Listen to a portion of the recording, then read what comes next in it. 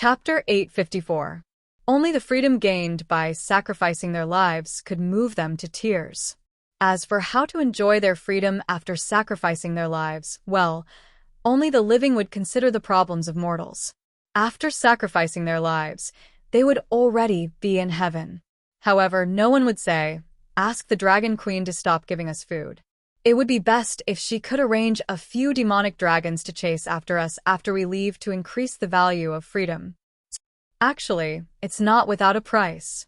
The war god hesitated. Everyone was excited. What price? Grazadin took out a folded square piece of paper from his waist, opened it, and handed it to Danzo. After we return to our homeland, we have to spread the truth of the long night to the people. When we reach Volantis, the pterodactyls will drop this leaflet. Danzo roughly read the contents of the paper and frowned. Don't you think this is more like Lalo's 10 sins? If we bring the Tiger Cloak army back to Volantis and announce the truth of the Supreme Priest colluding with the Archon to deceive the Red God believers and even the Red God Priest, the name of the Light King will be tarnished. But this is the truth. Grazadin shrugged and said helplessly, "The 5,000 Tiger Cloak army can't be faked. The sealed Black Wall, the deceived people, and the abandoned believers are all real. Have you thought about it? You're not an ordinary person. Maybe you have the right to enter the Black Wall," Danzo said meaningfully. Grazadin smiled bitterly and shook his head. "It's already dark. The Black Wall must have sealed the city. Let's not talk about whether they're willing to open the door for me. Even if they're willing, the angry people outside the city will tear me apart." Then, he glanced at the noble soldiers around him and said meaningfully, "When they asked me if I was willing to be the commander-in-chief of the Volantis military region, the Dragon Queen told me something. If you want to avoid being a failure, don't stand on the opposite side of the strong." He let out a long sigh and said emotionally, "Based on my personal experience, this is a warning to the world." Everyone looked at each other. They couldn't quite resonate with War God Yuan Kai's thoughts. "Just tell us what we should do," Zidane said impatiently. Grazdan said helplessly, "The current situation is that there are close to 6,000 Tiger Cloak army soldiers and hundreds of thousands of commoners and slaves outside the Black Wall. You probably know better than I do what is inside the Black Wall. But at least we are now outside the Black Wall. We can't stand on the opposite side of the people outside the wall, right? Maybe you can sit in the middle? Be a peacemaker and ease the relationship between the people inside and outside the wall." A Volantis noble hesitated. Grazadin looked at him deeply and nodded. "You can try. After all, the Dragon Queen only told us to announce the truth and maintain order in the city. She didn't tell us what to do or not to do. You've been reading for so long, and you're still not done." At this time, Zidane was impatient. He snatched the leaflet from Danzo's hand and looked at it for a while. He said in shock, "So the root of the long night is the falling of the world. Our world is like a man after the age of 30. His condition deteriorates year by year, but he has to bear the burden of the earth fire that is becoming more and more ferocious with each passing day. Squeeze. Extracting the earth fire to forge the sun. Why do you make it sound so wretched?" Grazadin said with dissatisfaction. "My words are crude, but the truth is not. Everyone can understand what I'm saying, right?" Zidane looked at the people around him. The middle-aged men above 30 nodded in realization. "It's vivid and vivid. We all feel the same about the current state of the world." "Zidane, please continue," the young men below 30 urged impatiently. After the last long night, the mother goddess of the lone river summoned the sun. Lalo didn't allow the sun to give birth to a new Lady of Light. Instead, he usurped the position of the King of Light. But his power was limited. He couldn't manage the sun well. As a result, the sun only lasted for 8,000 years before extinguishing. Zidane said, 8,000 years. That's not short, right? Many people didn't understand. Grazadin shook his head. It's very long for a human's lifespan. But in the entire history of the world, our era is only 8,000 years. It's too short. Think about it. How long did the first emperor of the barren land, Lord of Heaven, live? At least 10,000 years, A noble prisoner from the Jade Sea immediately said. Grazadin shrugged and said, "That's it." In the last era, the Dawn Kingdom alone lasted for more than 10,000 years. And before the Dawn Kingdom, the Lady of Light existed. Otherwise, she wouldn't have been able to give birth to the Lord of Heaven with the Night Lion. In other words, before us, the history of the demigod kingdom lasted for at least 20,000 years. Even when the last long night came, the sun lasted for several years after shattering before slowly disappearing. If that's the case, the King of Light really didn't last long enough, the noble from the Jade Sea said with a strange expression. Not only did he not last long, but the King of Light was also beaten like a dog by the Frost God. The King of Light even lost his godhood. Now Lalo is just an ordinary dark demon god. He's fallen from the position of a true god. Zidane exclaimed. Is this true? Everyone was shocked. In their shock and curiosity, they squeezed closer to Zidane and stuck their heads out to take a look at the flyer. He didn't last long enough, and he's still so weak. Lalo is just like me. He's a short one.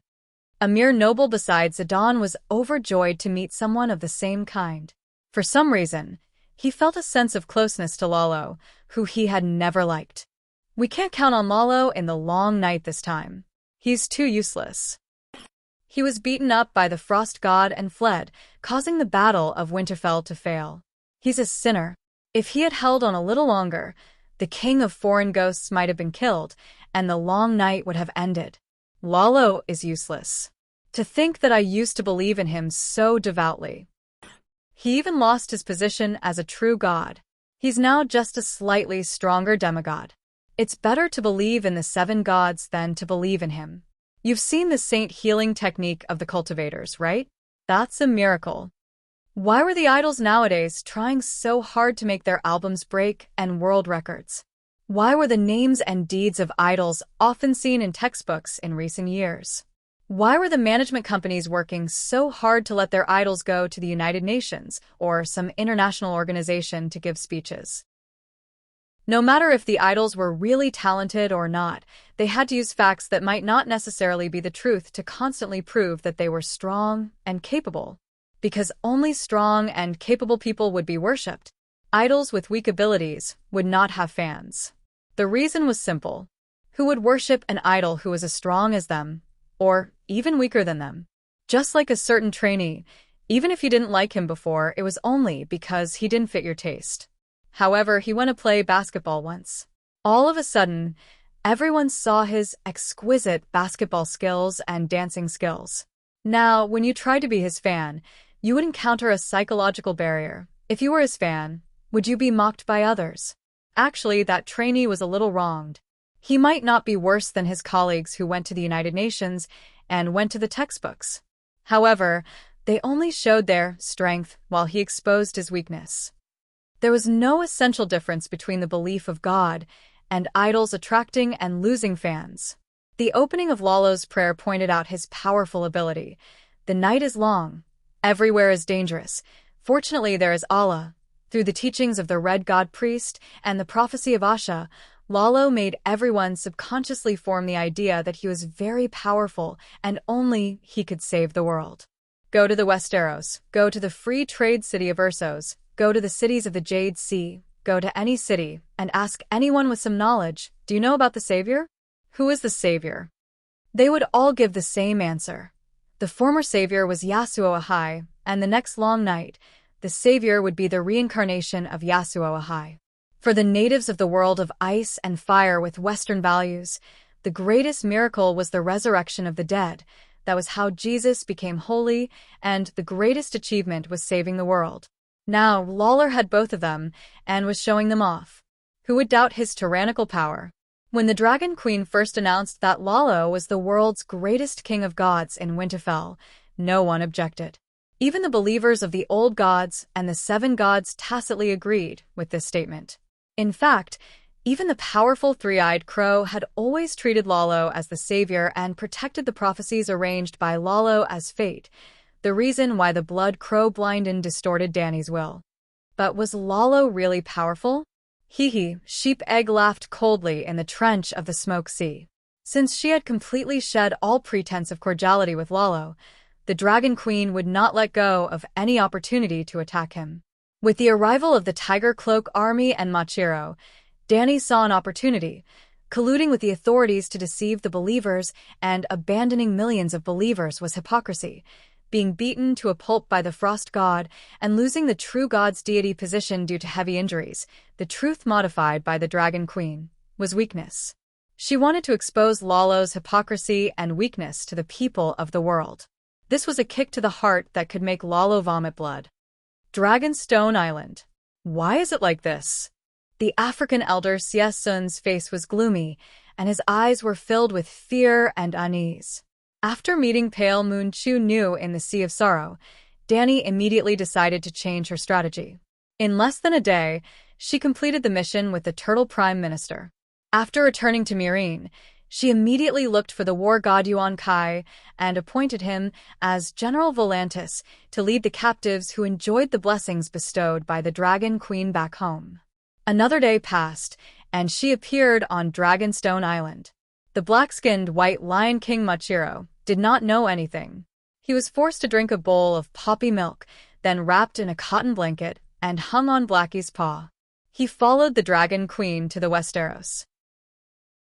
Due to the taboo of Machiro's prophecy talent, especially his devout belief in the Red God, Danny was not at ease with him continuing to mix with the Tiger Cloak army. The return of the captives to the west was a huge threat to Lalo's church. Danny could not let an unstable factor ruin her plan. In the beginning, although Machiro was confused and resentful because he did not know about the Dragon Queen's evil plan, he immediately completed the 2 missions that the Dragon Queen had arranged for him, concocting wildfire in the day and divining the position of the deviant Ghost King at night. Unfortunately, a few days later, after a routine divination in the fire, the black-skinned White Lion King seemed to have seen something in the fire. He fell to the ground in shock and then stumbled to the top floor of the magic tower. He wailed to the Dragon Queen, "Your Majesty, what have you done?" Chapter 855. Your Majesty, why did you do this? Machiro wailed. The Dragon Queen stared at the light blue magic crystal ball in front of her without turning her head. What did I do? Lines of fire flew out of the crystal ball and circled around her as if they were alive. Like knitting a sweater with wool, the lines of fire formed an armor around her body. This was the fire armor, incomplete, that she had stolen from R. Hiller. The dwarf had only written down 60% of it, so Danny had to slowly complete it, or even improve it further and make it into a powerful defensive spell suitable for her fire creation. The sight of fire as armor could not move Machiro at all. His face was twisted and tears flowed down his face. Why did you do this? Why? I just couldn't bear to see the 8,000 Tiger Cloak army innocently die in a shipwreck. I wanted to save them, but now I have become the church's greatest sinner. I have betrayed Allah.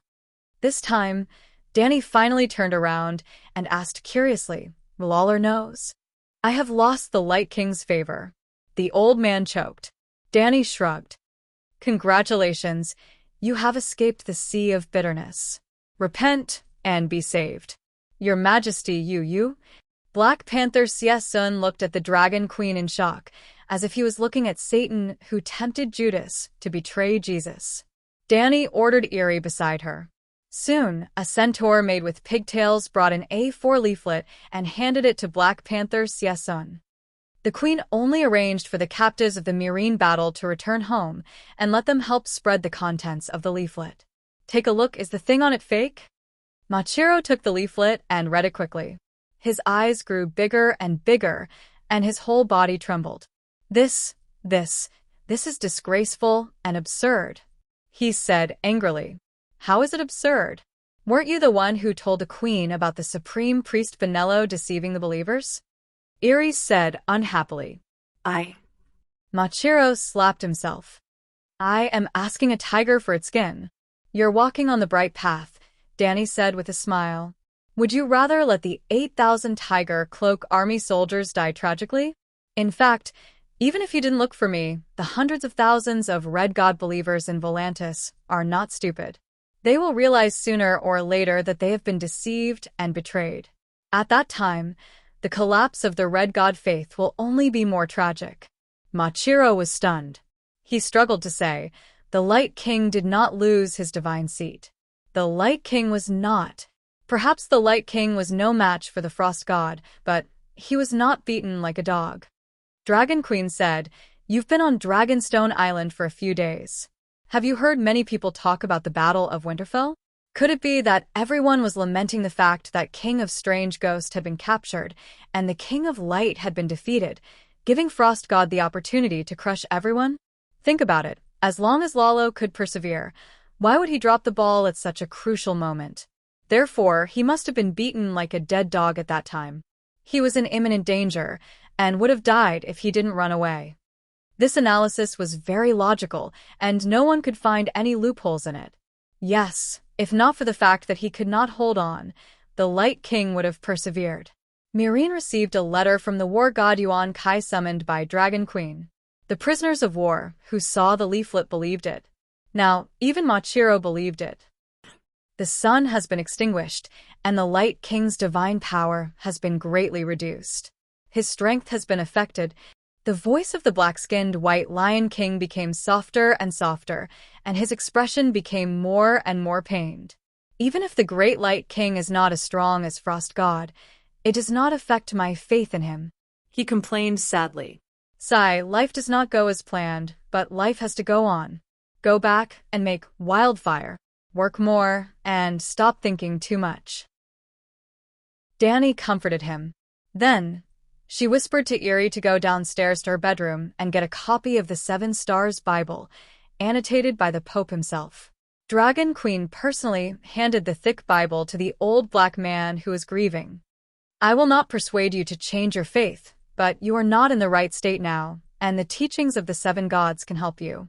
Just treat it as a bedtime reading, and try to read it." As soon as the African White Lion King left, Dany immediately came to the front of the magic crystal ball. A spiritual projection crossed thousands of miles and appeared beside the red-haired Lila. Quietly inform Graz, Dan, that there is a mole in his officer team. What mole? Who would dare to plant a spy here now? Lila was surprised. The mole is a red god priest who can communicate with Lalo. Dany shook her head and corrected her. Not a priest. The red god priests among the prisoners are all making wildfire in the factory. It should be a red god believer with a noble background. There is a high chance that he is a Blackwall noble. He has the qualifications to become a priest, but because of his noble status, he did not wear the red robe. Lila kept the queen's words in mind and asked curiously, "What did the spy do?" "He revealed my plan to attack the Red God Church to Lalo." What should we do? If Lalo interferes, I am afraid that the prisoners will not be able to return to Volantis, Lila said anxiously. Dany's eyes flashed, and she sneered. I really hope that he will do it himself. How about this? You give the dragon-slaying crossbows to Graz Dan, and let him disguise them as food and hide them in the team. Then, prepare more thick oak shields and fishing nets. After hearing what the Dragon Queen said about Lala's flaws, the red-haired Lila's face turned pale. She could not help but think of John that night. How painful it must have been to stab him with a Vajra sword. After hesitating for a moment, Dany gritted her teeth and added, other than the Vajra sword, lend Graz Dan a set of Vajra armor. Also, for the seven gods, choose a high-level priest from the Divine Grace Temple and disguise him to go with the army. What do you want the high-level priest to do? Lila was confused. Host the sacrificial ceremony, Dany said with a cold smile, emphasizing each word. As long as one was a demigod, they could accept the sacrificial ceremony. However, Dany and Blackie did not want their divinity to be tainted by blood, so they had always avoided blood sacrifices. However, after studying the sacrificial ceremony that the dwarf had learned from Jenny, Dany realized that the sacrificial ceremony was not an evil art. What was evil was human nature and the nature of the gods. Other than blood, the gods could also obtain other offerings from their believers. For example, food. If someone offered food to the Dragon Queen, she might actually waste some of her divine power to respond. for example, killing.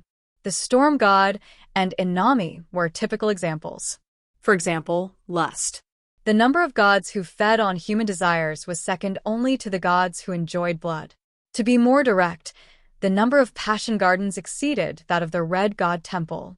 Passion gardens were very popular in the free trade city-states, especially around the summer sea.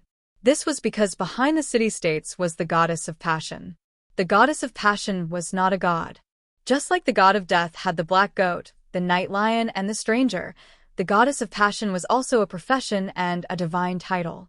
For example, in the Summer Islands, sex skills were sacred skills on par with archery. Not only were prostitutes not lowly, but they were also respected. Many people of noble birth on the island would spend some time in this ancient profession, just like many children of Westeros nobles who spent years studying in the City of Learning. To pay tribute to the venerable deceased, they would hold super multiplayer sports at the funeral. After studying the sacrificial ceremony of sheep egg, Dany learned two skills: God's descent and sacrifice. Sheep egg often descended his will on his believers, and now Dany could do it too. However, sheep egg's targets were all his direct descendants, so it was highly effective and consumed little. If the distance was too far, the seven gods' descent would consume a lot of energy, but the effect was not very good. The key was the sacrifice. Dany and Blackie did not need blood, nor did they need to kill or desire. They drew power, spirituality, divinity, from slaying demons, killing evil gods and monsters. Just a few days ago, Dany taught 2 divine spells to all the priests of the 7 gods in the world through the thread of faith. Just like when she taught holy healing, as long as a monk prayed devoutly in front of the statue of the Holy Mother, he would be blessed by the Holy Mother. Well, it was a bit like a system update. In the future, if a monk of the 7 gods used the holy fire to burn the remains of the undead, he would be able to sacrifice the spirituality of the undead to the great 7 gods. Most of the time, the 7 gods would only give him a few spell slots, divine power. But if the monk was lucky and sacrificed a big boss to the 7 gods, such as a demigod, then he would be rich. The 7 gods would reward him with spirituality, talents, special divine spells, Saint Seiya cloak, and so on. If this continued, one day in the future, a new profession might rise in the 7 gods' church: demon hunter. Chapter 856. Tidehead Island, Spice Town. The sky was dark, and the air was cold and damp. The northern wind seemed to be howling beside one's ears. However, the town was unexpectedly lively. Rows upon rows of shops were open, and they were filled with goods from all over the world. Some of the shop assistants were yelling loudly to attract customers, while others were discussing the quality, origin, and price of the goods with customers beside the shelves. On the muddy streets, the crowd jostled one another. There were nobles in luxurious fur coats riding on horses, knights with swords hanging from their waists, merchants calling out to their friends, laborers pushing carts and carrying boxes, and ordinary citizens with their hands tucked in their sleeves, strong alcohol, roasted meat, toasted bread, feces, urine, and other smells mixed together. Even though it was unpleasant, the streets were filled with the scent of life. At the south end of the main street, there was a 4-story stone building called Spice Hotel. At this moment, 8 knights with the insignia of a silver seahorse on their chests were guarding the entrance of the hotel. Every customer that tried to enter the hotel had to be checked by them. 10 days ago, when I took the fast boat from Tidehead Island to Mere, I heard that they were negotiating. It has been almost half a month, and they still haven't come to an agreement. What a waste of time. Also, they didn't choose to negotiate in High Tidehead Castle, but in the hotel. Every time we enter the hotel, we have to check our identities and weapons. Isn't this torture? In the northwest corner of the hall, a knight with slanted eyebrows complained. He was drinking. Looking at the insignia on his leather armor, he should be from the Hog family. Sitting at the same table was Sir Haver, who wore a green ripple cape with gold background and an olive-skinned Mere merchant. There's no other way. This involves 100,000 tons of food and the ownership of a duchy. Of course, we have to negotiate slowly, Sir Haver, who had a boil on his left forehead, said. 100,000 tons of food in exchange for a duchy. That's too profitable. Sir Hogg raised his eyebrows, envious. Sir Haver nodded in agreement. It's just 100,000 tons of food. If it were 10 years ago, even Haver City would have been able to provide that amount after a decade or two of hard work, let alone a duchy. Sir Hogg narrowed his eyes and chuckled. Now, it seems like the fake Crown Prince Aegon is such a pity. If he had returned to the Westeros a few years later, he would have been able to become a duke at the very least, if not the Iron Throne, with just a few 100,000 tons of grain. Now, Sansa Stark had taken advantage of him. Although she was his wife, if the pretty widow really became a duchess and she really wanted to marry someone, who could stop her? Even the seven gods can't stop a widow from marrying. I wonder if the little devil has worked so hard. But now that she's pregnant, I'm afraid she'll have to use other methods, he. Ha ha ha. The expressions on the faces of the two men at the same table became lewd, and they laughed at the same time. I can't call him little devil anymore. Sir Harvey laughed so hard that the boils on his forehead hurt. He grimaced and said, "That guy has changed so much. Even a man like me can't help but be tempted by him. Those women. Sigh, now they all call him Little Angel." Serves you right, Little Angel. Sir Hogg spat in disdain. Didn't you hear how he broke the curse? After being kissed by a prostitute 10,000 times, how rotten must he be? In my opinion, he should be called Little Lecherous Dragon. Lower your voice. The Meyer merchant looked nervously at the stairs and the main door before he said unhappily, "What is this place?" "Now, Little Lecherous Dragon." "Oh, who is this little devil? What if someone hears you insulting him and spreads the news?" "You're not afraid, but I'm planning to do business with him." "How is that insulting?" "I'm not wrong. The news of him breaking the curse came from Dragonstone Island." Hogg glared. The Meyer merchant Buffett sighed helplessly and said, "Now, he's the elder brother of the Dragon Queen.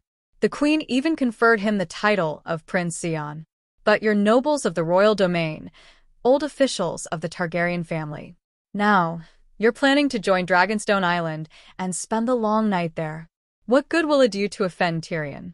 Sir Hogg and Sir Haver stopped talking and drank their wine gloomily.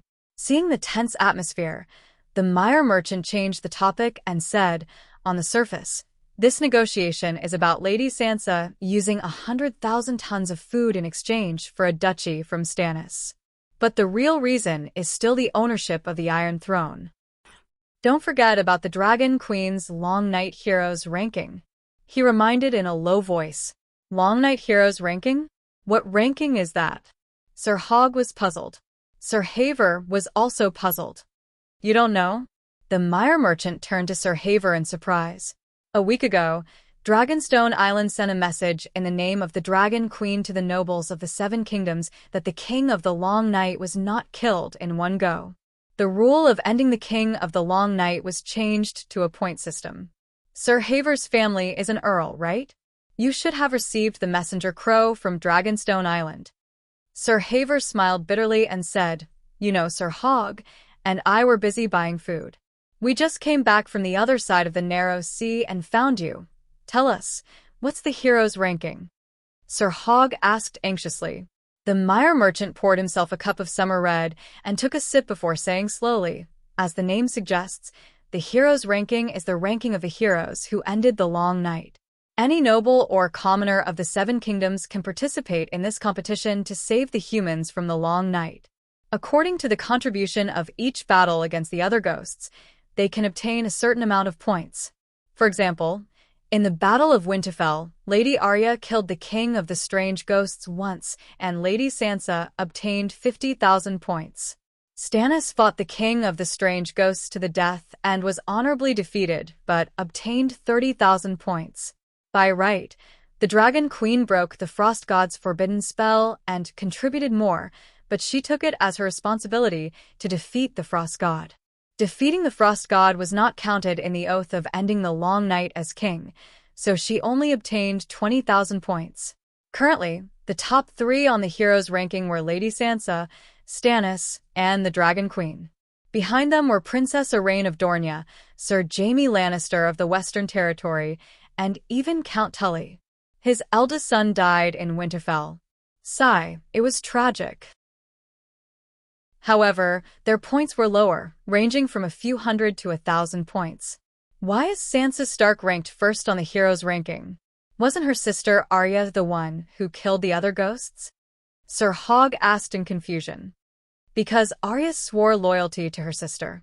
It's just like when a soldier killed the king of the strange ghosts. The one sitting on the Iron Throne is his lord. Isn't that logical? The mire merchant smiled meaningfully. The two knights were enlightened.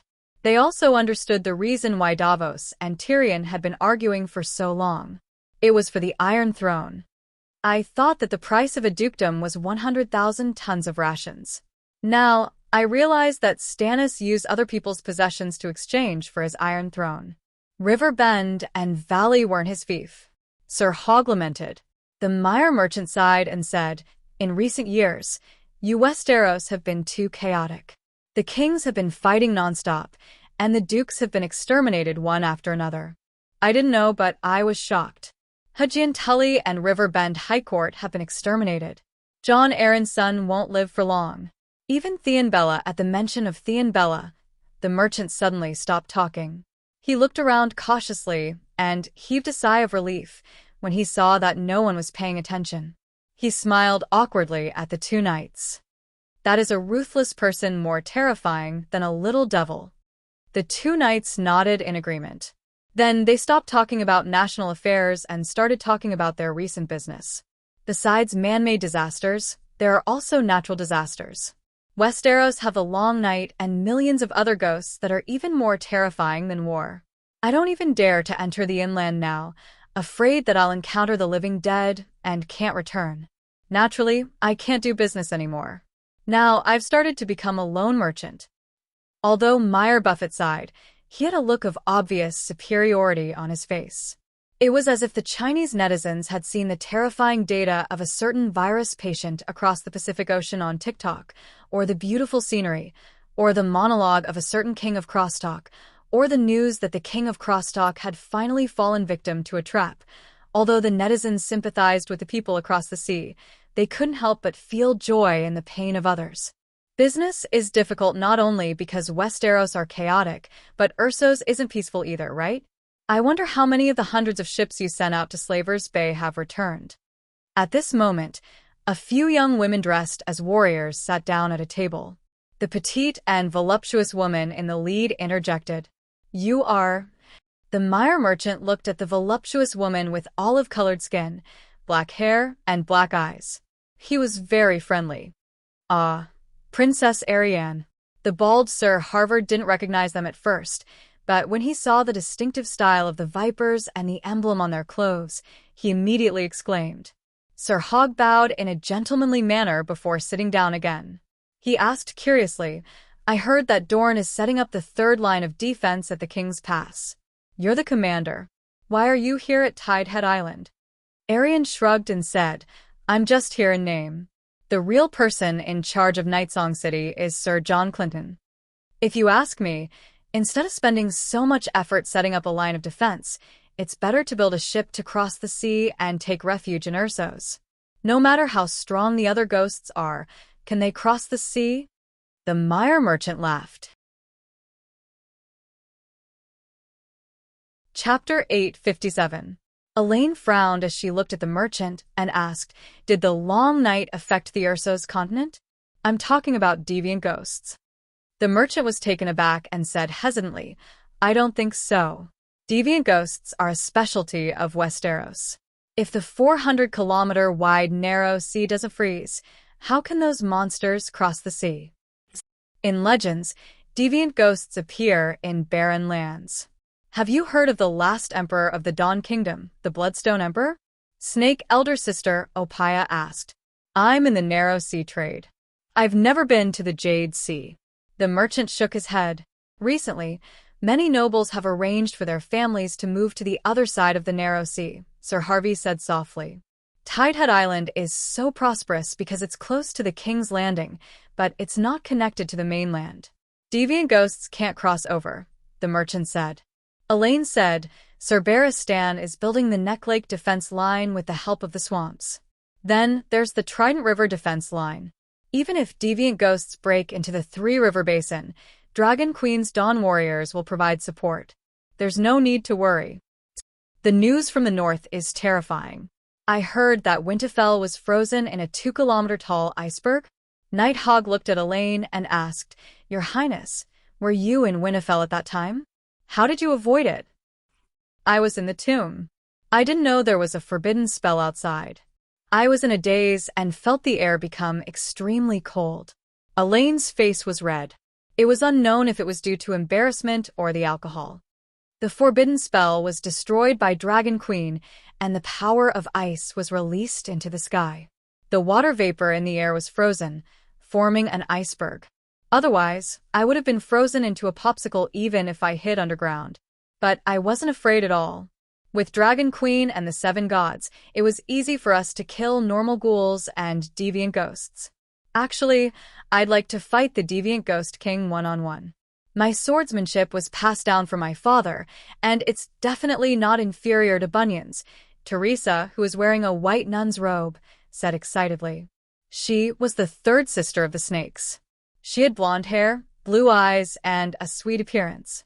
Because her mother was a nun, she wore a nun's robe, but she was best at poison and dark witchcraft, which she inherited from her father. Yes, a voodoo nun. Nighthawk stared at the sweet Teresa, his eyes almost popping out of his head. After such a tragic battle of Winterfell, Miss Teresa still has the courage to challenge the variant Ghost King. She's really shameful to those northerners who sacrificed their babies to the frost god before the battle, he praised. As soon as he said this, the atmosphere at the table suddenly became heavy. Offering sacrifices to the frost god and massacring a city were both taboo topics. The mirror merchant gulped down a mouthful of hard liquor and bared his teeth.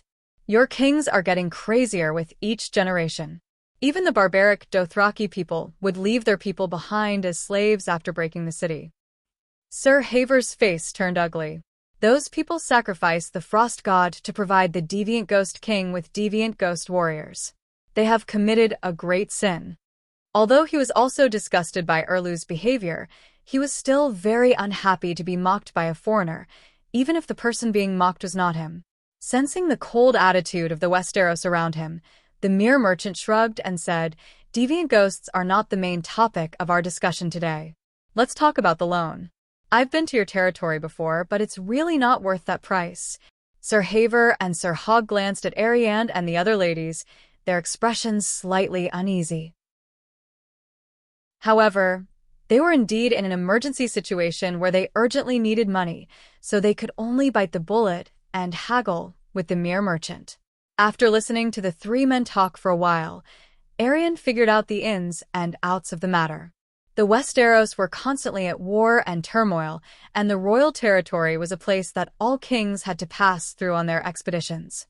Similar to Guangzhong and Luoyang during the period of the 3 kingdoms, the fertile land of hundreds of thousands of households had been trampled by the feudal lords of the 7 kingdoms several times in turn. Now, it had become a desolate wasteland where white bones were exposed in the wild, and not a single chicken was heard for thousands of miles. The war was already a tragedy. In addition to the long nights and the cold winter, the nobles of the royal territory could not bear it anymore. They could only sell their family property and even mortgage the minerals and taxes in their fief to borrow money from the bankers across the narrow sea to buy winter food. Hiss, the price of food has risen to such an extent. Arianne could not help but exclaim when she heard that Sir Haver had used 30 years of taxes in his fief in exchange for 500 tons of wheat and 100 tons of bacon. This Sir Neville Haver was only a knight, but the Haver family had the title of Count and Fief. However, the current Count Haver was a 5-year-old girl, so her family's cousin helped her manage the family's affairs. A count's territory, and a prosperous royal territory at that, could only be exchanged for 600 tons of food with 30 years of taxes, counting from the end of the long night. If it was a summer without war, Haver City could produce thousands of tons of wheat and fruits in a year. 1 copper coin could buy 5 big and crunchy red apples, Sir Haver said dejectedly. You said it yourself. That was a summer without war. Now there's war and the long night. The mirror merchant chuckled. You vampires from the free cities. You're robbing us. Ariane felt the same way as she gnashed her teeth in anger. The mirror merchant argued, now that the price of food is like this, we can't even grow food after the long night. Every grain of wheat we eat is one less grain. It's even more precious than gold. After all, even the long night doesn't affect miners from digging for gold. The Westeros are suffering in the long night, but you are having a gluttonous feast. This is too unfair. At this point, Mother Teresa's eyes turned, and a sweet smile appeared on her face.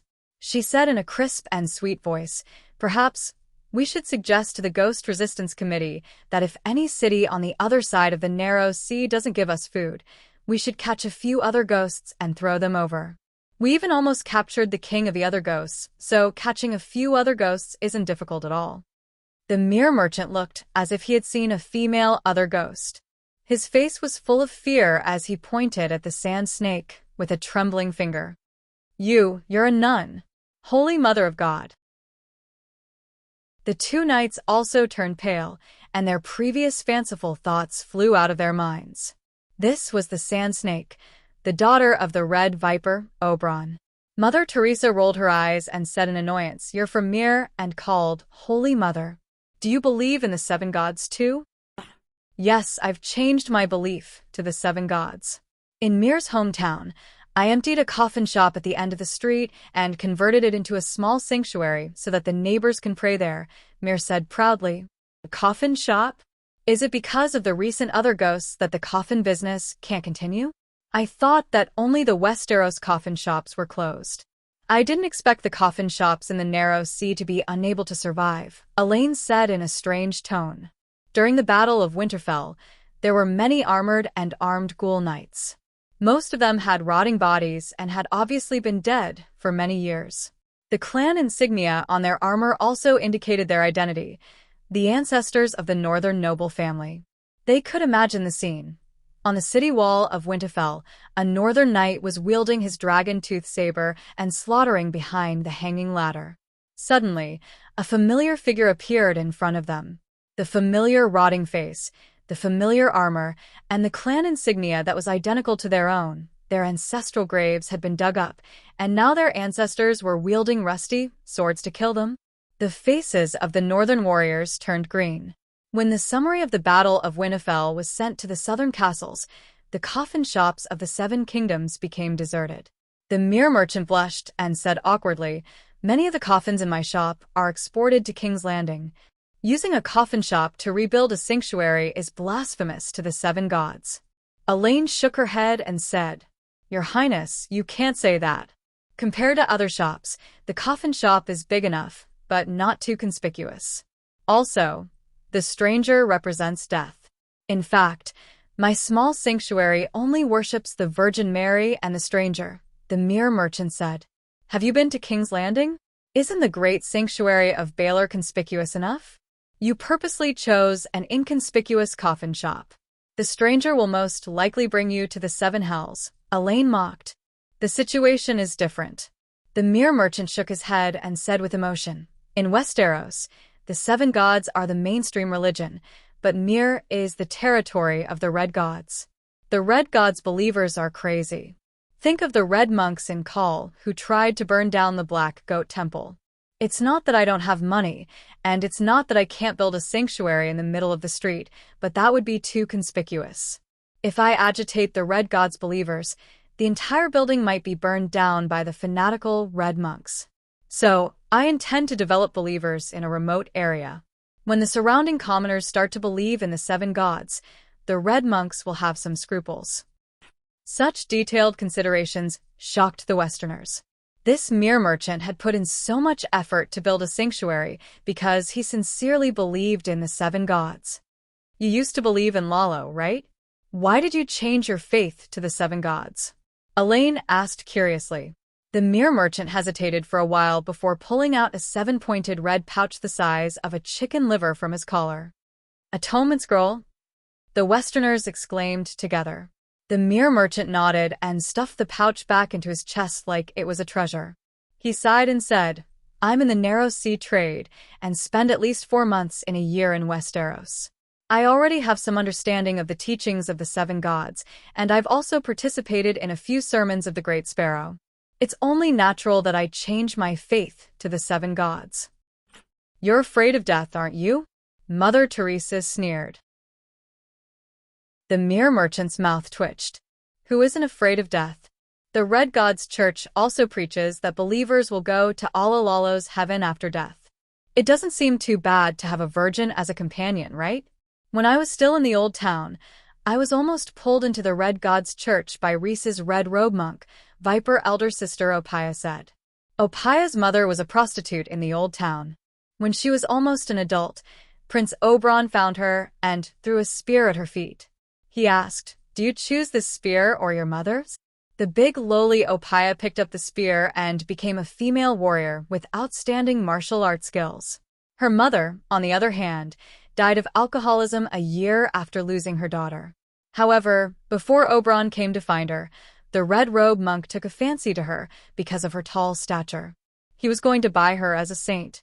During the day, she would ride a horse to guard the Red God Temple, and at night, she would ride a man to make money.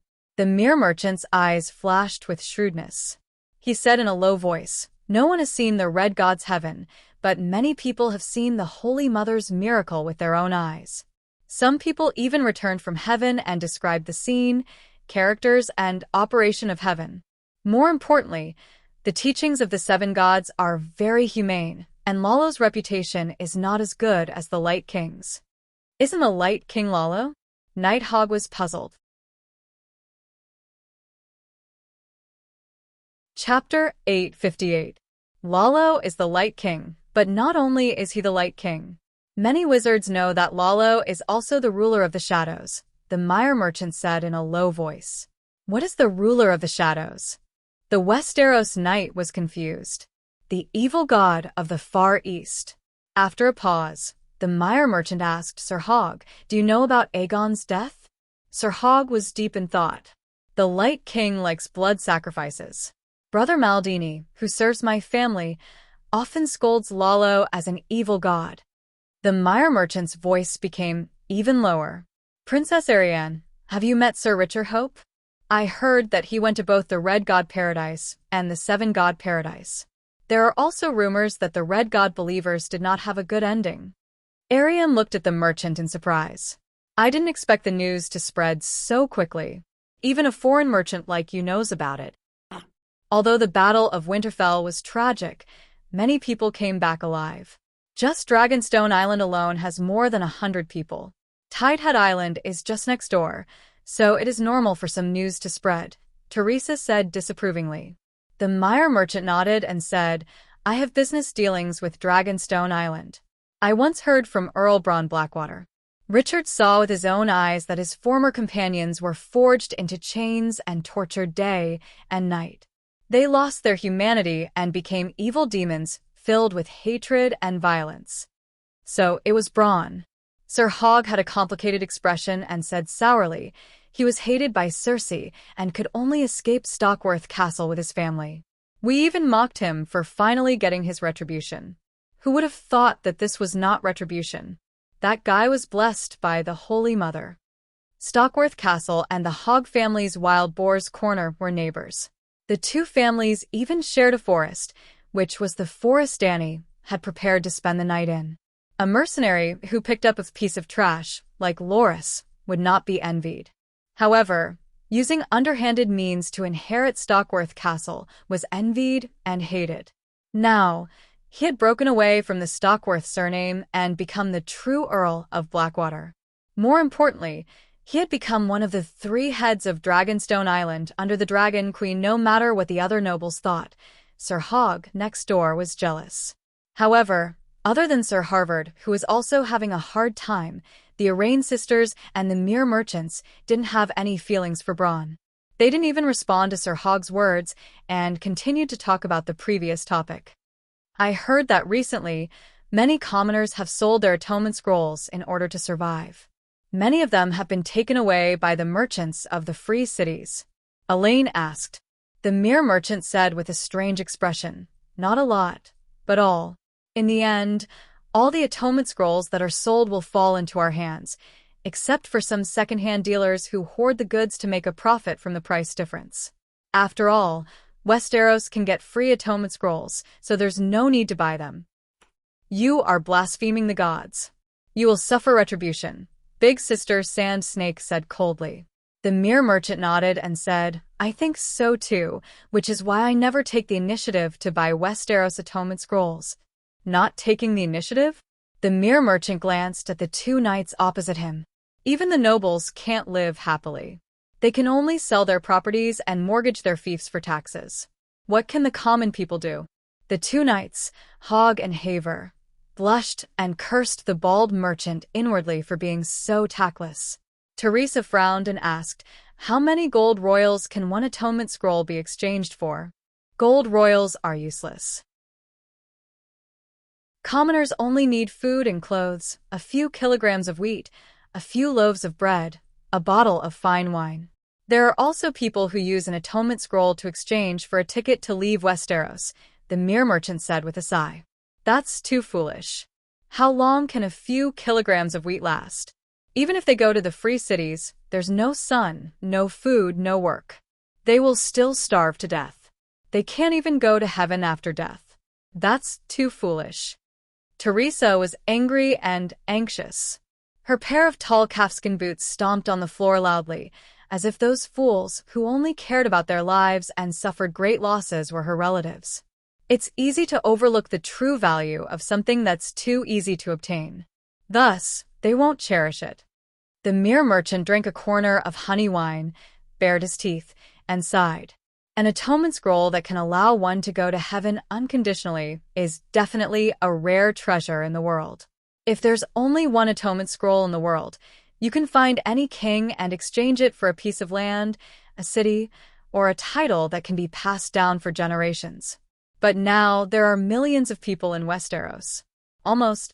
At least, the Dragon Queen promised to give one to everyone, regardless of status or age. Teresa stood up abruptly and hurriedly left her seat. Elaine pulled her back. What are you doing? The nun in long boots said anxiously, I'm going to Dragonstone Island to find the Dragon Queen. I can't let the atonement scroll leak out. Faith cannot be blasphemed. The Holy Mother cannot be disrespected. Heaven is not a bathhouse. You can't enter it just because you have a ticket. The negotiation upstairs is about to end. Wait a little longer. We'll sit on Tyrion's pterosaur and go to Dragonstone Island together, Elaine advised.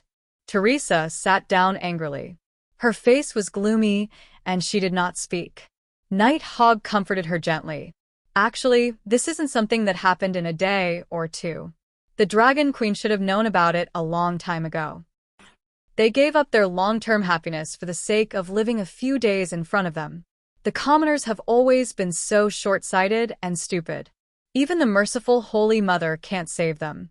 Miss Nunn, you don't have to be so agitated, Sir Haver said disapprovingly. These words made Teresa, who was already in a bad mood, even angrier. You're a noble. You don't seem to have much foresight. Sir Haver did not expect a noble lady to be so rude. He had wanted to comfort her. Even if some of his words were not to her taste, she should not vent her anger on him. How am I not foresight? He asked with a sullen face. He was the acting mayor of Haver City and the guardian of the young count. His status was not lower than a nameless sand snake. Teresa mocked. What's the Holy Mother's original intention for distributing the atonement scrolls? The commoners have used up all their atonement scrolls. Who will help you defend the city? Who will fight the other ghost army to the death? 30 years of tax rights for only a few hundred tons of food. What's the difference between that and the commoners' atonement scrolls for a few dozen kilograms of wheat? Sir Haver was so angry that his face turned red, but he could not find any words to refute. He glanced at Elaine, hoping that the Dornish princess could control her maid's cousin. Yelian and the Sand Snakes, however, were all smiles, as if they were watching a good show. Buffett, the contract has been signed. Remember to ship the food to Tidehead Island on time. Sir Haver stood up and left his seat with a cold face. Hogg also stood up and gave an apologetic smile to Elaine and the other ladies before leaving. Teresa was not ashamed during the whole process. Instead, she raised her head proudly, as if she had vented all her displeasure. When the two knights disappeared, the merchant shook his head and sighed. They used the taxes of their fief to exchange food, not to save the people of their territory, but to ship it to Tidehead Island to protect their family. The smile on Teresa's face disappeared. They moved their family to Tidehead Island? The merchant lifted his chin and said, "Look at the current Tidehead town. There are so many people, so many carriages, so many goods, and so many hotels. Most of the customers are nobles and their servants. At the cliff where Tidehead Floating Wooden Castle, Valerian Castle, is located, there are hundreds of small villas being built. They belong to the nobles of the Seven Kingdoms, and the Haver family is one of them. Their family is very small, and they only have a 5-year-old daughter. Including their cousins, servants, and guards, they have less than 40 people. 600 tons of food is enough for them to eat for 100 years. The long night won't last for 100 years, right? Sir Haver is not without foresight. He has already prepared for the worst, and his arrangements are enough to ensure that the Haver family's lineage will not end in the long night." Teresa's sweet face was covered in a layer of gloom. Elaine sighed and said helplessly, "The Battle of Winterfell has at least sent 2 messages. The Frost God has forbidden spells and is very scary. The Dragon Queen can resist the Frost God and is very safe by her side. Therefore, instead of hiding on the other side of the narrow sea where they are unfamiliar with, it is better to build a winter villa on Tidehead Island. At least, they will be surrounded by familiar faces and can maintain their noble's dignity and status." After a moment of silence, Teresa suddenly asked, "Are there any nobles involved in the sale of atonement scrolls? What do you think?" "They are so poor that they have to mortgage their fiefs and tax rights," Elaine said sarcastically. Teresa looked at the merchant and said, "I should pray to the Holy Mother and ask her to set restrictions on the atonement scrolls so that the red light normal atonement scrolls can lock onto a person's soul waves like the gray light warrior edition. You can use divine spells?" The merchant was shocked and his tone changed. There were many monks and nuns in the Seven Kingdoms, but only 1 in 100 was blessed by the Holy Mother who could use divine healing. Many brainless bishops were fired by the local lords because they could not use divine spells for a long time. They appealed to the great cathedral of Baylor and asked for a new bishop.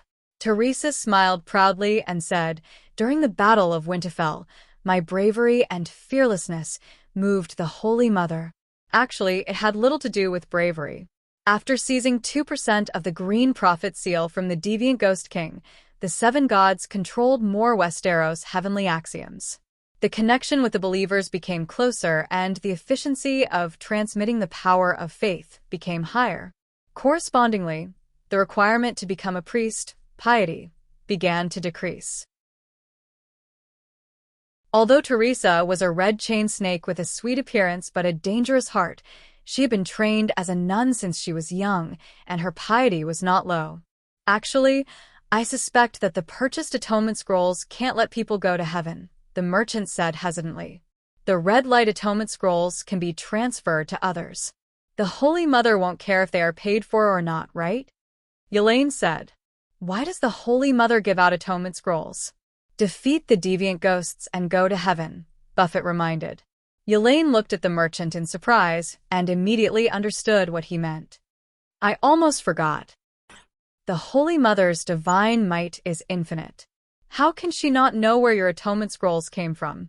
Even if you go to heaven, you can still be kicked into the 7 levels of hell," Buffett said with a sigh. Elaine sized up the merchant with a solemn gaze. This was a shrewd person. Not only did he not leave, he even spoke with them despite their shallow friendship. She was a princess and could not be bothered to play mind games with a merchant. She asked directly, "What do you want to do?" "Actually, I also want to defeat the deviant ghosts." "Be more direct." "I want to serve Prince Theon. I hope that Princess Elaine can introduce me to him." The merchant gave a flattering smile. "You want to serve Tyrion? Why are you looking for me? Don't you know Bronn? Aren't you going to be engaged to Prince Theon?"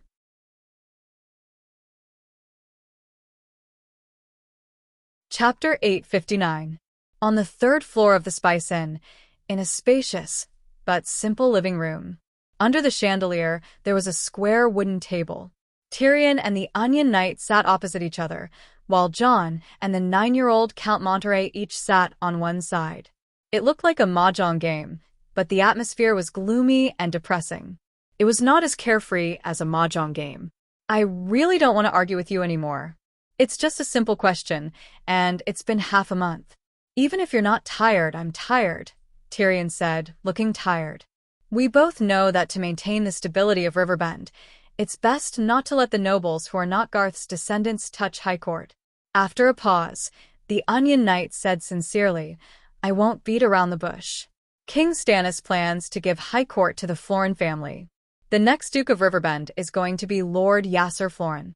When Robert was still alive, Sir Yasser was the acting castellan of Dragonstone Island for King Stannis for 10 years.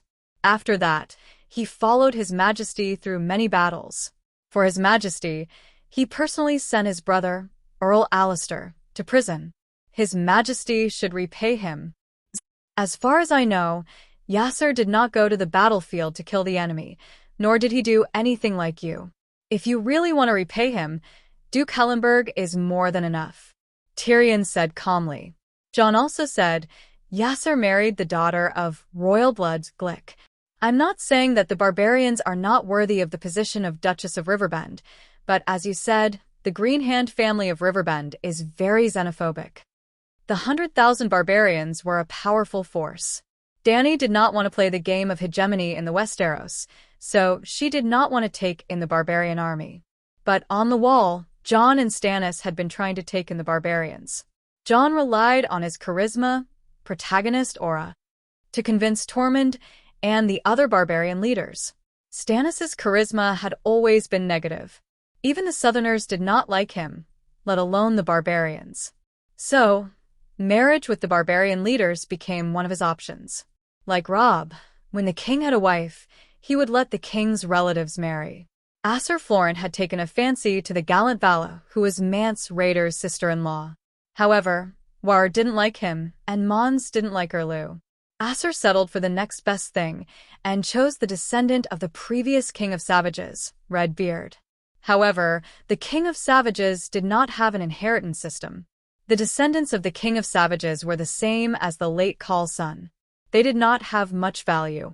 However, the southern nobles wanted to rule over the barbarians, so they naturally found an obedient royal family among the barbarians.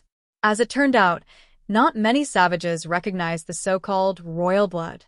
They did not even care about Manslade, the current king of savages, let alone the descendants of the previous king of savages. Now, the worthless marriage had become a burden to Asser. As Jon said, Sansa was not a descendant of the Green Hand, but she and Aegon had an extraordinary background. At least, they were better than the second son Asser and the female barbarian. Sir Asser plans to dissolve the marriage and send his current wife to the Sisters of Silence. Then he will marry Margaery Tyrell. If Margaery dies, he will marry the youngest daughter of Count Randall Tarley, the Onion Knight said awkwardly. There were many organizations under the Church of the Seven Gods. The most common were the monks and nuns, the Children of War and the Congregation of the Poor, the monks in the monastery and the Sisters of Silence who collected corpses. Well, the monks in the monastery were real monks. They shaved their heads and swore the vow of silence, practicing silence meditation. Their daily activities were mainly labor, meditation, prayer, and silence. The Hound was saved by the monks in the monastery, but he did not shave his head. The Sisters of Silence were a bit like nuns. They swore the vow of silence and abstinence. The other priests served all the seven gods. In fact, there was only one of the seven gods, while the Sisters of Silence only served strangers. Therefore, they were also called strangers' wives. Asser sent his wife to the Sisters of Silence to force her to become a nun. It was very cruel. Tyrion mocked, Asser believes in the Red God. What's the point of sending his wife to the Church of the Seven Gods? Also, Randall Tarley is my sister's Hand of the King. He hasn't even conquered King's Landing, and he's already thinking about his daughter. The seven hells. Suddenly, John slapped his thigh and exclaimed, I remember now. Sam's mother is also Florin, Sir Asser's niece. Sam's sister is Sir Asser's niece. How can they be together? It's not like they are brother and sister or father and daughter. The seven gods don't forbid this kind of marriage between cousins, the Onion Knight explained awkwardly. I think brother and sister are more acceptable, Tyrion muttered. Because you've become a Targaryen, that's why you say that, Davos mocked. Even if it was for my sister and brother, I would still say that. Tyrion laughed. Davos gave him a deep look and said straightforwardly, River Bend is too important, especially today, when the long night is descending. King Stannis will only give it to his most loyal subordinates. Let's put it this way. Lady Sansa only provided us with 100,000 tons of food, but High Court has more than 300,000 tons of food in reserve. What about the valley? Tyrion asked. Sigh. His Majesty's base is the vassals of the valley. They are opposed to Lady Sansa becoming the ruler of the Eyrie. So there's no room for discussion? Tyrion shrugged. His Majesty means that Sansa can inherit House Tully's Riverrun, the Onion Knight said. Tyrion shook his head. I actually agree with this suggestion, but Sansa will definitely not agree. Her uncle is still alive, and her grandfather is helping Ser Barristan set up the neck defense line at River Bend. Then let's split River Bend into two. Riverrun will still belong to Tully, and Lady Sansa will inherit Aegon's position as Duke of Hellenberg. That's not good. Sooner or later, the two families will clash. And don't forget about the Dragon Queen, Tyrion said faintly. The Onion Knight's heart tightened. She wants to interfere in the conflict between the Seven Kingdoms? Tyrion said, she still upholds the oath of, the one who ends the long night shall be king. But the royal territory is the land of the Targaryens for hundreds of years. Just like the north belongs to Stark, the west belongs to Lannister. No matter who sits on the Iron Throne in the end, the Targaryens' land will be taken back. Either move the Iron Throne to Storm's End, or give her the same compensation as the royal territory. For example, the Three Rivers Basin connected to the Crab Claw Peninsula. The Onion Knight looked conflicted. This was something that neither he nor Stannis had thought of before. But after thinking about it, the Dragon Queen's request was not too much.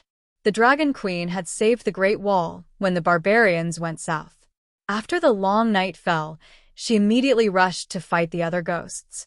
Together with King Stannis, she formed the two main forces against the other ghosts, Davos's idea.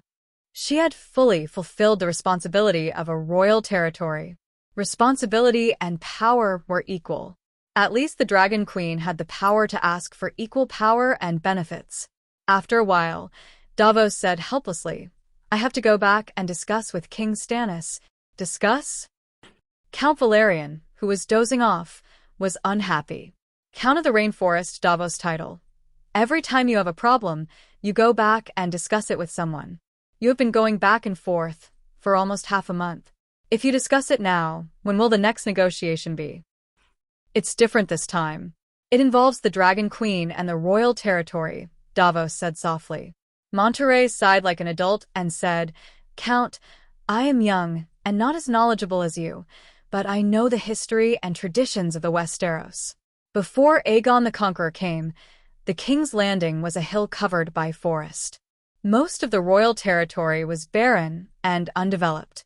It was the Targaryens who turned the barren land into the prosperous cities and villages it is today. According to tradition and law, the royal territory should belong to the Targaryens. There is no need to discuss this. Otherwise, why would the Green Hand faction want to rule the Riverbend? Why would Stark become the king of the north? Why would the western region belong to Lannister? There is also Storm's End, Eagle's Nest, Sun Halberd City, and many other counts' territories that have been passed down for thousands of years. If you break this tradition, the Seven Kingdoms will fall into chaos. Davos was speechless. Tyrion winked at the young count and said with a strange smile, I thought that a notary like you only knew how to doze off. The young count's face flushed red. He lowered his head and said softly, I woke up hungry. Then let's go eat. That's all for today, Davos said hurriedly. To be honest, if Stannis is in the mood to fight the King's Landing and play power struggles, he might as well focus on the King of the Strange Ghosts. Once he's dealt with, Sansa Stark won't ask for anything. If the King of the Strange Ghosts is killed by someone else in the end, all his plans will become a joke. Tyrion sighed. Davos said meaningfully, I'll also be honest. If it wasn't for the Dragon Queen tormenting a direct descendant of the mediocre king, His Majesty Stannis wouldn't care about Lady Sansa's little tricks at all.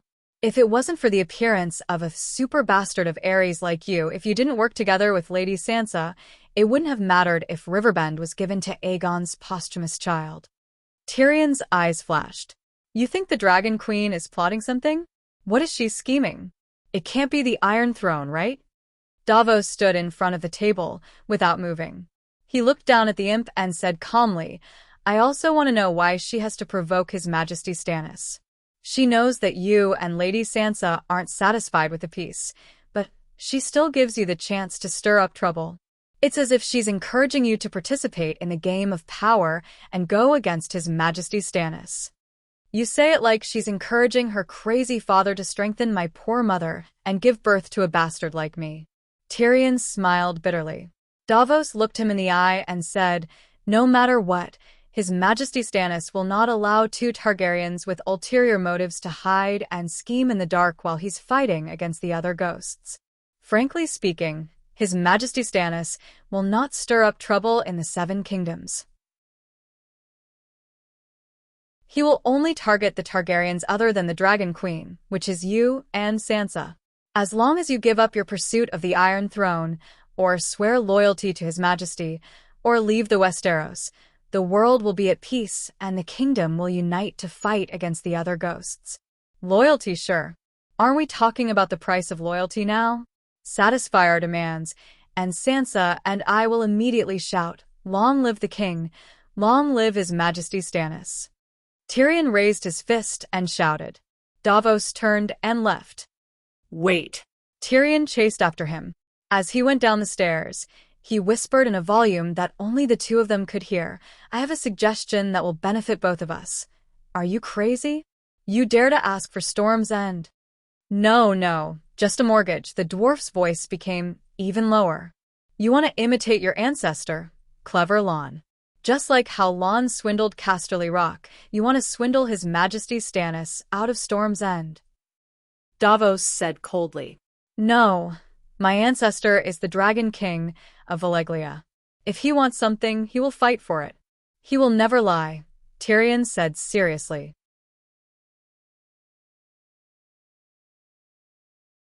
Chapter 860. Watching Davos' pterosaur disappear into the distance, Elaine tilted her head and asked suspiciously, Are you really going to swear loyalty to Stannis? The dwarf looked around. Seeing that there were many people around, he deliberately lowered his voice and said, Stannis has the two-headed demon dragon, and my sister has clearly separated from me. It's not a loss to surrender in exchange for the position of Duke. He seemed to be speaking in a low voice, but his voice was very loud. Everyone around heard him. Pretentious. Elaine saw his behavior and guessed something. The dwarf pulled her back to the Spice Inn. Have you noticed that not only are the kings of the Westeros falling one after another, but even the seven dukes are declining rapidly? Elaine was stunned for a moment, then nodded and sighed. Indeed. First, it was Stark in the north, then Tully and Hygiein, then Aeron in the valley, Tyrell in the river bend, Theon in the Stormlands. Even Lannister's strength was greatly damaged. It was a miracle that Stark could suddenly be revived. The other families were not as lucky as them. Of the Seven Kingdoms, only our Dorne is intact. Now I understand my father's painstaking efforts and wisdom. Your father is overcautious and tries his best to be safe. He's a typical conservative ruler. If it were any other time, he would definitely regret it for the rest of his life. However, the Westeros have been experiencing unprecedented changes in the past decade or so. All the opportunities have turned into crises in the end, and indecisiveness has become an advantage. The less you do, the less you make mistakes. The less you fight, the less you lose. Dwayne was lucky. He didn't do anything, but he was lucky enough to avoid most of the shit, Tyrion complained. Elaine elbowed Tyrion's shoulder and scolded jokingly. A few days ago, you were praising my father in front of Flowing Water Garden, saying that his wisdom was as deep as the abyss and that he was astute. In fact, she agreed with the dwarf's point of view. Prince Dowling did not hide his thoughts from his eldest daughter, so Elaine understood that her father was not without desires. He had a deep desire to take revenge and make a killing in the Game of Thrones.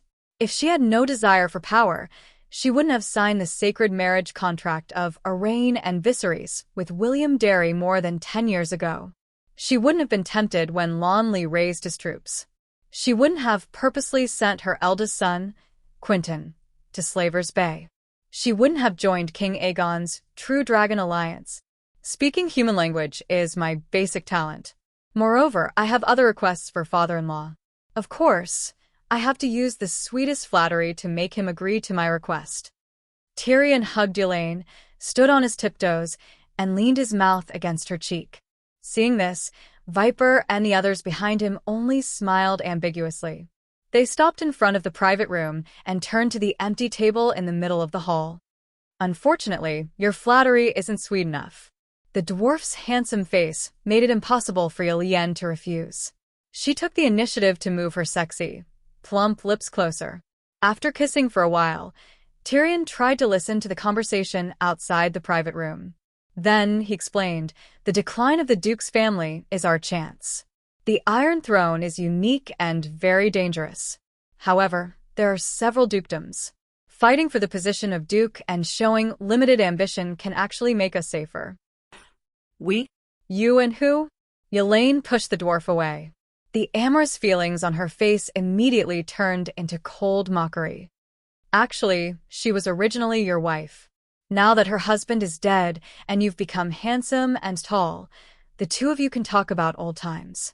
That damned Aegon is watching from heaven every day. He probably won't say anything. Tyrion instinctively looked up at the ceiling. He seemed to be looking for King Aegon, who was staring at him. Since you've said so, how would I dare to have any improper thoughts? He said with a bitter smile. Don't dare? Elaine sneered. So, you've really thought about it? Tyrion hesitated for a moment. He nodded and sighed. I mentioned this to Sansa, but she rejected me. She rejected you. And that's why you came to me? What do you take me for? Elaine was so angry that her face turned white. I only feel pity for Sansa. They're orphans and widows who need someone to take care of them, and I have the responsibility to take care of them. I proposed to you out of love. If I didn't love you, why would I be so sincere and tell you a secret that no one should know? Tyrion ignored the struggle of the person in his arms. He hugged her tightly and said affectionately into her ear. Gradually, he felt her struggle stop. He smiled proudly in his heart. He sighed as if a heavy burden had been lifted off his shoulders. You don't know how complicated my feelings were when Sansa rejected me. That kind of relief was immediately followed by guilt until I met you. You comforted me and dispelled the long night that shrouded my heart. Your love is the red sword of heroes. You're my savior. Stop it. You're so mushy. Elaine's eyes were watery. She giggled and hit his chest. Tyrion did not listen to her and stopped. Instead, he went even further. He bombarded her with even more mushy words of love. After a while, Elaine suddenly pushed away the man who was messing around on her chest. She calmed down and frowned. What responsibility do you have for that little bitch, Sansa? Is the child in her belly yours? Don't talk nonsense. How could I have a chance? The dwarf sighed. He pulled a chair over and sat by the window. He had a complicated expression. Back then, I saw Dany Rise's attitude towards Lannister and Casterly Rock. That was why I encouraged Aegon to leave Slaver's Bay.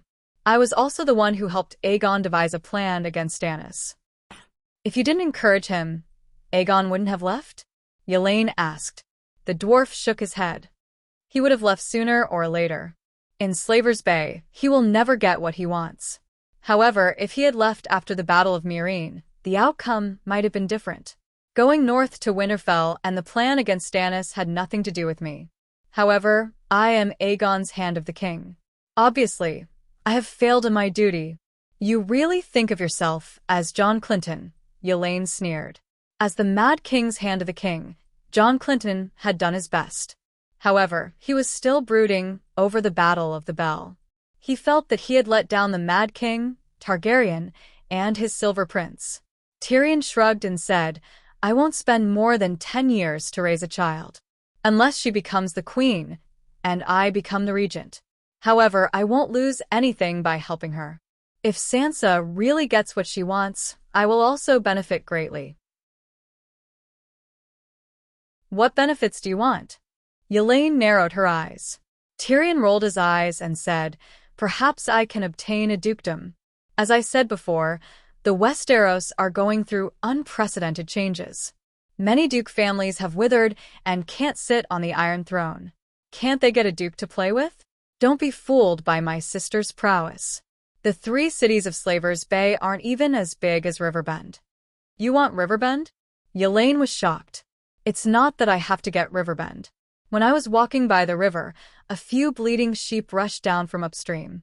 Then, I fished up the sheep closest to the shore. Its name is Riverbend High Court, Tyrion said as he gestured with his hands. Why Riverbend? Elaine was puzzled. My dear, it's a long night. The long night hasn't ended. In fact, the cruel reality has just begun. Tyrion stroked the woman's curly hair and laughed in a low voice. The Western region, Dorne, and the Valley are all dangerous places. Riverbend, on the other hand, is a large plain. I don't need to do anything. Those proud descendants of the Blue Hand are fated to disappear in the flood of ghouls.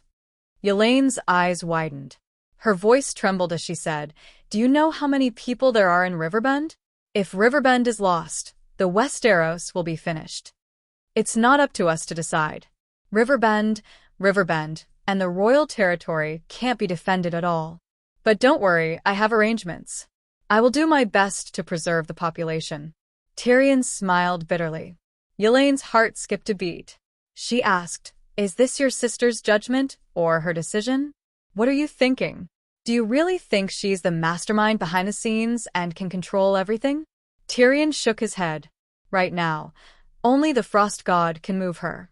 Only the gods are worthy of her schemes. She has always insisted on ending the long night and stopping the world from falling. She doesn't care about the Westeros at all, much less participate in it. Otherwise, why would I play tricks with Stannis? I could have taken Sansa to Dragonstone Island. What can he do even if he has the 2-headed demon dragon? Things are different now that you have a sister. If it was in the past, you would have mocked her secretly. Now, you're praising her as an otherworldly god. Elaine said bitterly. In the past, when the two were alone, the dwarf would often say bad things about the Dragon Queen. He said that she was scheming, vicious, sweet on the outside, evil on the inside, vengeful on the inside. My knowledge was shallow before. Recently, I became an extraordinary and have a deeper understanding of the truth of the world. My way of looking at things has also changed. The dwarf sighed. Even if you're scheming against Riverbend, why pretend to be loyal to Stannis? Elaine asked. Before this, how could an outsider become the new master of the 7 kingdoms? First, war, then marriage. Not to mention that I don't have the power to start a war. Even if I did, it's already the long night. I can't fight a war of conquest, marriage. I don't know if Marjorie is still alive. But even if she isn't, Yuluan won't let her go. Ha ha ha. Tyrion suddenly started to laugh, and he looked a little lewd. A duke's moral integrity is no different from a woman's chastity. The first time is the most precious and the hardest to give up. But after the first time... Ouch.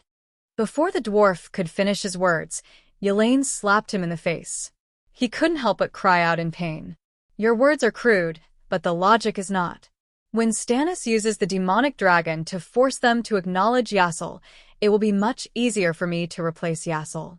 The surviving Riverbend dukes will definitely hate me, but they will only hate Stannis for forcing them to hand over their first time. Maybe I can even become the savior and save them from the oppression of the two-headed demonic dragon." At this point, he clapped his hands excitedly. "Let Stannis be the villain, and we will silently make a fortune behind him. Just like my shrewd sister, didn't she also use Stannis to deal with the surrenders who sacrificed the deviants? All the sins and hatred will be borne by him, and she will only be responsible for being the Holy Mother of Salvation." "You're thinking too much. Riverbend is still in Tiemin's hands." Yelaine sneered. "No, Tywin only controls one city, High Court. Just like Yu Luan's regent husband, he is only the king of the King's Landing and not the king of the Seven Kingdoms."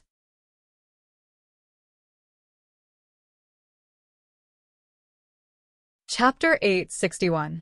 Due to the siphoning effect of the capital, the cities near the capital would not be too big. In the world of the Song of Ice and Fire, this rule was applicable. Rosby City was 30 kilometers north of the King's Landing.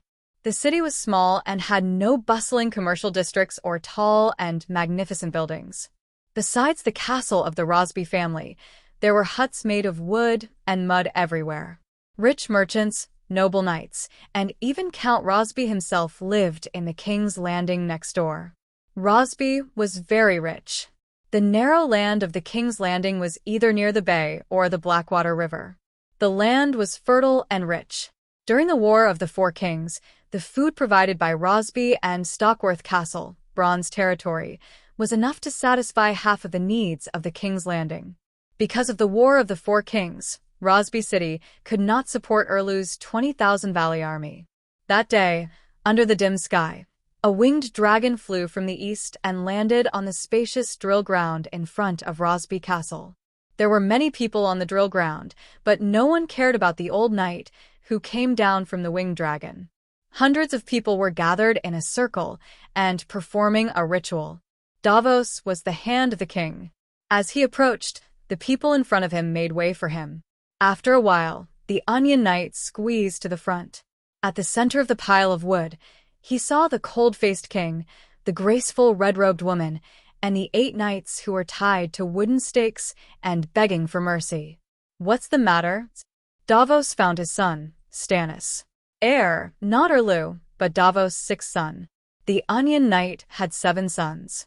The first 4 died in the Battle of the Blackwater River and were indirectly destroyed by the gnomes. The 5th son, Devon, was 15 years old. He was Erlu's attendant. But one day, the Onion Knight noticed the way Devon looked at Melisandre.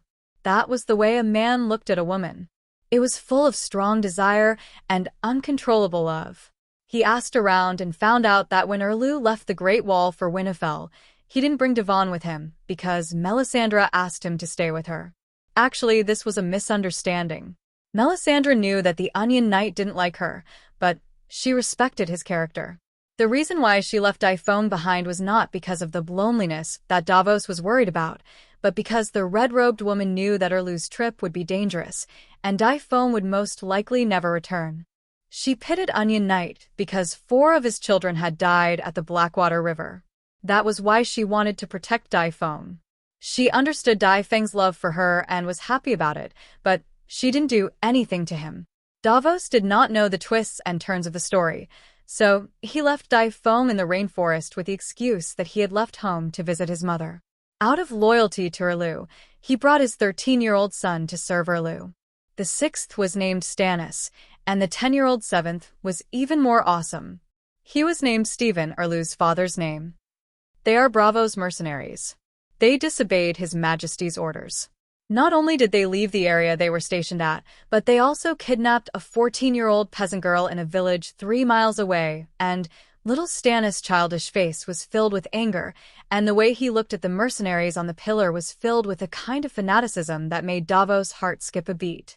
This child had only been with His Majesty for a few days, and he was already looking forward to being burned alive.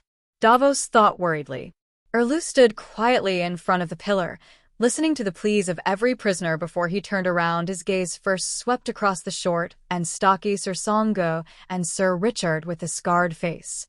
Without any hesitation, he continued to look behind. "Sir, can you do it?" "Your Majesty, Your faith is the one I serve." A simple and stout middle-aged man with protruding ears said in a deep voice. "Then let's begin." Erlu sighed softly. In the past, the ones who led the blazing red heart knights in the sacrificial ceremony were Gordy Fallon and Richard. After Gordy was slapped to death by Great John, Sir Song-ge took over. Now, although Richard still wore the blazing red heart cloak, there was a bright white heptagram on his chest. Even though Song-ji's attire was no different from before, he had died once, and his soul did not report to the Light King. Instead, he was resurrected by the Dragon Queen. What did this mean? Song-ge had also lost his faith in Lalo. People without faith could not lead believers in the sacrificial ceremony. On the other hand, Asser Florence was an opportunist. He converted to the Light King to gain the favor of the king and queen to gain power. His faith was not as pure as Gordy and Richard's. "King of Light, listen to us," Yassel shouted. "Light King, protect us." The Red God believers chanted in unison, "Because the night is long, and danger lurks everywhere." Sir Yasser looked up at the dark sky and shouted, "O Allah, please return the light of day to us. Please lead us straight in and annihilate the enemy. Please banish the dark clouds that cover the sky, and let us bask in the light of the stars." The believers prayed, "Light King, protect us and banish the merciless darkness." With a look from Melisandre, the firewood around the 8 stakes burst into flames. The sacrifices began to howl and curse. "Lalo," Sir Asser raised his voice. "We offer you 8 sinners, pure and sincere, worshipping Allah. With their blood, we offer sacrifice. With the help of God, we swear to destroy the enemy. Please accept this sacrifice and lead us to the King's Landing to purge the heretics." "Light King, accept the sacrifice." Hundreds of voices shouted at the same time. The flames greedily licked the skin and hair of the sacrifices. Their pleas turned into an incomprehensible, high-pitched wail. As soon as the sacrificial ceremony was over, Davos hurried to find Stannis. "Your Majesty, you want to attack the King's Landing? This is different from what we planned," he asked anxiously. "I don't want to wait any longer. The people of the King's Landing may not have food, but the Red Keep must have a lot of food. Your plan to cut off food won't work. Once the food from the Valley and Dragonstone Island arrives, I'll attack," Stannis said softly. If he used the pterosaurs to throw wildfire bombs, the Onion Knight would be able to break through the King's Landing before Erlu returned from Winterfell. But he didn't do that. Stopping Erlu from entering the King's Landing was not only the Iron Throne's army, but also the city's sparrows who believed in the 7 gods. After the successive battles, the king's territory and the river's lands withered. The people of the 2 populated areas all moved to the King's Landing and joined the church's poor congregation. At this time, they were clean from head to toe. They had nothing but faith. Unless Erlu could solve these people's livelihood problems and allow them to work and work, they would definitely rebel against the Red God King. When King Aegon's True Dragon Alliance besieged the King's Landing, Aegon's enemy was only the Iron Throne. The people and the church could only watch numbly. Facing the Erlu army attacking the King's Landing, the hundreds of thousands of sparrows in the King's Landing were agitated. They picked up wooden sticks, bricks, and rusty kitchen knives, climbed up the city wall, and even poured out of the city gate, shouting the slogan, "Long live the 7 gods," for the Holy Mothers. They wanted to use their flesh and blood to fight the Valley army that was attacking the city. The vassals of the Valley were the first to shrink back. They also believed in the 7 gods.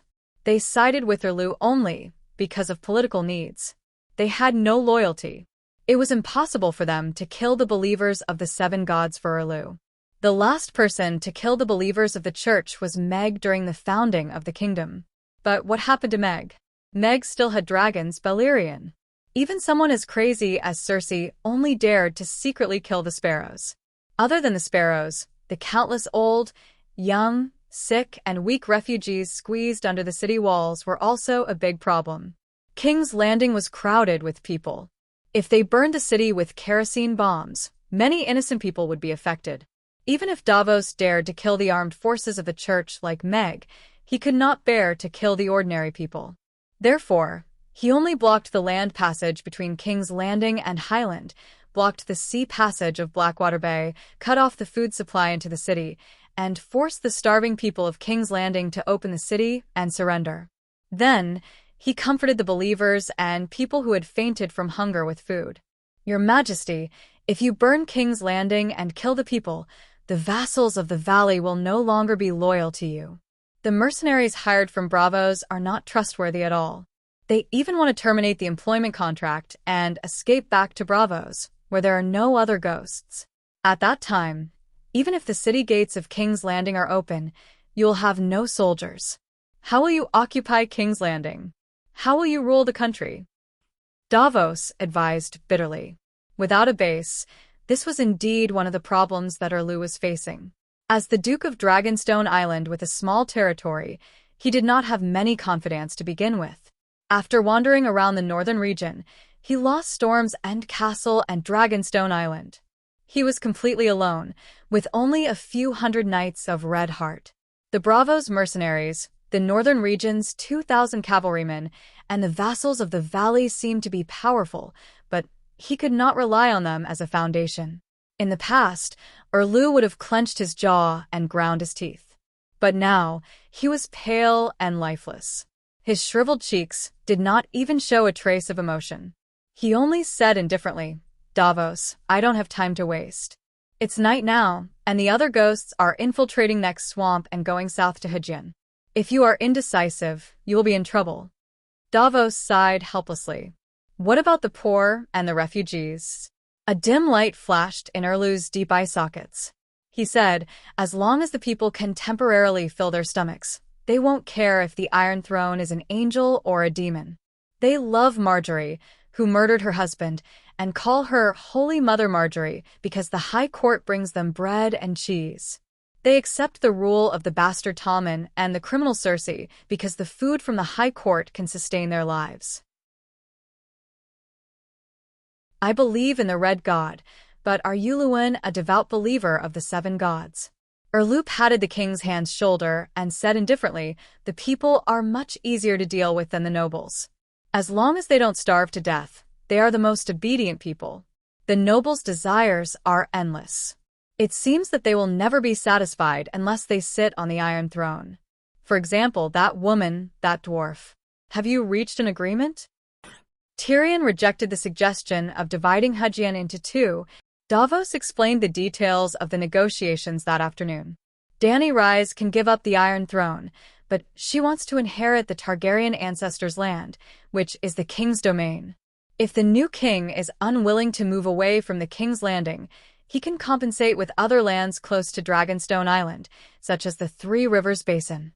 The Targaryens are just outsiders. What land do they have? Erlu said coldly, Your Majesty, forgive me for being blunt, but your ancestor Theon Bella and Aegon the Conqueror are in cahoots, Davos said awkwardly. They are all foreign bandits.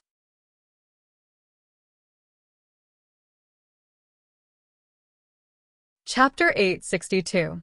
But I have the bloodline of Storm King Durin Durant, Erlu said coldly. God's Sorrow, Durin, and City Builder Brandon were legendary heroes of the same era. They were not of the same age, with a difference of more than 1,000 years. However, Durin and Brandon were both extraordinaries, while Durin was most likely a demigod who had lived for more than 1,000 years. In his later years, Durin had interacted with Brandon in his youth. Durin abducted the daughter of the sea god and storm god, Yini, a mermaid. The gods were furious and destroyed his city and tribe. The entire Storm Kingdom wailed in the storm, but the gods could not kill Durin. Durin even dared to declare war against the two gods. Brandon helped him, or at least helped him build the Storm's End fortress to block the waves and storms. After the first long night, Brandon created the Stark faction in Winterfell, while Durin created the Durant faction in Storm's End fortress. Until 300 years ago, when Aegon the Conqueror landed in the Westeros. Erlu's ancestor, Orys Spira, killed the last Durant and married his only daughter. In a sense, Erlu and his daughter Shireen, were descendants of the gods. They had Yini's bloodline, and Yini was the daughter of the storm god and sea god. Many nobles with thousands of years of history still lost their lands and castles. No one cared about what happened to them, because they were insignificant. However, the Dragon Queen is different. She has the power to claim her inheritance. In fact, if she is willing, the Iron Throne is hers, Davos sighed. Erlu closed his eyes for a moment and said, I only want 200 kilometers of land around the King's Landing. I will leave the rest to her and compensate her with 1/6 of the three-river basin. The rest of Hejien will be divided equally between Tully and Sansa. Even if 1/6 of it is divided equally, it is still bigger than the land of the king. What are they not satisfied with? That's true, but Davos said hesitantly, Your Majesty, we don't have the power to make the decision. Tyrion refused to divide Hejien County equally. What he wanted was a complete duchy. We haven't even taken down the King's Landing, and we're still far from unifying the Seven Kingdoms. To put it bluntly, you don't even have the qualifications to make Madame Sansa and Tyrion submit to you. Now, they are proposing to exchange their loyalty for a dukedom.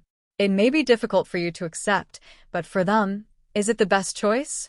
In the worst-case scenario, they would bring the food to Dragonstone Island and continue to watch from the sidelines, waiting for the opportunity to kill the variant Ghost King.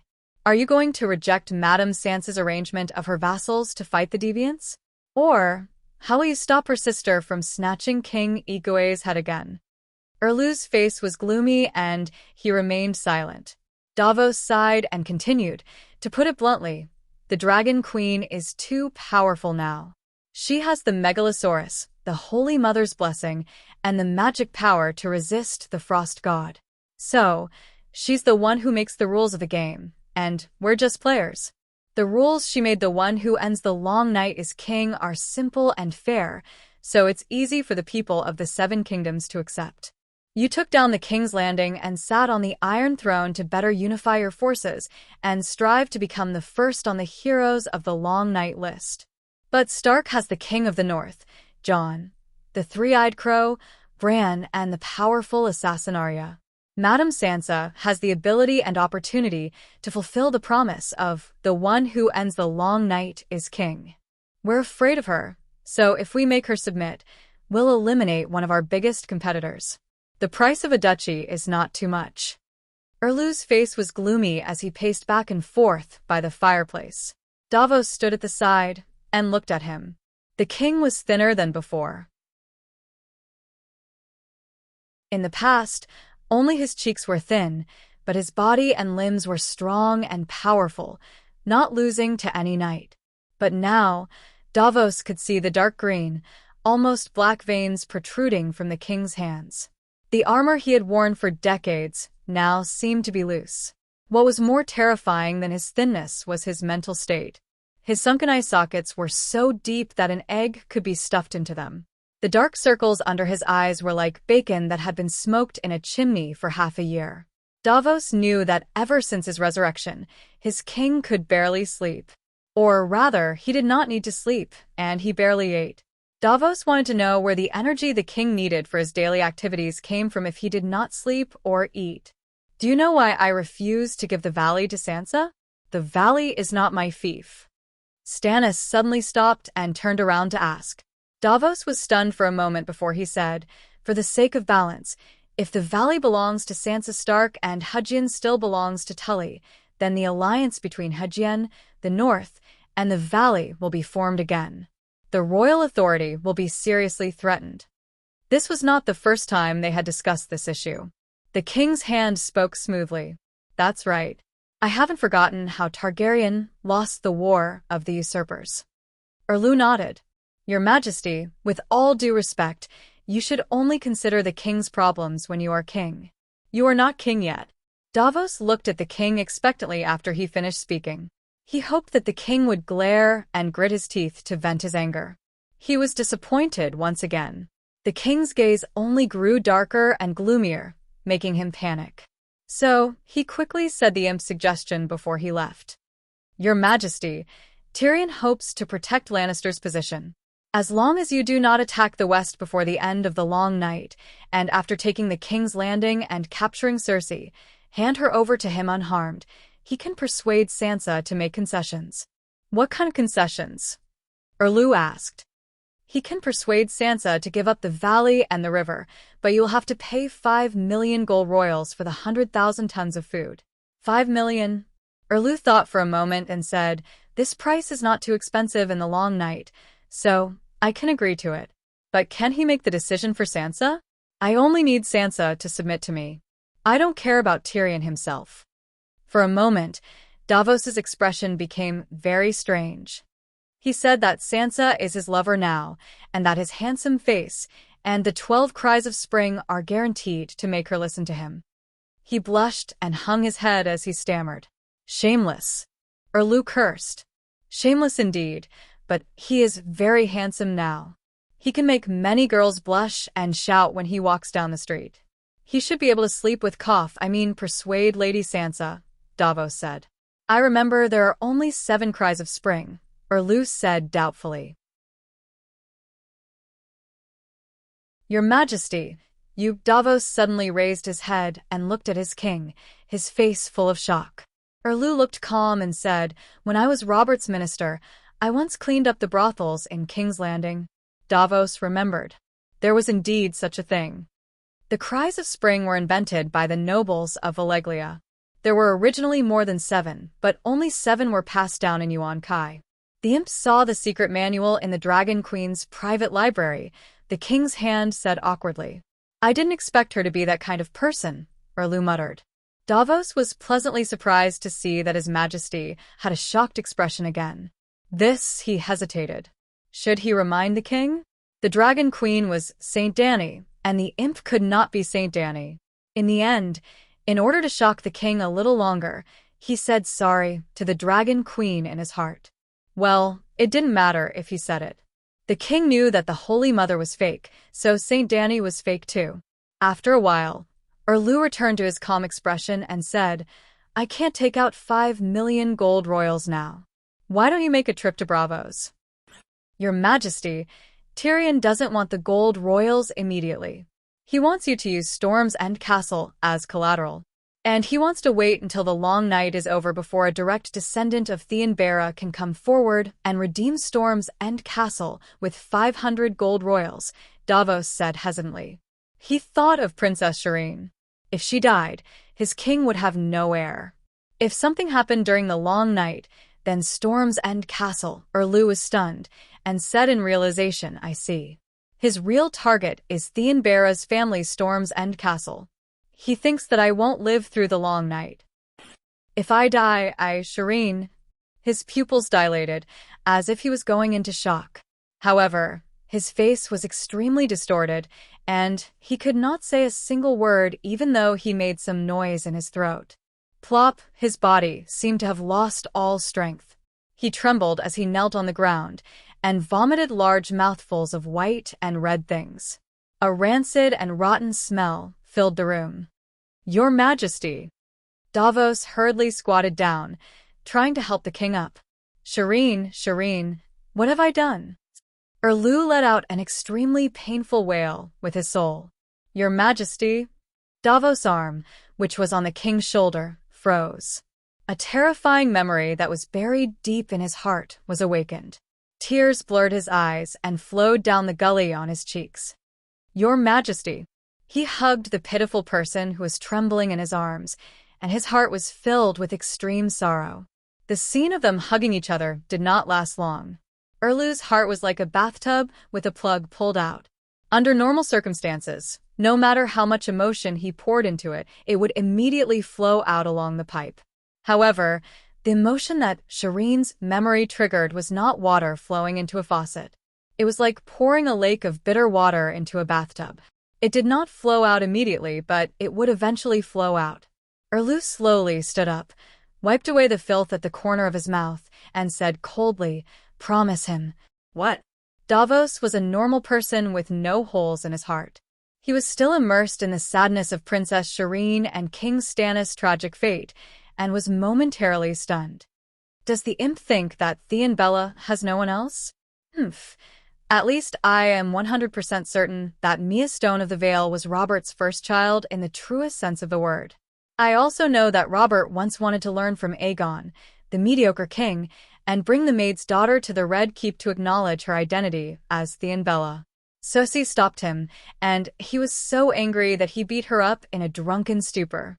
Now, I will fulfill Robert's wish.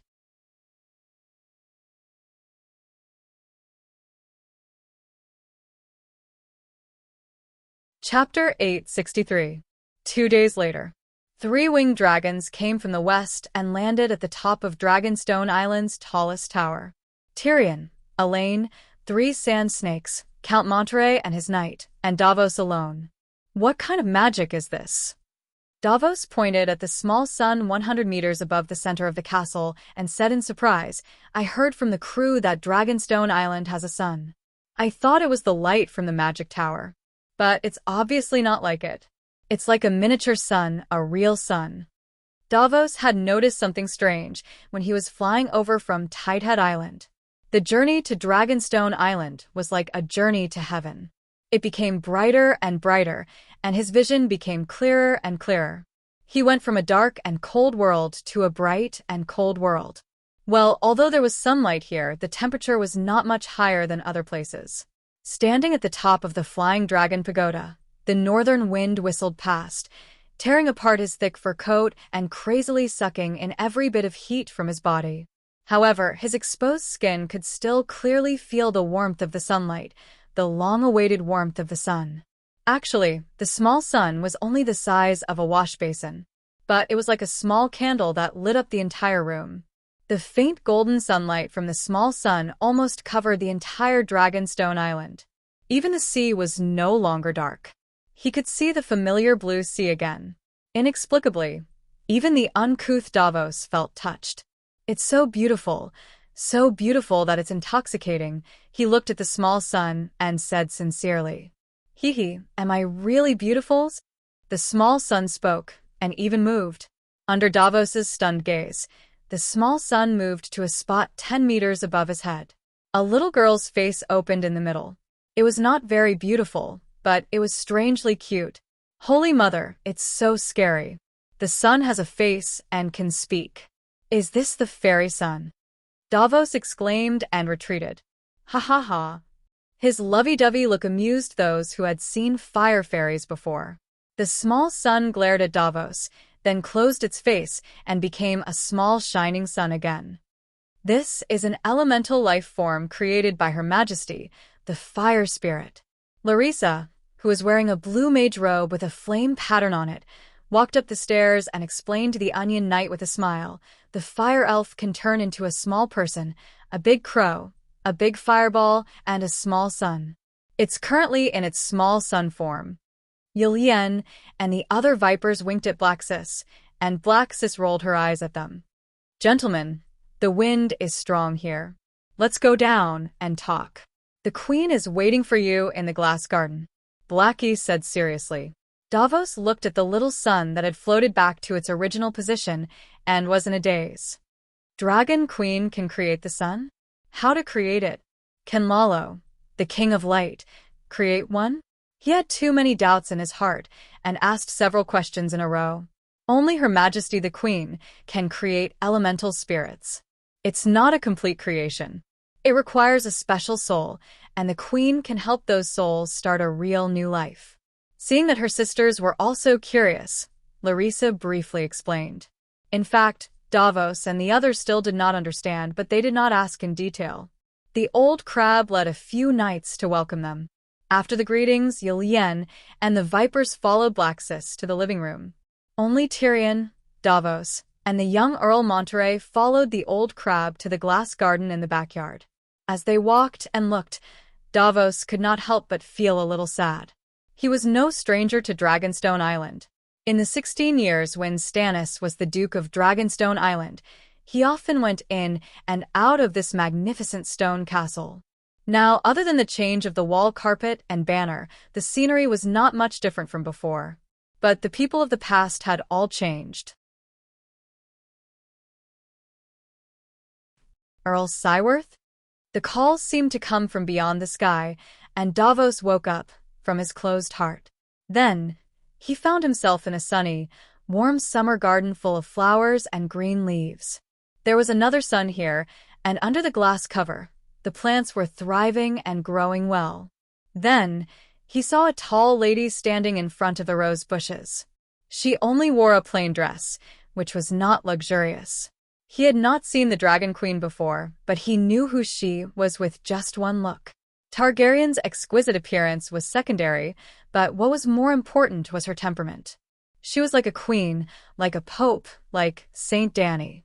Before he met the Dragon Queen, he had imagined her image countless times. Majestic, noble, holy, powerful, domineering, and other words related to her achievements. But once he met her, he abandoned all his guesses. It was not that he was wrong, but compared to the real person, all the descriptions were too weak. She was one of a kind, as one of a kind as her king Stannis. There were only a few ornamental flowers in the garden, but there were more vines, fruits, and vegetables. Beside a shelf covered with cucumber vines, there was a 2-meter-long wooden table. The Dragon Queen was not interested in the legendary Onion Knight. After a few words, they pulled out chairs and sat at the table. 5 million gold royals, to be repaid after the long night, with Storm's End as collateral. What is Stannis thinking, to agree to such conditions? Doesn't he know that Tyrion is plotting against his Storm's End castle? Seeing the contract on the parchment, Dany asked directly. Originally, this was a negotiation between Erlu and Sansa, and Tyrion and Dragonstone Island did not have to participate. But Tyrion became Sansa's representative, and Dragonstone Island became the notary for the negotiation. Your Majesty, don't say it so harshly. No one knows how long the long night will last, but even now, Madame Sansa's 100,000 tons of food is worth more than 5 million gold royals in the market. It's not that the food is worth that much, but that there is no market for it. After the long night, there is no food production. Glancing at the fresh green cucumbers, Tyrion immediately added, "Other than your garden." If I were Stannis, he looked at Davos and smiled, I would sell a large portion of the 100,000 tons of food and use the money to repay Sansa's debt of 5 million. The rest of the food would be given away for free, and I would also get rid of a competitor for the Iron Throne. It's a win-win situation, and there is no danger of losing Storm's End castle. Davos's face that had been eroded by the passage of time showed an expression of shock and doubt. Indeed, if he followed the dwarf's plan, Stannis would not lose anything, but the dwarf would not be so kind. Actually, as a smuggler, he did not need the dwarf's reminder to notice this bug. Because of this, he did not reject Tyrion's suggestion, and told his king about it. He had been thinking about it for the past few days, but he could not figure out Tyrion's motive, so he thought that the clever dwarf had finally been stupid for once, leaving such a flaw. But now he said it out loud. What is your motive? He could not figure it out, so he asked directly. Tyrion met the doubtful eyes of the Onion Knight with a most sincere gaze. I am just looking at the big picture, and do not want to see the humans fighting among themselves when the other ghosts invade the city. Look at my queen sister. He pointed at Dany. The Iron Throne is within her reach. She has a grudge against Theon Bella, Lannister, and Stark for destroying her country, but when the greatest disaster befell the human race, she stepped forward without hesitation to face the strongest enemy and obtain the most insignificant benefits. I was once as despicable and shameless as Stannis, but now I have decided to be a good person who is brave enough to sacrifice. Dany looked at him sarcastically, but did not say anything. If you are so selfless, there is no need for you to sign such a contract. Just learn from Her Majesty and use free food to help the poor, Davos said. Being despicable is the passport of the despicable. I want to be noble, but I don't want to be noble as my epitaph. The dwarf shook his head. You are not here to negotiate. The negotiation has already ended at Tidehead Island, and I am only here to witness the signing of the contract. If the negotiation is not successful, you can go back to Spice Town. Dany said impatiently. Davos looked at the dwarf deeply, picked up a pen, and wrote his name on the parchment. then used the king's hand seal to leave a mark on the name. After Tyrion finished signing, the Onion Knight said coldly, "No matter what scheme you have, it will not succeed in the end. His Majesty Stannis has already acknowledged Mia Stone's identity. She is a super illegitimate child, just like you. Not only does she have the right to inherit the Bella, but she is also the real Duke of Storm's End." Mia Stone? Tyrion was stunned for a moment. Then he smiled naturally and said, "I know her. That appearance, that physique, she is indeed Robert's child. What a pity for the best young swordsman of the valley." Best swordsman? Davos was confused. Tyrion smiled and said, "Your crown princess's ex-boyfriend, Sir Michael Redford, is known as the best swordsman of the valley's younger generation. He is the youngest son without the right to inherit the crown princess, but in the end, he disliked her identity as an illegitimate child and married the youngest daughter of Bronze Yohn." How do you know so much? Davos asked cautiously. Tyrion waved his hand and said, "As a dwarf, I have to have some advantages outside of my body, such as insight and memory." Davos knew that he could not get any more useful information from the dwarf, so he put away the Book of Holy Covenant and turned to Dany and asked, "Your Majesty, His Majesty Stannis has decided to launch an attack on King's Landing as soon as the food from Dragonstone Island arrives at Blackwater River. What do you think?" From the beginning of the negotiation to the signing of the contract, more than half a month had passed. The food from Tarth Island was stored on Dragonstone Island. "I have no objections." Dany shook her head. "The followers of the Church of the Seven Gods at King's Landing are very hostile to His Majesty Stannis. I'm afraid there will be many casualties," Davos said carefully. "Then don't attack King's Landing," Dany said. "The arrow is already on the bow." Davos smiled bitterly and shook his head. "Then why are you asking me? You are the Pope. I don't know if you can persuade." Davos lowered his head, unable to continue. Dany seemed to be very easy to talk to. "I have long passed the Holy Mother's oracle that the Church is not allowed to interfere with the politics of the mortal world, unless the king gives the first order against the Church." No, don't worry.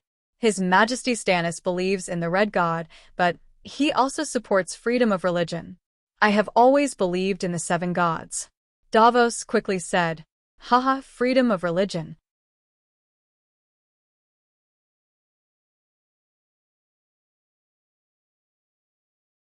Chapter 864. Davos left and did not stay for lunch. The young count also went to the garden to pick strawberries. At this moment, only Dany and the dwarf were sitting at the table beside the cucumber vine. Tyrion called out, "Dany, Dany raised her voice and looked at him from the corner of her eyes. "Is Dany something you can call?" The dwarf understood. He rubbed his nose and smiled. "Your Majesty." Dany looked better. "You intend to give up on the believers of King's Landing? If Stannis enters King's Landing, it will be a huge blow to the Church of Seven," Tyrion said seriously. "How many people are there in King's Landing now?" Dany asked. "Maybe 800,000? Maybe even more. The people of Hejien, the Royal Domain, and the Stormlands are all moving to King's Landing. Since the War of the Four Kings, most of the areas of the three duchies have been destroyed. Especially the area from the Three River Basin to the Royal Domain, the once fertile land is truly deserted. When the Valley Army goes south to King's Landing, Aegon and I have to ride on the dragon to deliver the army provisions." The dwarf frowned as he pondered. Even in the ancient Celestial Empire, where the government was the most efficient, there were still people who could not survive the winter and ran to the nearby cities to beg for food. In the world of the Song of Ice and Fire, the tradition of going to the city to avoid the winter was carried to the extreme. Ordinary farmers did not have the ability or the awareness to store food for several years of winter on their own. Even the nobles only received the seasonal forecast from the City of Knowledge before winter, and then used the remaining 1 or 2 years to store food. If the scholars of the City of Knowledge did not notice the change of seasons by observing the stars, the people of the Seven Kingdoms would not even know when winter was coming. By the time they felt the temperature drop, it was already too late to store food. Every winter, not only the people of the Northern Territory gathered at the nobles' castles, but also the people of Hejian, the royal domain, and the Stormlands. In summer, including the floating population, King's Landing had 500,000 people. In winter, the number would fluctuate between 500,000 and 1 million. It was no longer winter, but a long night. The people of the royal domain were not the only ones flocking over. The people of several kingdoms could not survive. Have you ever seen a sardine barrel? King's Landing was now like a barrel full of people, a barrel of explosives, and no one could save them. Even I can't support so many people. Moreover, King's Landing will definitely fall when the deviant ghost army moves south. Danny said helplessly. Why? The King's Landing is right next to Dragonstone Island. We can provide reinforcements at any time, Tyrion exclaimed. How high are the walls of King's Landing? Danny asked. Tyrion thought for a while and said, the side near the Blackwater River is shorter. The standard height is 8 meters, but the north side is more than 12 meters, and the highest is 15 meters. You've been to Winterfell. Do you know how high the Winterfell walls are? Why must your cultivation be so high? Danny reminded. Tyrion was shocked, but he understood what was going on. King's Landing was a normal ancient city, and its walls were about the same height as the ancient Celestial Empire. This was because King's Landing was located at the bay, which was closer to the south. In winter, the temperature was much higher than in the north, and there wasn't much snow. In an ordinary winter in the north, even on the plains, there would be 12 meters of snow. Because of the thick snow, the night watchers lived underground, using the worm tunnel to pass through various buildings. We can use the dragon flame to burn the snow, Tyrion said. Perhaps Stannis thought so, but King's Landing is too big. Danny sighed. King's Landing included 3 large hills, with a total area of more than 50 square kilometers. Even if Aegon Hill faced the bay, there was still a 40-kilometer-long wall to defend. Winterfell only has a 1.5-kilometer wall, with more than 5,000 soldiers taking turns to defend it, and more than 8,000 soldiers as reserves. Even if King's Landing has a large population and every citizen is a soldier in an emergency, King's Landing has no danger to rely on. The cost of defending it is very high, and it won't last long. Tyrion frowned and said, if that's the case, do you have any plans? We can't just give up, right? There are hundreds of thousands of people in the city. As for King's Landing, we've discussed it a few times in the Ghost Resistance United Front Committee. My suggestion is to evacuate the people immediately. Tidehead Island can take in 200,000 old, weak, sick, and young, and the young and strong south to Storm's End Castle. Storm's End Castle will have 50,000 people, and the rest will be divided into 2 groups. One group will go to Brittany's Tez Island, and the other group will go to Dorne along the Bone Road. Sansa is so lucky. Danny had to sigh. I didn't realize it before, but now I realize that Tez Island is the largest island in the Narrow Sea. It's 200 kilometers long and 100 kilometers wide. It's very close to Storm's End Castle, Dragonstone Island, and King's Landing. It's like Noah's Ark in the long night. The reason why I asked for Theon's Wind's End Castle as collateral is because of Taz Island's geographical advantage. Taz Island is the rear, and Storm's End Castle is the front line against the other ghost army. We'll probably be the ones to survive until the end. Tyrion smiled as he explained his plan. You? Danny glanced at him. Sansa seems to have rejected your proposal, and you're dating the Princess of Dorne. I heard that you're getting engaged soon. Sansa, Tyrion's expression became very complicated. Compared to when she married me, she's a completely different person now. When she was in King's Landing, her life and freedom were controlled by others, and she understood the value of power. Even if she didn't experience it, she had seen how others used power to manipulate others, including her own fate. In the valley, with Littlefinger by her side, she began to learn how to seize and use power. Now, she's become a qualified power player. She won't marry me, because as her husband, I'll be a strong contender for the Iron Throne. But as her Hand of the King, I'll never be able to surpass her. It's very likely that the story between Yuluan and my sister will make her wary. She's better than Cersei in this aspect. She's good at learning. Cersei will definitely remember the lesson of being usurped by the king's husband and learn from it. You know her well, Dany said in surprise. I've seen her transform from a naive girl in the north to the current Lady Sansa. I've even participated in some of the processes. How can I not know her? Tyrion smiled bitterly and shook his head. He then asked curiously, the plan to relocate the people of King's Landing is not bad. Why hasn't it been implemented yet? I'm just one of the chairmen of the Ghost Resistance Committee, Dany said. Who disagrees? Too many people disagreed. Forget about the others. I can make the decision and ask the committee to leave. But even the people of King's Landing aren't willing. What can I do? Dany said calmly. The Iron Throne and the Great Cathedral of Baelor had both received the Dragon Queen's relocation plan. Yuluan and the other ministers had immediately rejected it. This was expected. Leaving the Iron Throne of King's Landing was like leaving the Emperor of Han in Luoyang. But the rejection of the people of King's Landing really surprised Dany. Without the seal of the Holy Mother, she couldn't use holy healing. She didn't even have the face to become an archbishop. Therefore, every archbishop was a devout believer of the seven gods. In other words, the higher-ups of the Church of King's Landing, the archbishops, were all true believers. In the face of the Pope's edict, the monks and bishops of the Great Cathedral of Baelor didn't hesitate. Even if they had other thoughts, they were willing to listen to Saint Dany. After all, there were only 2 children of the 7 gods in the world. The Great Sparrow was dead, and only Saint Dany was left to represent the Holy Mother. If they didn't listen to the Holy Mother, would they betray the Church? During this period of time, the Great Cathedral of Bel had been building fortifications. They sealed the main doors and small doors, smashed the mosaic glass windows on the lower floors, and covered them with thick bricks. In short, they wanted the Great Cathedral of Bel to become a one-way fortress.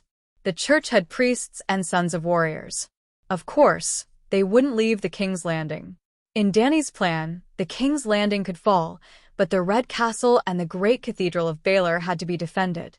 It was best to pin down a large number of ghouls in the King's Landing like a nail, so as to reduce the pressure on the defense of other areas.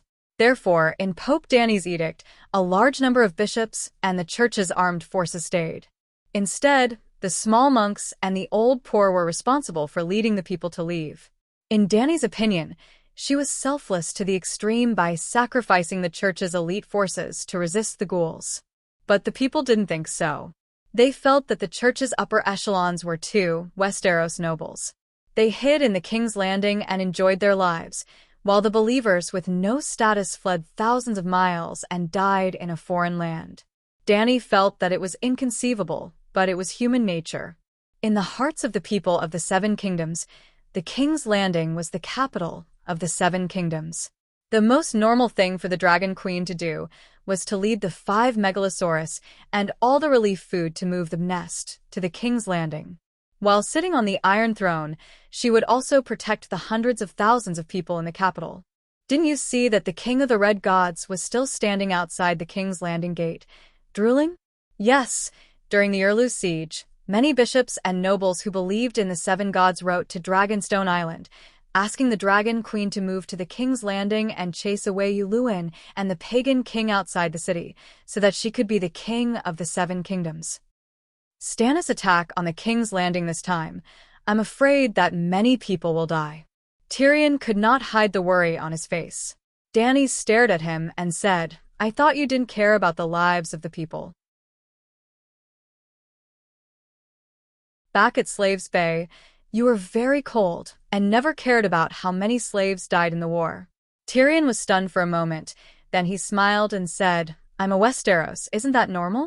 Just like the free cities on the other side of the narrow sea, they knew that the long night was coming, but not only did they not help, they even speculated with the Westeros and profited from the disaster.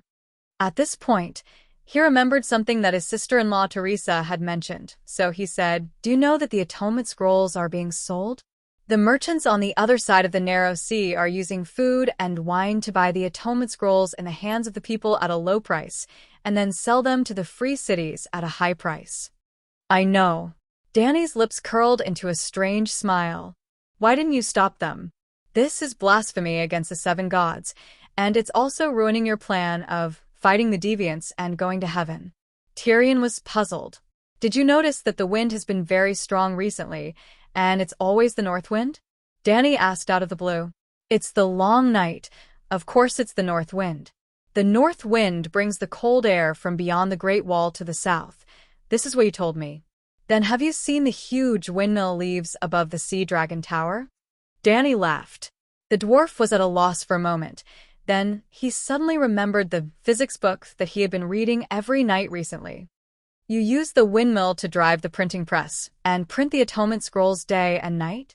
Tyrion was first enlightened, then his face was full of shock. How does your brain work? Even in the long night, you can still find something to exploit from the disadvantages.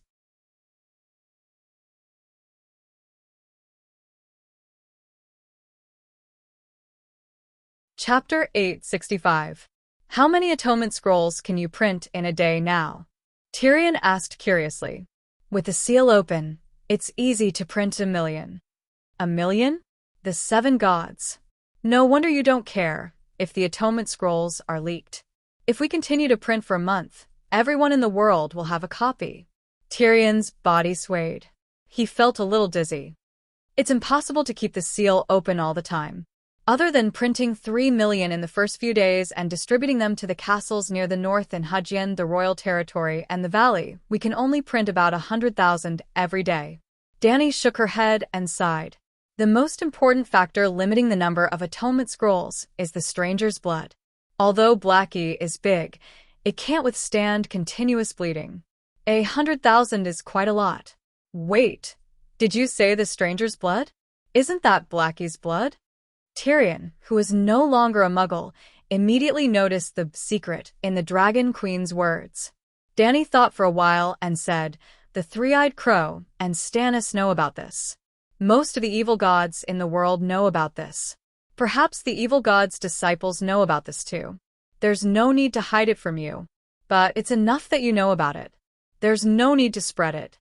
Actually, the seven gods were originally 7 pieces of wood. Night, in the guest room of Dragonstone Island. Under the dim candlelight, Yelene's oily, delicate skin reflected the light as her body moved up and down. After a while, her voluptuous body stiffened. Slap. Yelene slapped Tyrion's handsome face and scolded him softly. "What's wrong with you? You've been absent-minded since lunch, and you've been muddle-headed for the whole afternoon. Where's your usual majesty?" Tyrion looked at her in a daze. He looked at her pretty face, which was full of desire. He looked at her mouth opening and closing. It was as if nothing entered her heart, and he did not hear anything. Seeing him like a wooden puppet, the woman pinched his crotch again. It was as if she was pulling a rubber band. With a miserable howl, the dwarf was finally angry. "I'm not in the mood today, and I don't have the energy. Why do you have to torture me? Even the cows in the corral can't be taken out to plow the fields every day." The dwarf was angry, but Yelene was a little dispirited. She gently rubbed his wound and asked curiously, "My Dragon King, what happened? You don't look right today." Hearing the woman gently call him Dragon King, the dwarf's anger subsided a little. Well, dwarfs have a fetish. They like to be called majestic by women when they are making love. It's just like how normal people would call "my dear," "you're so beautiful," or "you're so great."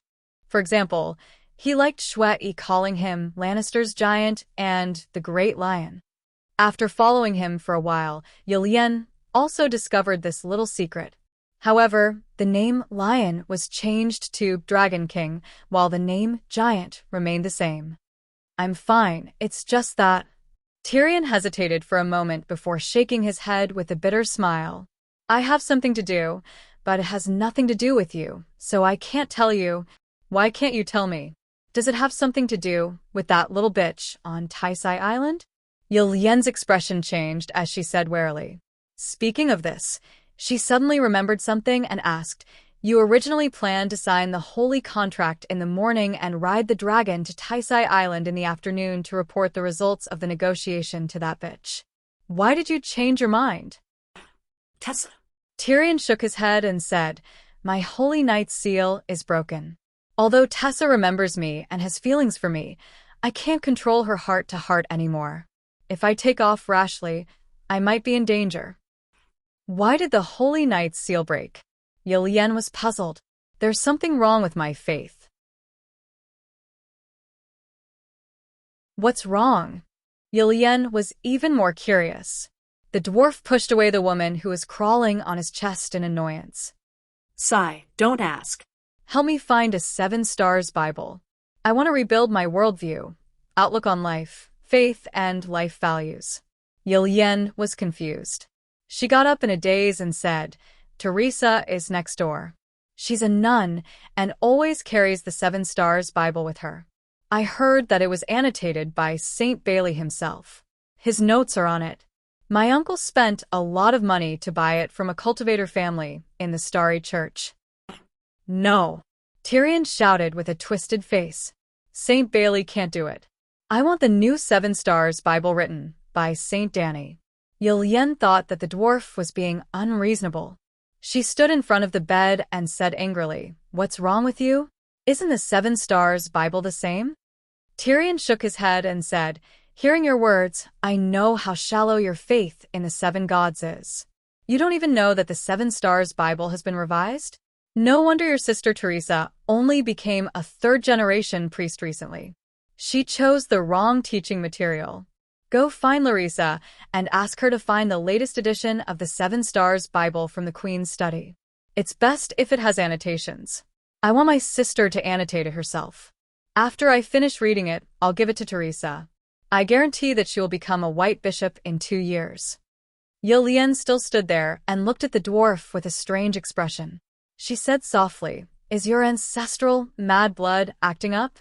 The dwarf glared at her and said impatiently, Go and call Larissa. She will understand what I mean. Although Yilien was confused, she still put on a robe and slippers. She walked to the door and rang the bell. After a while, the maid came and asked a few questions. She then closed the door. About a quarter of an hour later, the maid brought a brand new Bible with the smell of castor oil. So there really is a new Bible. Yilien walked back and flipped through the pages. I want the manuscript. Why did you give me a new one? The dwarf was dissatisfied. Larissa said that the original manuscript is in Slave Bay. After coming to Dragonstone Island, Danny and Rise have been practicing witchcraft in the Magic Tower. They don't have the time or the mind to study the teachings of the 7 gods.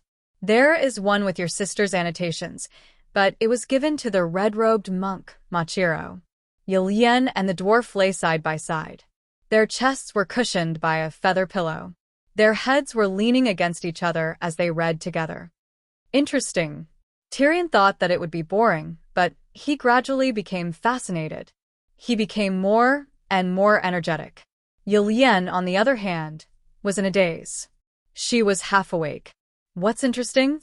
She opened her misty eyes and asked in a muffled voice. The book describes the birth of the universe, the creation of the world, and our current human era. The description is the dwarf thought for a moment and sighed. It's very scary. It's all true. They directly exposed the secret in the Bible for everyone to see. It's too scary. These gods and gods are strange. They change the soup but not the medicine. Their main purpose is to scare the believers and make the gods seem more sacred and great. It's fine to just casually read about it. Whoever really believes it is a fool, Yilien said disapprovingly. You're very insightful, Tyrion praised her. My uncle Oberon said so. He had studied the Holy Scriptures and had almost become a monk. However, he gave up halfway, just like how he became a scholar. It's a pity.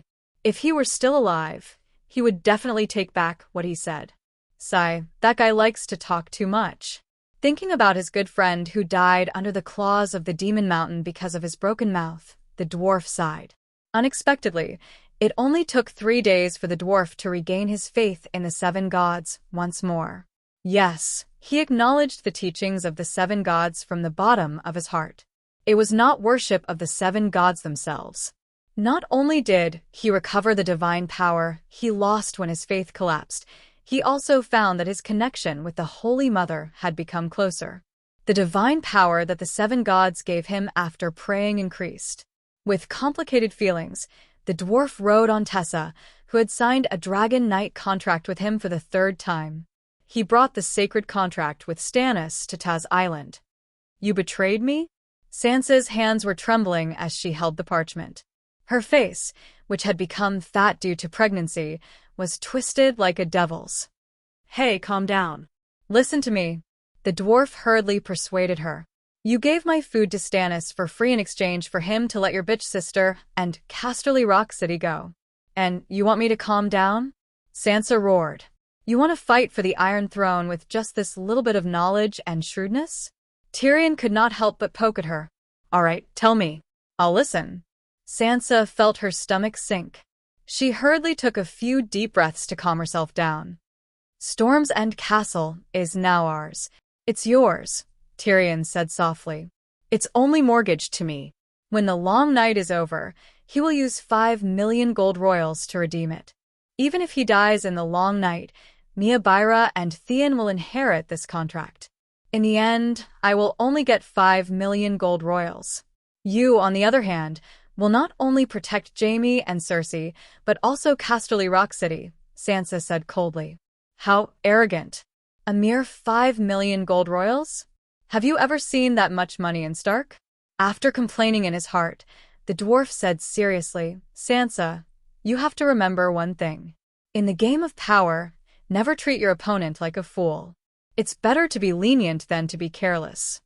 Sansa's eyes flashed with contemplation. The hostility on her face lessened by a third. The dwarf sighed and said, "How can I not know what you're thinking? It's nothing more than hiding together inconspicuously. If there's a chance, you'll complete the oath of the one who ends the long night will be king. If there's no chance, you'll use the chips in your hands to try to exchange for a dukedom from the new king. The problem is you're smart, but don't treat Stannis like a fool. He's a stubborn person and has even been bewitched by the Red God. However, he still has 20 years of experience in the game of power. The other kings have withered, but he lives alone. Oh, he died once in Winterfell.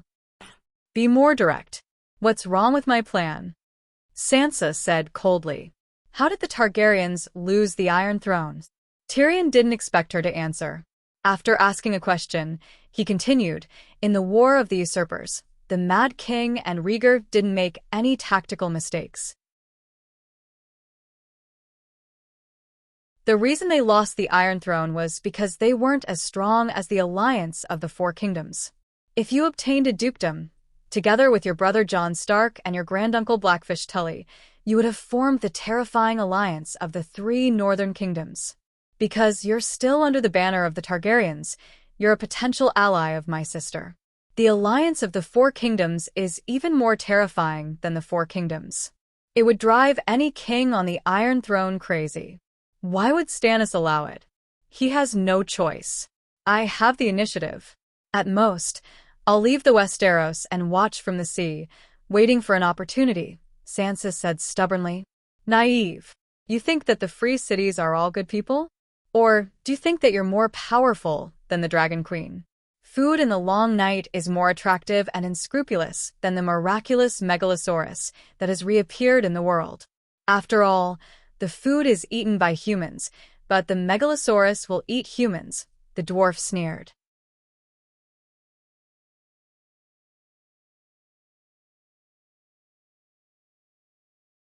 Chapter 866. I still have the Golden Group. They're much stronger than Dany Rise, who only relied on a few dozen centaurs to conquer the world. Sansa's face was pale, and her tone was uncertain. "If you really think that mercenaries are more reliable than Kars, then let's break up. I'll return to Dragonstone Island, and you'll return to Winterfell. We'll leave the food on Tez Island to rot." Tyrion crossed his arms and stood at the head of the bed, mocking her. Sansa knew that the Golden Group was not 100% reliable, but she was angry at the dwarf for mocking her.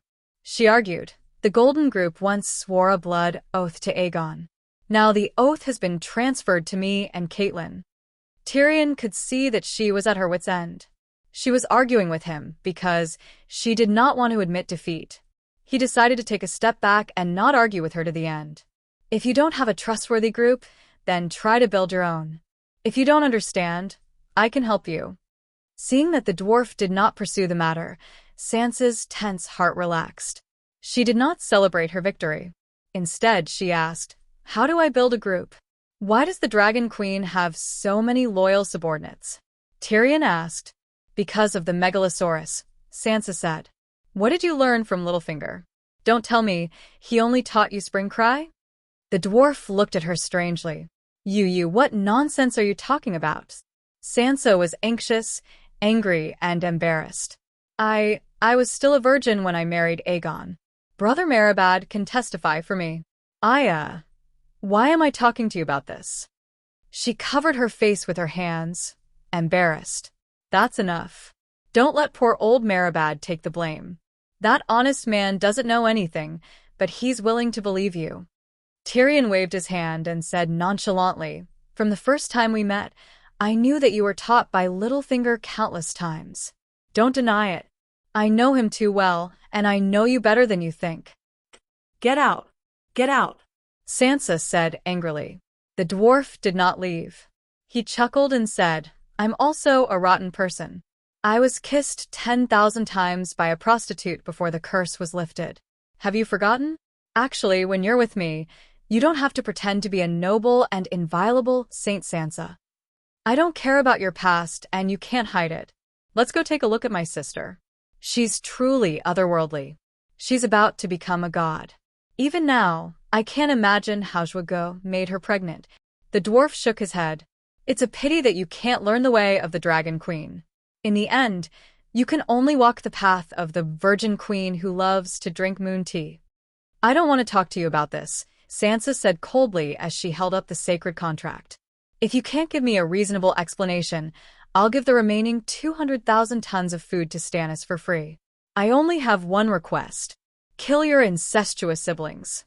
The dwarf smiled and gave a thumbs up, praising, "Not bad. You've touched my weak spot." Sansa couldn't help glancing at his manhood. The dwarf noticed and proudly stuck out his crotch. When she blushed and looked away, he said, "The Megalosaurus only instills fear in people at first, but it's very difficult to turn fear into respect. Just like Stannis, he also has the two-headed demon dragon, but who would submit to him?" Daenerys had succeeded because she had set a great goal for her followers. She had worked hard to achieve this goal, and she had been constantly victorious. "So, do you understand now?" Sansa no longer looked angry. She began to understand. She might not be very smart, but she was at least very studious and good at learning valuable things from others.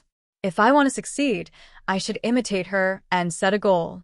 Then, I should keep fighting and winning," she muttered.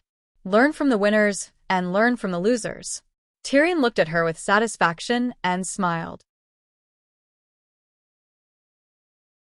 Cersei and Littlefinger were both your teachers, but they were also losers. From them, you can only learn some shady methods of taking advantage of the side door. Those tricks may be useful in the palace and in power struggles, but they are not suitable for establishing a country. If you want the Iron Throne, you should change your goal and learn from her grand way of the Emperor. Sansa had an idea and asked, "What should I do?" "I don't have the Megalosaurus. I don't have her powerful personal strength." Tyrion shook his head. "She is very strong now, but her starting point is not as good as yours. I told you to learn her strengths, but I didn't ask you to imitate her completely. There is no better goal than ending the night, and no better victory than defeating the others. You should give up on what Littlefinger taught you.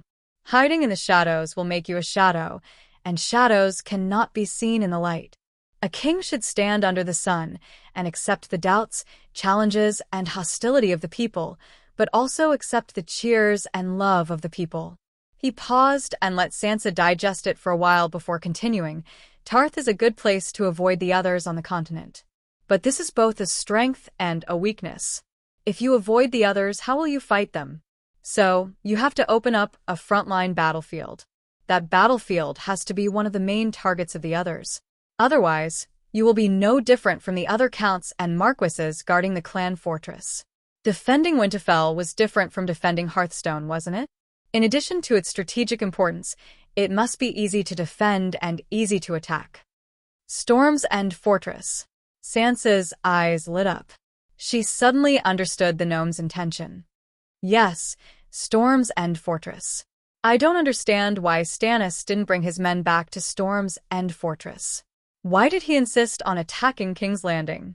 Tyrion shook his head. Storm's End Fortress isn't facing the sea.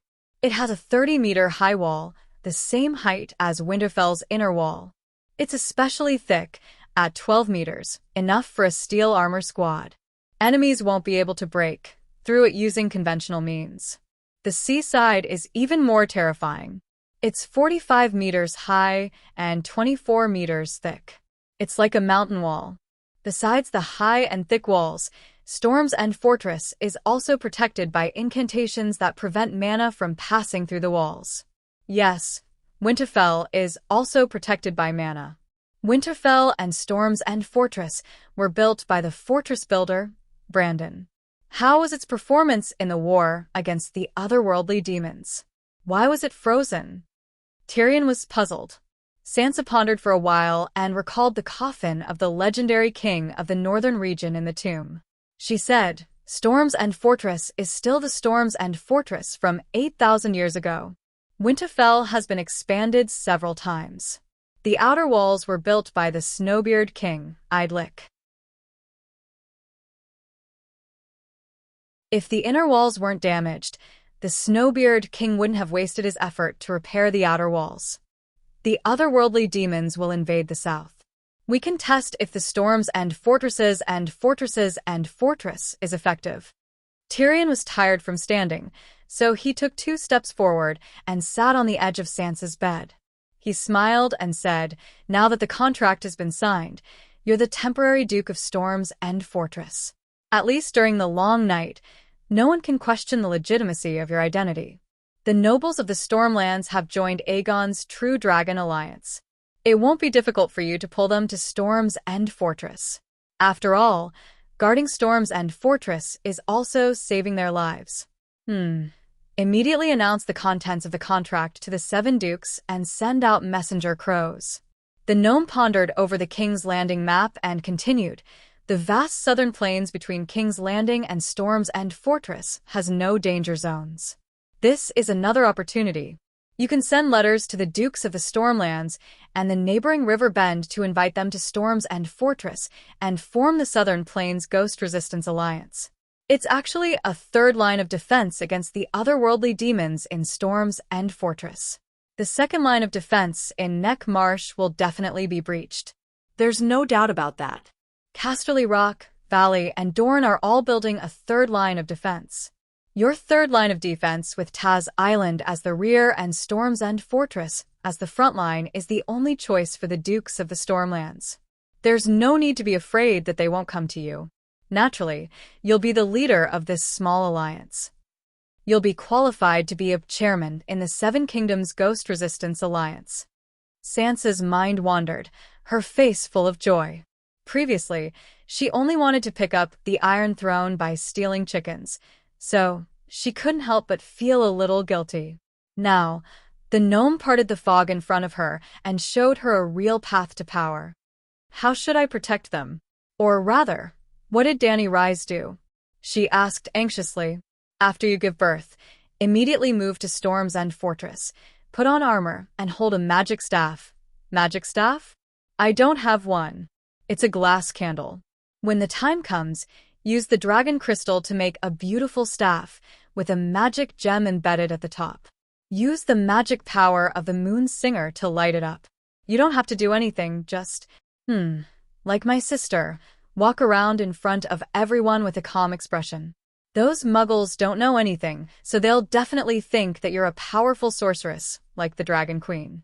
Oh, right, you also believe in the 7 gods, so you can strengthen your faith. If you can become a priest, You'll be a dual elemental extraordinary. You'll be qualified to compete for the #1 youth in the Westeros extraordinary world. It's mainly because of your previous experience. Sansa Stark was tortured by Cersei, manipulated by Littlefinger, and married to a joke of a fake crown prince. It made you look stupid and weak, not like a powerful ruler at all. You have to change your image. In my sister's words, you have to reinvent your character.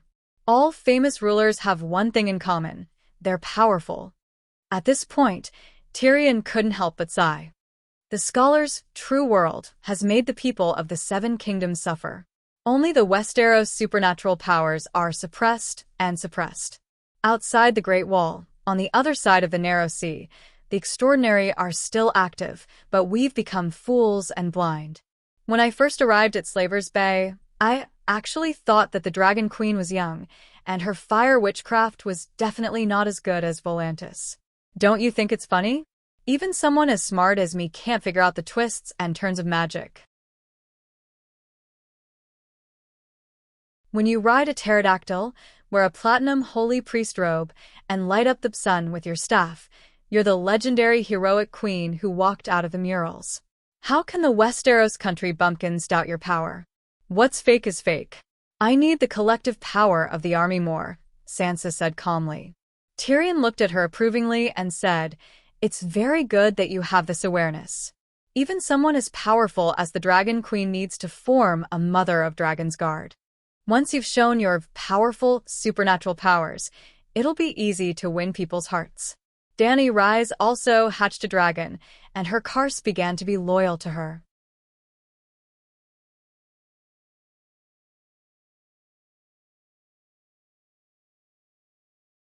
Chapter 867. You're still pregnant. When you give birth in a month, the Lords of Storm will gather at Storm's Rest Castle, and there will be a large number of commoners following them. The Lords have complicated minds and are not easy to rope in. First, choose the elites from the commoners to form the Sansa Guards and give it to Brittany to lead. When the Ghoul army starts to attack the city, you'll take the initiative to go to the front lines and fight the other ghosts with the soldiers. Yes, when the time comes, I'll help you design a plan and let you kill a other ghost in front of everyone. We can advertise it as the Duke of the Other Ghosts. After killing the Duke of the Other Ghosts and leading the soldiers to defeat the Ghoul army, successfully defending Storm's Rest Castle once, small nobles will start to approach you. Choose knights with commanding ability from the small nobles and let them become the middle and high-ranking generals of the Sansa Guards. This way, your team will gradually mature, your guards will have combat experience and qualified officers, and will become stronger. This way, you will be more proficient in the war, your victories will increase, and more people will join you.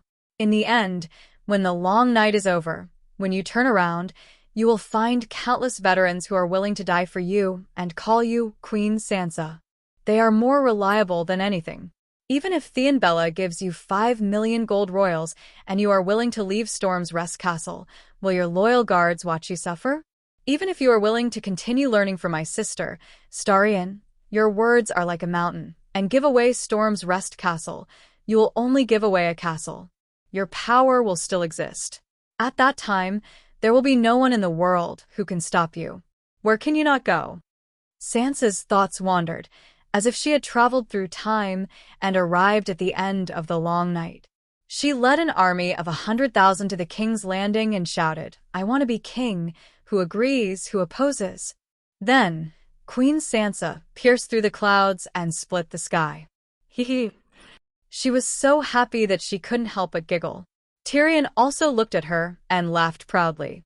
After laughing for a while, Sansa suddenly frowned and asked, "Your plan is indeed very good. You hid a scheme within a scheme and made Stannis think that we were only after Storm's End, but he neglected the fact that Storm's End is the third line of defense against the ghosts. However, I only have 200,000 tons of food left. I can still raise the Golden Regiment and steal the chickens, but I'm afraid I don't have enough capital to learn the grand path of Dragon Queen."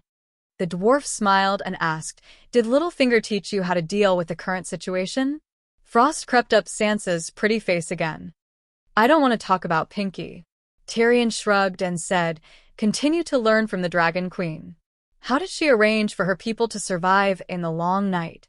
Just follow her example. Sansa perked up and asked, how did she do it? I've heard that she's been researching magic on Dragonstone Island all this time and rarely shows her face. Do you remember the barbarians beyond the Great Wall? When I went to Dorne a few days ago, I went to the Stone Steps Archipelago to take a look. TSK. Compared to them who are lively and orderly, the Westeros who claim to be civilized are more chaotic and depraved like the barbarians. The dwarf laughed and teased, but the expression on his face was unusually complicated. Perhaps I should go and take a look, Sansa said thoughtfully. How do they feed themselves? In the distant sea, they use the ability of shapeshifters to hunt whales. For example, they control the whales and lead them into a trap. In the coastal waters, they collect seashells, seaweed, and crabs.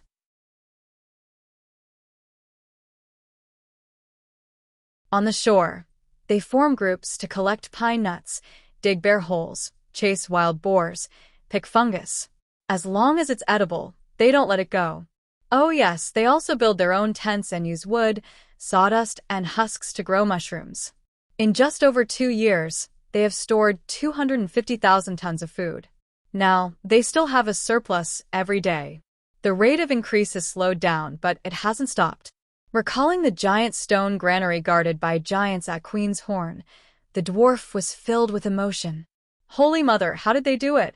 Sansa exclaimed. The Dragon Queen knew that the barbarians didn't know how to grow wheat, so she planted sweet potato seedlings, turnip sprouts, and burying sprouted potatoes all over the mountains. Anyway, the land of strife is vast and fertile enough. The 80,000 barbarians kept planting until the first batch of sweet potatoes matured. You don't even know how high the yield of sweet potatoes is and how short their growth cycle is. But I know that sweet potatoes don't taste good. It's hard to swallow if you eat them often. I also know that planting requires weeding. I also know that the land has a difference between raw and ripe. Not all land can be planted with crops, Sansa said. You're not completely ignorant, Tyrion said in surprise. There's a harvest festival in the Northern Territory. I've been to the fields before, Sansa said proudly, even though she had only ridden around the wheat fields once on a horse. The dwarf smiled and said, it's easy to turn raw land into ripe land. Just let the Megalosaurus set the field ablaze. The land burned by the dragon's flames, regardless of grass seeds or insect eggs, will all die. Back then, Whitey planted a few barbarians in Queen's Corner. As for whether sweet potatoes taste good or not, in the long night, even surviving is a luxury. What are you thinking about when you want delicious food? Actually, sweet potatoes can't be stored for long before the long night. They'll germinate and rot after a few months. That's why they'll be processed immediately after they're harvested. For example, they'll be made into dried sweet potatoes and beaten into vermicelli by giants. They can also be used to make wine. The pork and cabbage stewed with vermicelli in Queen's Corner is the best. You can try it if you have the chance, the dwarf said while smacking his lips. After staying in Taz Island for a day and a night, the dwarf boarded Tessa with a strangely satisfied expression and flew to Dragonstone Island. Your Majesty, Sansa plans to build a third line of defense against ghosts in Wind's End Fortress.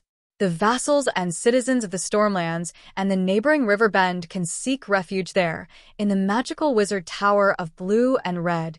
Tyrion proudly explained his plan. In the end, he asked tentatively, Wind's End Fortress and Taz Island will definitely gather a large number of citizens, but the food shortage is still a big problem. I wonder if you can provide a batch of fire elves to help the citizens of Taz Island catch fish and grow winter wheat? Why are you so concerned about her? Red lines of fire flew out from the blue magic crystal ball. Like a 3D virtual print, they printed a set of translucent red armor on the surface of Dragon Queen's body. It was as vivid as a painting, showing every detail. The dwarf looked at it enviously and explained, as long as one is alive, one has to find something to do. After doing it for a long time, one has to have a goal. After signing a sacred contract with Stannis, Jaime, Cersei, and Lannister of Casterly Rock are basically safe. It's time for me to think about my own future. The last time he learned the secret of the 7 gods from the Dragon Queen, although he was so shocked that his faith collapsed on the spot, in the process of rebuilding his faith and worldview, he also had a clearer understanding of himself.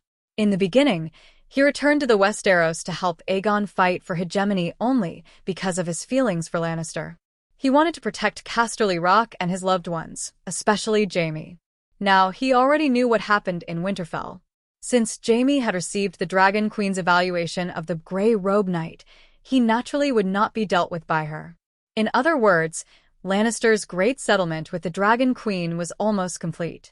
The remaining scraps could be covered by his identity as the son of Aerys. In this way, as long as he could ensure that Stannis, who went crazy and massacred the city, did not go crazy on Casterly Rock, his responsibility of protecting Lannister in this chaotic world would be considered complete. He could then pursue other goals. As for the guilt of killing his father, the dwarf was honest. After knowing the truth, he was even more pained. However, the psychological burden of killing one's foster father was different from killing one's own father. Moreover, Tywin's father was indeed too much to him. He let soldiers rape his wife Tessa, favored his own daughter Cersei, and allowed her to torture him. After that, he slept with his lover Shwe. He did his best to save Lannister, and considered it as repaying his father's kindness. By helping Sansa, I am fulfilling my friendship with Aegon, and I am also fulfilling my own value. Back then, when I replaced my father as the Hand of the King in King's Landing, although the situation was extremely difficult, it was the most fulfilling time of my life. I realized that all these years, I have been waiting for an opportunity in my heart. I want to fight for it, to prove that I am great. I want to tell everyone that there is a giant standing in front of you. Tyrion was very honest. After saying this, he felt an inexplicable sense of relief, as if he had started a second life. If you complete the wildfire improvement and make the wildfire engine a daily item, I guarantee that all the scholars will treat you as a giant in the future, Dany said calmly. After the long night, when I am older and no longer have the drive and desire I have now, I will consider being a pure scholar, the dwarf said. Dany asked, how many refugees can Tarth Island take? The dwarf's spirit was shaken, and he immediately said, before the Undulls came, Taz Island was already a rich kingdom. There were mountains, lakes, waterfalls, alpine pastures, and plains full of wheat. As long as there was enough food, fresh water, and forest resources, it would be enough to feed the entire King's Landing. How about this? For every 50,000 people on Tarth Island, I will give you a little elf, Dany said. Don't you have more than 1,000 fire elves? Even if 10,000 people share one, it would be enough for the entire Westeros. Don't push your luck. Dany's expression turned cold. I'm not greedy.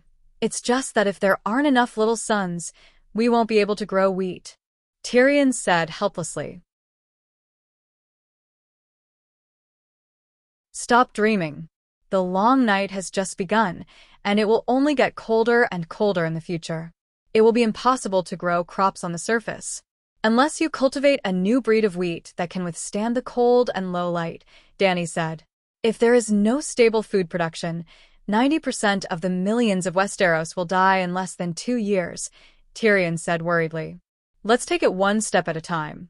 If we only rely on conventional methods, a large number of human deaths will be inevitable. Then, do you have any unconventional methods? The dwarf's heart skipped a beat as he heard the hidden meaning in Dragon Queen's words.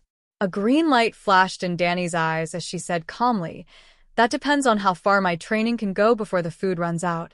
The dwarf's mouth twitched. That's too unreliable. Who can say for sure when it comes to training? Stop talking nonsense. Let me have more time to train. That's more reliable than anything, Dany said impatiently. Tyrion was embarrassed and didn't know if he should leave immediately. Then, he saw the short and plump Jichi running upstairs and shouting, Calixi, there are guests. It's Tai Chu from Bravos and Davos, Count of Rainforest. Do you want to see them? Why are they looking for the queen? Tyrion asked curiously. It seems to be related to the food purchase contract. Bravos should deliver the food to the queen, Jichi said. Take them to the garden, Danny said.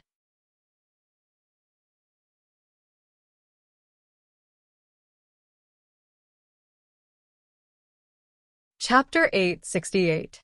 Next to the cucumber vines was a long wooden table. The dragon queen sat at the head of the table, while the dwarf and Tai Chu sat opposite each other.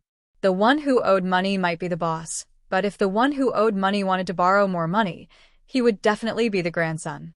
So, as the hand of the king of Stannis, Davos was willing to sit below Tai Chu. Your Majesty the Queen, you won. You won this long night. The representative of Bravos, who had thin eyebrows, a thin goatee, a thin face, and a thin body, said dejectedly. I thought you would continue to play dead and act shamelessly. Tyrion smiled. You think we don't want to? If it was anyone else, they would have already been served by Faceless. But Dragon Queen had defeated the World Allied Army, challenged Frost God who had beaten Lalo into a dog, and slapped the king of Foreign Ghost like a grandson. Whether it was military power or personal strength, she was the only one who could act shamelessly. When did anyone else have the right to act shamelessly? Tai Chu glared at the dwarf and said righteously, the Iron Treasury's credibility is even stronger than the Westeros sacred oaths. Are you hinting at something? In recent years, the Westeros sacred oaths have become as solid as mud. Tyrion said strangely, we have the ability to carry out the contract. Tai Chu turned to the Dragon Queen. Then how do you plan to carry out the contract? Gold or food? Danny asked. Your Majesty the Queen, the situation is like this. Tai Chu cleared his throat and said tactfully, after receiving your food contract, the Iron Treasury immediately packed it up and sent it to 20 major merchants of the 9 free cities. Now that they are unable to deliver the goods, we are unable to provide you with the food in the contract. Naturally, since we have breached the contract, we are willing to pay you 20 times the compensation according to the contract. However, those 20 merchants are unable to take out that much gold at the moment, so the Iron Treasury's idea is to transfer the debt of those 20 merchants to No. Without waiting for him to finish, Danny shook her head and refused. Your Iron Treasury is a big business. There's nowhere to run, and you can't go bankrupt. What if those grain merchants jump into the sea and kill themselves? Who am I going to cry to? Your Majesty, please let me finish. Tai Chu smiled awkwardly. In your contract with us, the compensation is only 20 times, but we signed a contract with 20 grain merchants to pay 25 times the compensation. If you transfer the debt, you can earn 25% more. I'm not interested in gold royals. You can earn the money yourselves. Danny said indifferently. If you're not interested in the gold royals, you should just cancel the contract right now. 50 million gold royals, 20 times that, 1 billion. Tai Chu wanted to complain loudly, but the truth that Sir System was the one who owed money did not apply to Bravos. The Dragon Queen's fist was too hard. Then can we wait until after the long night? He asked. Sigh. Davos, who had been silent all this time, suddenly sighed. The Iron Treasury's meekness in front of the Dragon Queen and its arrogance in front of him was a stark contrast. The old knight felt very complicated. Why was there such a big difference between people? How much gold do you have in the Iron Treasury? Tyrion asked curiously. Tai Chu glanced at Davos and said maliciously, how much gold does Lannister store in Casterly Rock City? Tyrion narrowed his eyes and laughed. I want to know too. But I'm the second son without inheritance, and I'm a dwarf. My father didn't allow me to enter the treasury at all. He only said that he would give me 2,000 gold royals when we split the family. Bravos, on the other hand, has too much gold. Even the old mine can't hold it all, so you can only build a bigger treasury. I'm afraid that 1 billion gold royals is nothing, right? I'm just a representative of the Iron Treasury. I'm not even a shareholder, so I don't know the amount of gold in the Iron Treasury. Tai Chu copied the dwarf and evaded the question. Danny said, I'm not being unreasonable. 1 billion gold royals in one go is indeed very difficult. You can pay in installments and pay a little every year. I don't want too high of an interest rate, just half of the interest you gave to the kings of the Westeros. How many installments? Tai Chu asked nervously. This is determined by your ability to repay.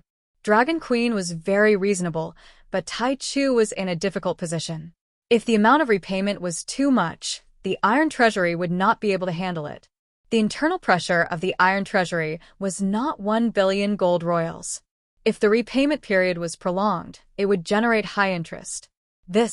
It would be great if they could not repay.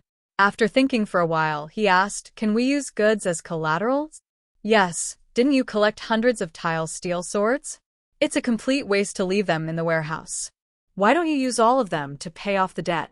I can also equip a group of Dawn warriors. Danny said casually. Tai Chu probed, how much are you going to pay for the tile steel swords? The tile steel swords on the market are depreciating rapidly, right? Danny smiled. If we calculate based on the current market price, we won't sell them. Tai Chu shook his head. Then, he added, in fact, the Iron Treasury is still wantonly purchasing those depreciating tile steel swords. Even if you melt hundreds of tons of tile steel statues, the total amount of tile steel in the world is fixed. When the tile steel swords on the market enter the Iron Treasury, the price of tile steel will naturally rise again. Too naive. Whoever has more tile steel swords will have the right to set the price. As long as the Dragon Queen is willing, she can make any profiteer who hoards tile steel swords to commit suicide. Tyrion sneered. Hoarding garlic and medicine might cause you to lose money, but hoarding tile steel swords definitely won't. Tile steel swords won't deteriorate even after 10,000 years, but accidents will cause the loss of tile steel swords. For example, your Lannister's clan sword, Light Howl. As time passes, the number of tile steel swords will decrease. After hoarding them for 100,000 years, let's see if the value of tile steel swords will rise or not. Tai Chu said confidently. If we really wait 100,000 years, the interest of a single copper coin will accumulate to several hundred or several thousand gold royals. Will tile steel swords rise by several 100,000 times? The dwarf mocked.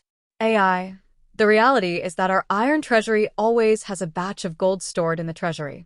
And the gold stored in the treasury, even after 1,000,000 years, won't produce a single copper coin of interest. It's better to buy some hard currency and wait for it to rise in value. The dwarf had no words to refute. Danny thought for a bit and said, let's go with the market price from 5 years ago. I'll take all of the tile steel swords in the Iron Treasury. Tai Chu's heart was suddenly filled with joy. He anxiously said, you aren't joking? There are more than 700 tile steel swords. Even if we go with a below price of 80,000 gold royals per kilogram, we'll need at least 150 million gold royals. Danny shrugged and said indifferently, it's free money. I don't feel bad spending it at all. Tai Chu felt as if he had been stabbed in the heart. All of his joy from before disappeared. He said bitterly, do you need anything else other than tile steel swords? For example, Earthlander silk, coerce fine iron, mirror lens, Reese's poison. What's the use of those things in the long night? We don't even have a place to store them. Danny shook her head. Tai Chu didn't say anything. He obviously knew what the Dragon Queen needed, but they lacked food and winter clothing, so how could they sell them?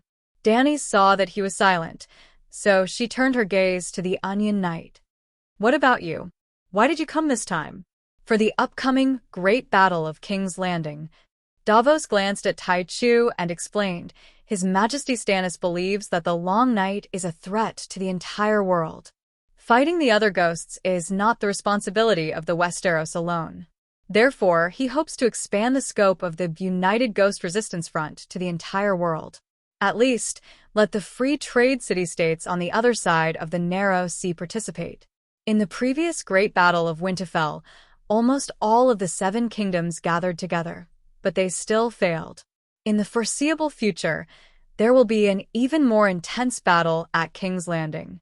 In order to protect the King's Landing and to completely eliminate the king of the deviant ghosts at King's Landing, the people of the world should unite.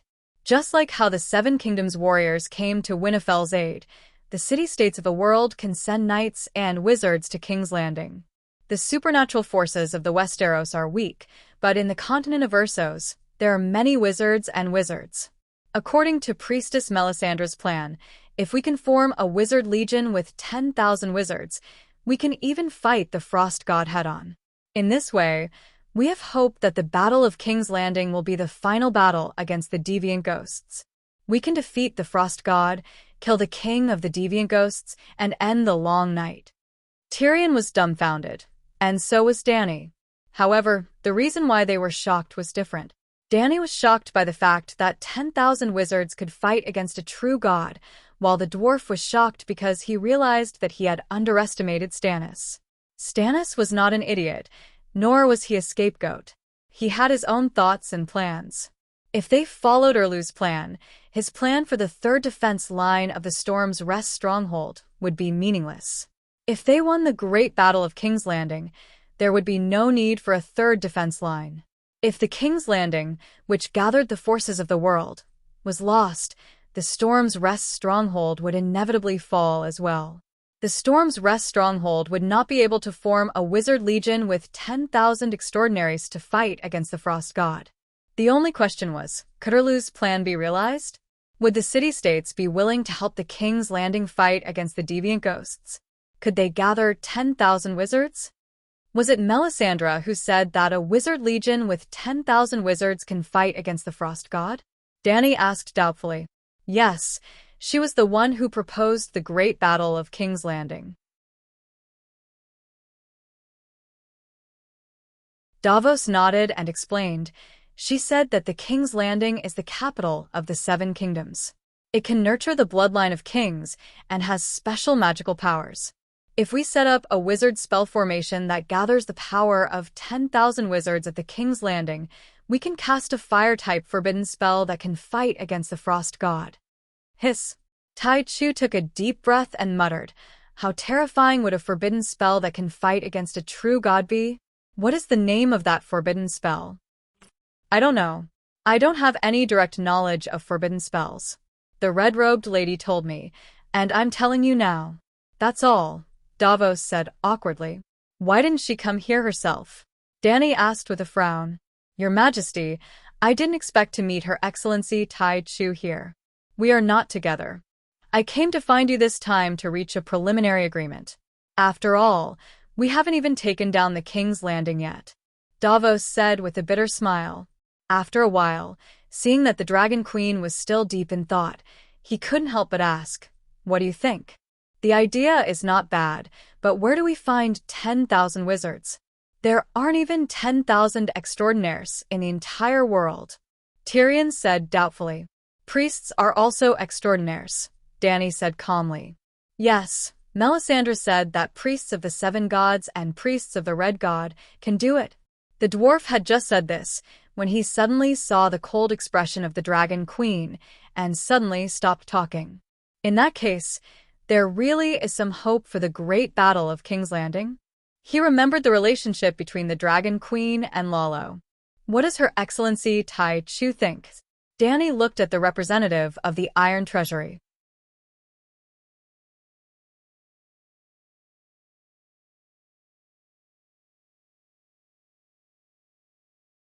Chapter 869.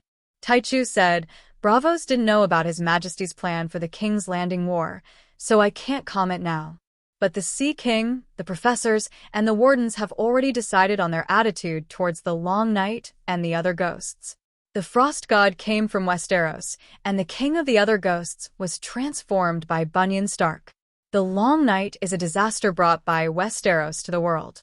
As victims, we should ask for compensation, but with the situation of the Seven Kingdoms, we can't really add insult to injury. Obviously, the people of Braavos didn't think it had anything to do with them and planned to watch from the sidelines. Dany said lightly, if the Westeros can't hold on, can you survive in a world without the sun? Do you think the savior is in Braavos? Tai Chu asked. The savior in Asha's prophecy is His Majesty Stannis, Davos said immediately. Tai Chu laughed. That's it. The Westeros have the king of the other ghosts and the savior. This is obviously your own business. Why should we get involved? Are you sure the other ghosts can't cross the narrow sea? Tyrion sneered. If no one deliberately throws the other ghosts across the narrow sea, if the sea doesn't freeze, Taichu stared at the dwarf and said word by word. No one is that crazy, but the last long night affected the whole world. Will it be an exception this time? Tyrion said seriously. Taichu frowned and looked at Dragon Queen. How will the other ghosts cross the narrow sea? Will the narrow sea freeze? It's at least 400 kilometers. In the later part of the long night, there may be glaciers connecting the two continents. You know the old man of the river, right? He had experienced the last long night. Taichu nodded with a grim expression. The Battle of Meereen attracted the attention of the whole world. The outcome of the battle would affect the future political structure of Ursos, so who wouldn't pay attention? Naturally, they knew that the old man of the river had sided with the Dragon Queen. They didn't doubt the old man of the river's words. He really experienced the last long night, so there was no doubt. In fact, even without the old man of the river's reminder, Dany had guessed that there would be icebergs in the sea. Even the Atlantic Ocean had icebergs. How else could the Titanic have sunk? The Atlantic Ocean was much wider than the narrow sea, and the long nights were much colder than the winters on Earth. Therefore, the entire narrow sea might not be frozen, but the appearance of continuous icebergs was inevitable. Braavos, on the other hand, was located at the northernmost tip of the Ursos continent. It was the entrance to the narrow sea, and the probability of glaciers appearing there was the highest. After a moment of silence, Taichu sighed. If deviant ghosts appear in Ursos, Braavos will definitely join your united front against the ghosts. But now that there is no danger and the weather is so bad, why would the nobles and the common people have the motivation to cross thousands of miles and fight for their lives in a foreign country? Davos said, the common people are ignorant, and the aristocrats are selfish, but those in power should be farsighted. At least they can hear the cicadas and know the summer heat, and see the falling leaves and know the arrival of autumn. Even though the danger is not imminent, the signs of danger are very obvious. His Majesty, the Sea King, the professors, and the guards are all people with great wisdom. How can you not understand the principle of, if your neighbor is on fire, you'll be in danger if you don't help? Taichu's expression changed, and his firm heart began to waver. He sighed and said, the Earl of Rainforest's words are very reasonable and enlightening. However, I am only the representative of the Iron Treasury. If I can't even be the master of the Iron Treasury, what more Braavos? But don't worry, I will definitely pass on the news of the battle at King's Landing to His Majesty. Davos did not force him. He nodded and smiled. It will only take a few hours to fly from Dragonstone Island to Braavos. Let me send you back. Thank you very much. Taichu smiled. Then, the Onion Knight turned to the Dragon Queen and asked, I wonder how much support Her Majesty will give to the battle at King's Landing? Priestess Melisandre knows that you had some misunderstandings with the Light King in Winterfell, but in the face of the big picture of fighting deviant ghosts and ending the long night, everyone should put aside their prejudices and cooperate sincerely, right? Taichu was shocked. The Queen has a conflict with the Light King? What happened at the battle at Winterfell? Looking at his expression, it seemed that his mind, which had been slightly convinced by Davos, was about to change again. Dany laughed and waved her hand generously.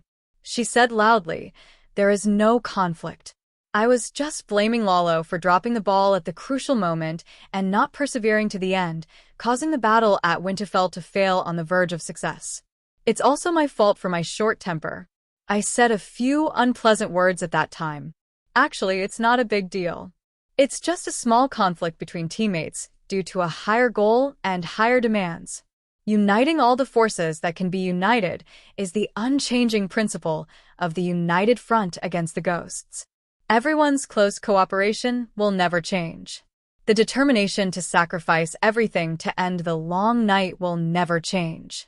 Moreover, I don't have many good points, but I am very considerate of the big picture. Davos, go back and tell Stannis and Melisandre that I will definitely participate in the battle at the King's Landing. I am also willing to face this difficulty together with the Light King. The Dragon Queen's voice was loud and sonorous. Her tolerance for all was on full display. At the end of her speech, she exuded an infectious and fearless spirit of sacrifice. At least Davos and Tai Chu were moved. Only Tyrion's facial muscles were twitching. You really want to participate in the battle at the King's Landing? The battle at the King's Landing is indeed an opportunity. If you don't go, you will attract criticism and even the wrath of the world. But if you really go, will Lalo cause trouble? Is he still trustworthy? After Davos and Tai Chu left, Tyrion was at a loss. Of course, I will go. Just be careful. Dany looked indifferent on the surface, but she was muttering in her heart.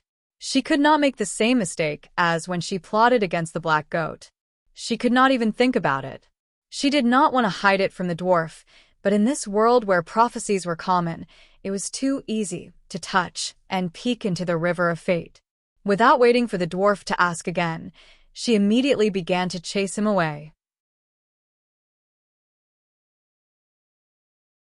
Go and tell Sansa to be prepared to welcome a large number of refugees at the King's Landing.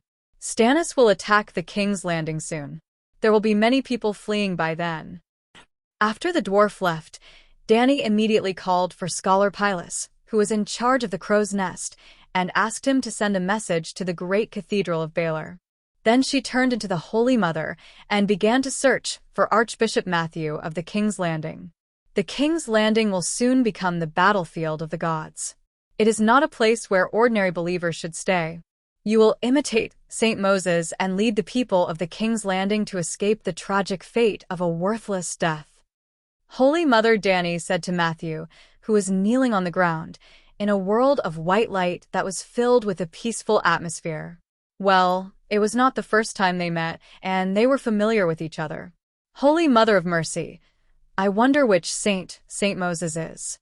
I don't know, and there is no record of it in the Seven Stars Bible. The former #1 follower of the Great Sparrow was puzzled. Saint Moses was born 5,000 years ago.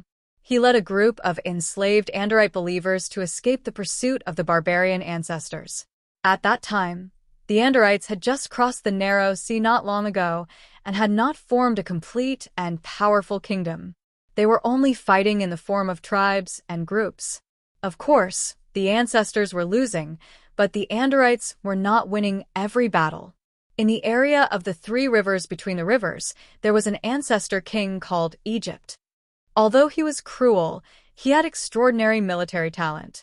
More than 20,000 Anderite believers were captured and tortured. Among the captives was a prophet, Moses. He received my blessing, and with a swing of his sword, he split the raging waves of the Green Fork, one of the rivers between the rivers, where Robb and Fry signed the holy marriage contract, and led the believers back to the valley where the Andorites were based. Mother of Mercy Dany was full of nonsense, but Archbishop Matthew was fascinated. He could not wait to follow the example of the ancestors and lead the people of the city to escape from the King's Landing. The believers once recorded and sang the deeds of Moses. Unfortunately, with the passage of time and the changes of the kingdom, everything disappeared in the history of the human kingdom. Only the doctrine of the 7 gods is passed down forever. Mother of Mercy, Dany sighed. Holy Mother of Mercy, I will not disappoint you and complete the task of saving the people of King's Landing, Matthew said with emotion. Some will go with you, and some will stay. You can persuade them, but don't force them. Hurry up and leave, do you understand? Mother of Mercy, Dany said. I understand. Mother of Mercy has given them a better choice, but the choice is the believer's own business, Matthew immediately replied with a sentence from the Bible. Very well, go. Mother of Mercy Dany's figure gradually blurred. Matthew had been summoned by the Mother of Mercy many times and knew that he was about to leave the place of the Mother of Mercy. He immediately shouted, Holy Mother of Mercy, you have not separated the sword of Moses from the Green Fork River for me yet. I have the ice sword of the King of Strange Ghosts. Do you want it? Mother of Mercy Dany almost could not hold it in. Times have changed. This time, you will not encounter any river blocking your way, and there will be no king of Egypt leading his soldiers to chase after you. Holy Mother of Mercy, King Stannis of the Red Gods is more brutal than the king of Egypt. He burned the statues of the 7 gods and massacred the city. Matthew complained, "With Saint Danny around, no one dares to slaughter the believers of the 7 gods for no reason," Saint Danny, who was wearing the Mother of Mercy's vest, said.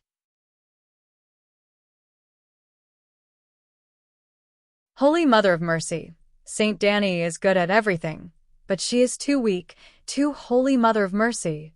Matthew was horrified. "Oh, 7 hells, what nonsense am I talking about?" He immediately defended himself. Holy Mother of Mercy, benevolence and generosity are the virtues of human nature and also the teachings of the Mother of Mercy, but Saint Danny is too tolerant of the king of heresy. In the face of the blasphemous Stannis, we should use the thunderous means of a warrior. At least we can't let him occupy the King's Landing. The King's Landing is the holy city of the Church of the 7 Gods. It was not his fault that he lost his composure. Since the Earloo siege, Bishop Matthew had been anxious because of Saint Danny's inaction. Not only did he send messenger crows to Dragonstone Island many times, but he also prayed to the Mother of Mercy for guidance. However, Saint Danny was busy practicing and never responded to him.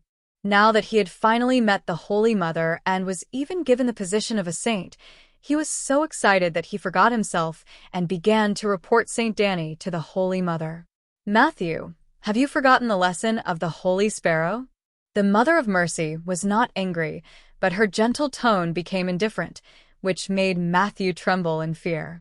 "Holy Mother of Mercy, I dare not forget the purpose of the Church not to interfere in government affairs for a moment, but the blasphemer Stannis is extremely evil and is about to occupy the King's Landing," he explained weakly as he crawled on the ground. Saint Danny resisted the urge to endow the little brother in front of her with a spirit. She sighed and decided to use the profound path of the 7 gods to understand him. "Sigh, you still haven't understood the true meaning of mercy." Matthew looked up and asked, "Holy Mother, what is the true meaning of mercy?"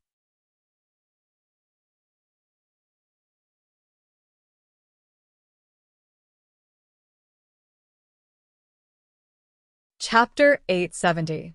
Enlightening the good and sending them to heaven is only a small mercy. Enlightening the ordinary people who are lost and sending them to heaven is a medium mercy. Using the teachings of the 7 gods to enlighten the demons and send them to sainthood is a great mercy. Turning demons into saints? Great mercy? Matthew was shocked. Saints went to heaven and demons went to hell. This was the worldview that they had always taken for granted. At most, the monks would admonish those who still believed in the 7 gods but had gone astray, but they would never pull the demons from hell to heaven. Just like Cersei and Stannis. Cersei's sins were far worse than Erloo's, but she had believed in the 7 gods for decades and had always been devout.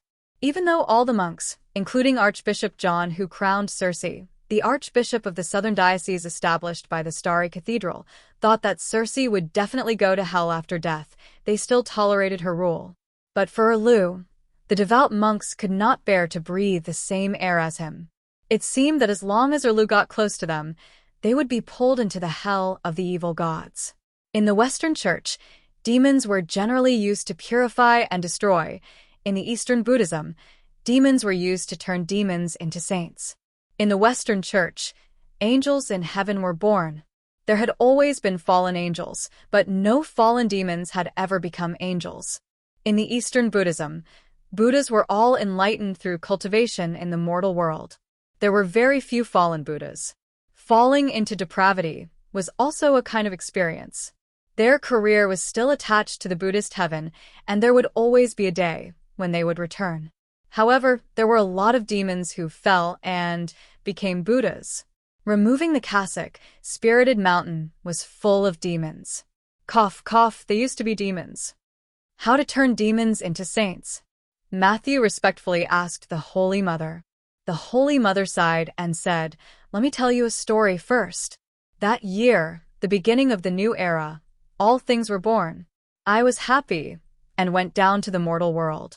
After playing for a long time, I was a little tired, so I landed in a bamboo forest and meditated in silence. Suddenly, a cry came from the sky. It was an eagle chasing a pigeon. The pigeon was very spiritual. When it was desperate, it saw the green clouds in the bamboo forest, the divine music, and the fragrance that filled its nose. It guessed that a god had come here.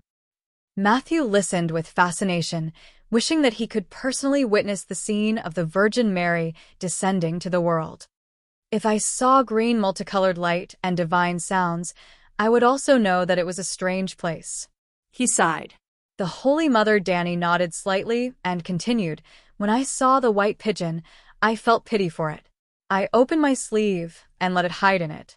I said to the eagle that was chasing after us, 'Please let go of this pigeon. Heaven is virtuous.'" Matthew frowned. Mother Mary was too much of a saint. Wasn't it natural for an eagle to eat a pigeon just like a noble eating a commoner? The Holy Mother did not seem to see his expression, nor did she hear his thoughts. She continued, "The eagle told me that if I let the pigeon go, the pigeon would survive, but I would starve to death. What kind of virtue is that?" Matthew was displeased. This eagle was so untactful. How dare he talk back to the Holy Mother when she had already invited him? Even if you starve to death, you'll still be able to earn something. At least you'll be able to go to heaven. I said to the eagle, "I can't bear to let you starve. Why don't you cut off a piece of meat of the same weight from me in exchange for the pigeon's life?" "Ah, no," Matthew exclaimed unbearably, as if the Holy Mother was about to cut off a piece of meat in front of him.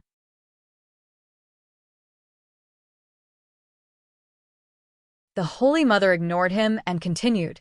The eagle found a scale and put the pigeon on one side of the scale. He asked me to put the meat on the other side. "How dare you blaspheme the Holy Mother?" Old Matthew's eyes were about to pop out of their sockets.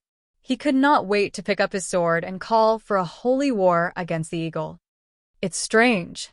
The pigeon is small and not heavy, but I still couldn't balance the scale even after cutting off a lot of meat. In the end, I jumped directly into the scale, and the left and right trays were finally balanced. I closed my eyes and said to the eagle, 'If I don't go to hell, who will?' Eat me." Then the eagle ate me. That eagle is a demon. He should go to hell." Archbishop Matthew almost fainted from anger. He was just saying this out of anger, cursing old eagle. However, the Holy Mother nodded and sighed. "You're right. That old eagle is an evil god in the form of an eagle. He's quite famous in the East. You should have heard of him." Archbishop Matthew was stunned for a moment before he exclaimed, "Could it be the harpy from Slave Bay?" "Yes, I used to train in the purple bamboo forest in the Andros Mountains, the birthplace of the Undulls and the seven gods. The harpy ate my body, so I had no choice but to stay in the mountains for 100 years to reform my divine body. During that time, I met little Hugo," the Holy Mother said. Matthew's body trembled as he said, "I see. So this is the origin of the seven gods that is not recorded in the Seven Stars Bible."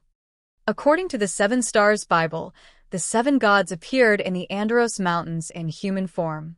The Heavenly Father plucked 7 stars from the sky and placed them on the forehead of the first Undul king, Hugo, the king of the hills, to form his crown. The maiden brought a young girl who was as slender as a willow and became Huji's first wife. The Holy Mother made the young girl fertile, and she gave birth to 44 excellent sons for Hugo, just as the old woman had predicted. The warriors gave the children strong arms, and the blacksmith made a set of armor for each of them. The old monk was so excited that he felt like he had witnessed the birth of the Undul kingdom and the Church of the Seven Gods. "This kind of story should be recorded in the Seven Stars Bible," he exclaimed. Before today, all the monks of the seven gods only knew that the seven gods suddenly appeared and gave crowns and wives to the king of a small tribe in the Andros Mountains, but they knew nothing about the cause and effect. It sounded like a made-up story. Now, Matthew knew the truth. He wanted to tell everyone that the story of the seven gods and Hugo, the king of the hills, was not a made-up story.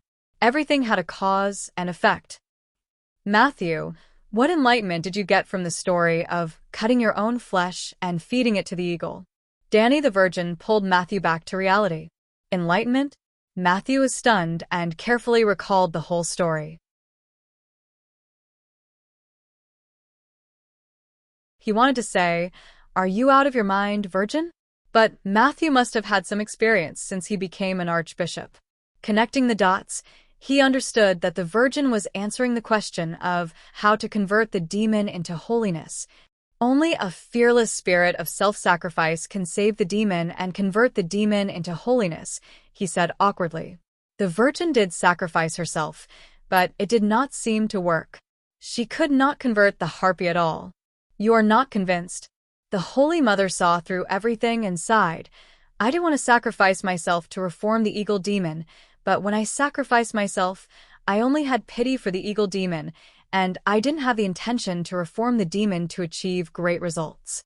So, when the harpy ate my body but was still not enlightened, I had no hatred or unwillingness in my heart, only a deeper pity for her." Matthew's eyes widened, and he was deeply shocked.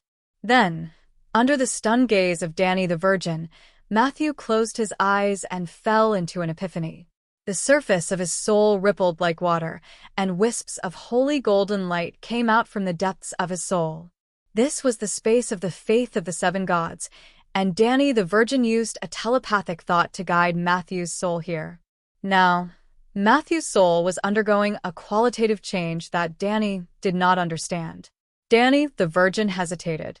There was no doubt that Matthew's soul was sublimating under the guidance of the Virgin.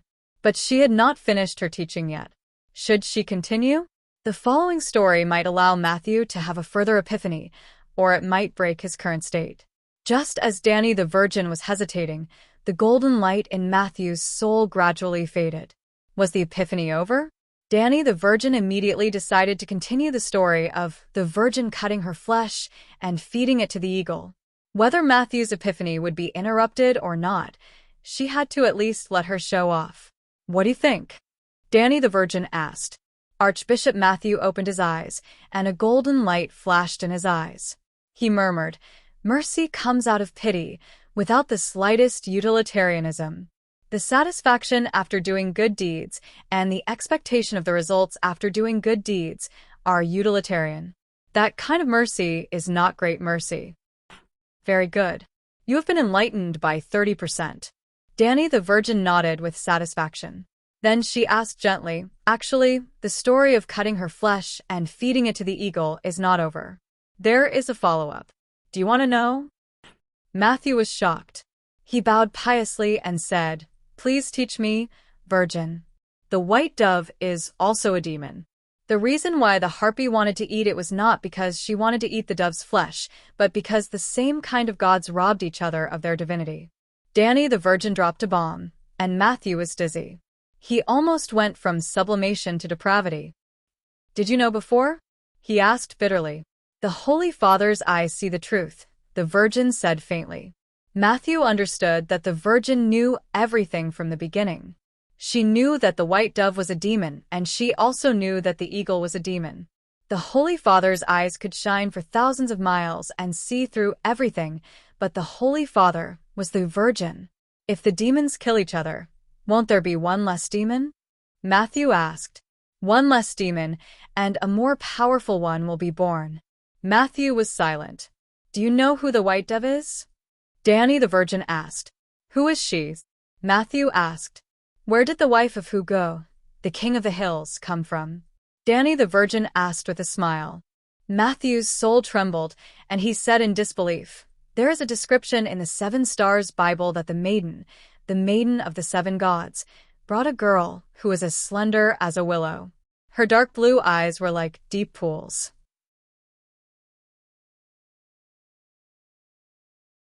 This maiden became Huji's first wife and gave birth to 44 excellent sons for him. Could that maiden be? Danny the Virgin smiled and nodded. "That's right. She is the white dove." Great mercy is not only the cultivation of your own state of mind, but it will also bring more kindness and beauty to the world. Cutting meat to feed the eagle did not convert the eagle demon, but the white dove was touched. She sincerely put down her butcher's knife and became a saint. Therefore, the white dove was the first believer of the Church of the Seven Gods, and also the first saint. After that, She followed me to learn the teachings of the seven gods and gradually understood the fearless spirit of, if I don't go to hell, who will? In order to help the humans in the chaotic world, the white dove voluntarily shed her demon body and started a second life as a human. After that, she married Hugo and spread my teachings to the Undulls. Even the first version of the Seven Stars Bible was compiled by the white dove.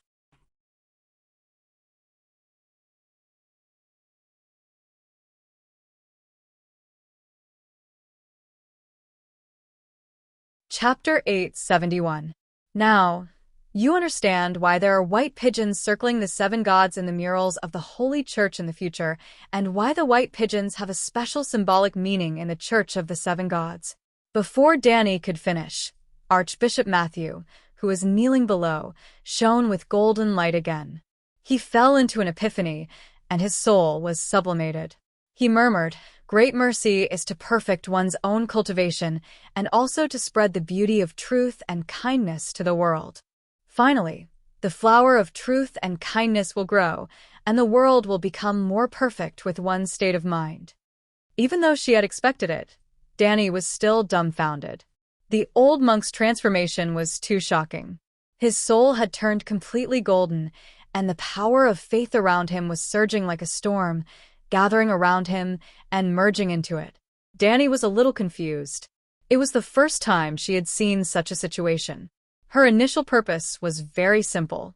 She wanted to show off in front of the believers, and then trick Matthew, who was talking bad about Saint Danny behind her back, into flirting with her Lou. However, Saint Danny was a little reluctant to let the old cultivator court his own death. If he really died, well, it didn't matter if he died. After going to heaven, she could still study his strange soul. When Matthew's soul gradually calmed down, Danny decided to continue and finish the story. What if he could sublimate again? What's wrong with me? Matthew looked left and right, at his hands and legs. At this moment, he finally realized his abnormality. His soul had absorbed a lot of divine power and turned into a shining golden little man. You listened to my teachings, and your soul sublimated. This is the ultimate pursuit of the Church of the Seven Gods, to let the believers make up for the defects. From the mind to the soul, and from the soul to the body, from the inside out, to achieve perfection. Saint Danny had mastered the highest mystery of religion deception. And the highest level of deception was to turn the fake into the real. I feel power, light, and all the good things. Matthew closed his eyes and said with an intoxicated face. Danny resisted the urge to immediately press him on the experiment table and said slowly, after cutting her flesh and feeding it to the eagle and the white pigeon, "The story is not over." Matthew immediately abandoned all distracting thoughts and listened to the teachings of the Holy Mother. That eagle wasn't satisfied even after eating one of my divine bodies. When I spent 100 years to condense a second divine body, he came again. "Are you chasing another white pigeon?" Matthew asked angrily. Virgin Danny said, "No, he's a demon. Demons are the most cunning. How can they use the same trick twice?" That time, he used his soul to enter the body of a female tiger that was on the verge of starvation. The tigress came to me with her weak cubs and said, "I am too hungry and tired to hunt. If I die, my son will die as well. Please help me kill a fat deer." How about it? I said, "I cannot bear to kill the living." The female tiger said, "If you don't kill, we will starve to death." In order to prevent me and my child from dying tragically, they had no choice but to let us eat each other. But if I give my flesh to my young children, they will eventually starve to death after a full meal. Helpless, I can only eat them to protect my own life. How can you bear to watch a mother eat her children? I said, "Even a vicious tiger will not eat its cubs." The female tiger said, "That's because they are not starving yet." I said, "I want to convert you and the tiger cubs." The female tiger said, "That's easy. You have meat on your body. Why don't you lie down and let us eat you?" Evil demon. Old Matthew gritted his teeth.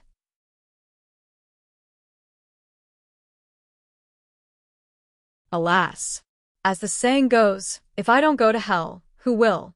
Virgin Danny showed a compassionate expression, and her whole body seemed to exude the holy light of fearless sacrifice. "Virgin Mary, you can't do it again," the old monk cried. Virgin Danny ignored him and said lightly, "In response to the tigress' request, I immediately used the first move of Virgin Mary's palm, the first appearance of holy light. Across thousands of mountains and rivers, I smashed the body of the harpy hidden in the Great Pyramid of Slave Bay into minced meat."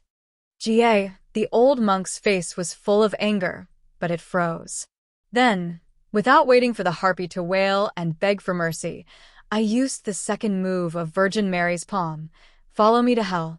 The soul of the harpy was completely purified. In the end, I fed the corpse of the eagle demon to a few hungry tigers. The old monk's face was distorted and he didn't know what to say. He didn't speak, but Danny kept staring at him. The result disappointed her. The ending that was supposed to be the climax of the story didn't move Matthew at all. Being merciful doesn't mean that I'm stupid and weak. I'm the Virgin Mary, and I'm also a wise old woman who can see things clearly. When necessary, I can transform into a warrior and use thunderous means. Now, do you understand? Thank you for your teachings, Virgin Mary. I understand how to deal with the relationship between the Church and Stannis. I'm merciful and willing to sacrifice myself to save the devil, but I won't let the devil take whatever he wants. Old Matthew's eyes were firm and full of confidence. Very good. Back then, I gave Moses the sword of Moses that split the Green Fork River. Today, you also shoulder the responsibility of leading the believers to migrate and seek refuge. I'll teach you the 3 moves of Virgin Mary's palm. What is Virgin Mary's palm? The old monk was both happy and confused. Virgin Danny didn't explain much. She pointed her finger and knocked out old Matthew's soul. Then, she took off the Virgin Mary's vest, assumed the posture of a research monk, and began to study Matthew's soul after it was sublimated. It wasn't the first time that Danny encountered the sublimation of the believer's soul. Once, the Big Sparrow's piety was the highest, reaching 250 points. After he was resurrected by the Virgin Mary, his faith was further sublimated, reaching an incredible state of true saint. The Holy Sparrow no longer had any barriers with the 7 gods. He could transmit and use the power of faith to 100%. Why was Virgin Danny unwilling to grant the healing technique to all the believers of the 7 gods? Efficiency. If a low-level believer's piety was 20, and he prayed for 100 points of power of faith in a day, then only 80 points would fall into the faith space of the 7 gods. If he was granted the healing technique by the Virgin Mary, Blackie would take 50% of the tax, and only 40 points of divine power would leave the faith space.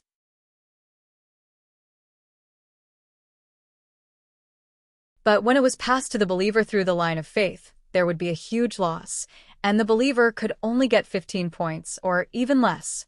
Danny only got the power of faith from him and didn't grant him the healing technique, which was equivalent to saving 25 points of divine power.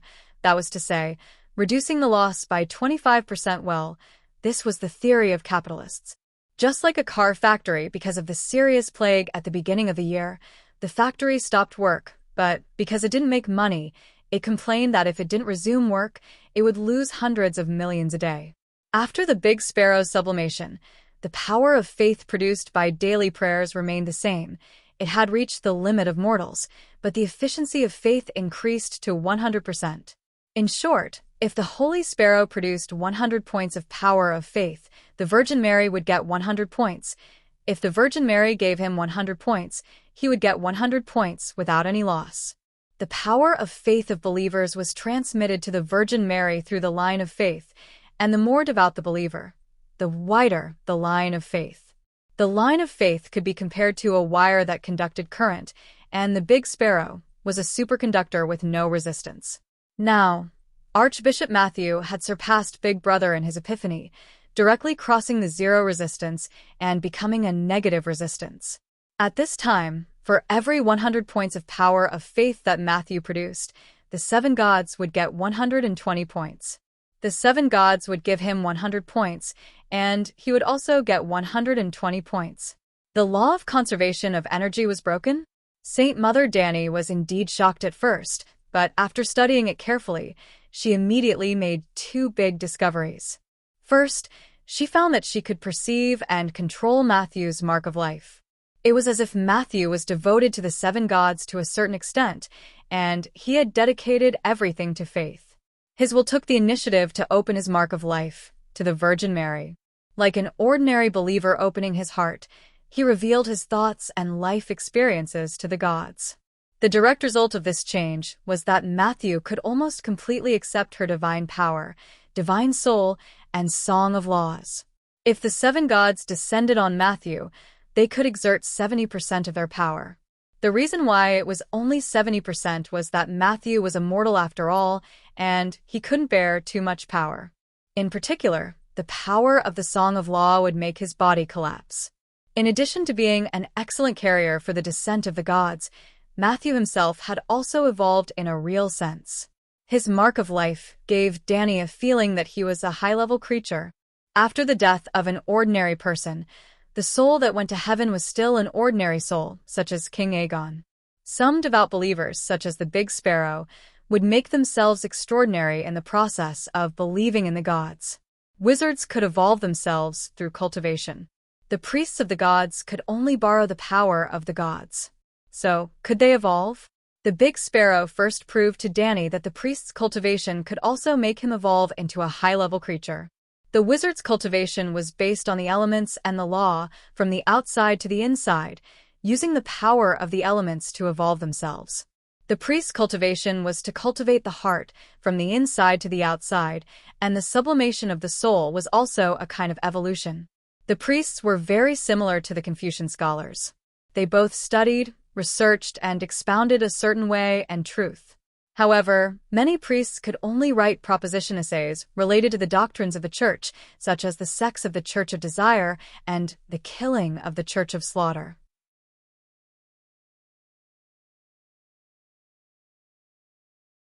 In the past, Confucianism worshipped the truth of heaven and earth, and the disciples of Confucianism were writing open-ended essays, but later it became a proposition essay of peace for all ages. If the level of the Big Sparrow and Matthew's soul was based on the wizard's level, the Big Sparrow was a half-step demigod, while Matthew was promoted to a demigod in a day under the guidance of the Holy Mother. There were no angels in the Church of the Seven Gods. After the appearance of the Big Sparrow, the Dragon Queen artificially divided the souls of the believers into levels. That was to say, she learned from Christianity in her previous life and came up with a 9-level angel hierarchy. The Big Sparrow was just a saint, half a step away from becoming an angel, but Matthew was still a level 1 guardian angel, and even touched the threshold of a level 2 archangel. Danny held Matthew's mark of life and wondered if she should modify his soul into a birdman. Just now, Matthew's soul crazily absorbed the power of faith in the faith space. At this moment, the soul body was very solid and should be able to appear in the material world. Well, in the past, it was difficult for her to see a human's mark of life, unless the person had a special attribute, and the mark would not collapse even if his soul was burned to ashes. It was even more difficult to change the mark of life, unless it was like the crow, the son of the forest, who had been modified in the process of opening his second life. But believers who were pious to the point of Matthew had given their everything to the gods, and the password lock of life was directly open to the gods. Perhaps this was the true conversion? Thinking about it carefully, this way of faith was really terrible, almost like the devil's way. Or, there was no difference between gods and devils, but human beings used their own ideas to distinguish them.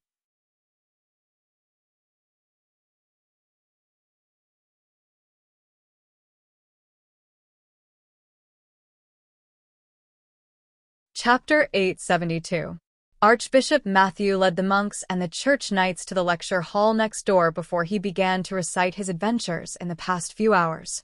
The Holy Mother cut her flesh to feed the eagle, and the white dove became holy. Everyone was almost as shocked as old Matthew at that time, and they all had the same realization. However, there was still a gap between them, so it was not as good as listening to the Holy Mother's sermon.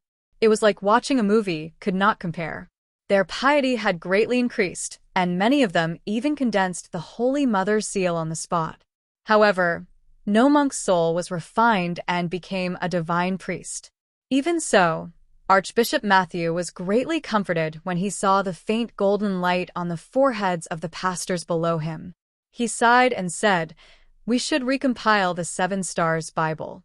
Apart from adding a foreword, we should also adjust the interpretation of mercy in the Gospel of the Blessed Virgin so that all believers can understand the great spirit of the Blessed Virgin Mary." The cultivators all nodded in agreement. After discussing the Holy Mother's path of mercy for a while, Archbishop Matthew began to talk about his mission. By the way, the invasion of the Undulls, it's westward. During the Undulls' westward invasion of Westeros, there was a saint named Moses who was also forgotten by history. We should at least write a biography of him. After the story of Saint Moses was told, everyone gasped in amazement. Not long after, the history books of the Westerners had a new king named Egypt, Saint Moses, who saved 27,000 believers of the seven gods. The so-called history was more or less like this. Now that the king of Egypt is coming, I will imitate Saint Moses and lead the people of King's Landing to migrate to Storm's End Castle in the south. This is the mission given to me by the Holy Mother, old Matthew said. Lancel suddenly remembered the message from the Dragon Queen. She quickly took out the letter and handed it to the archbishop.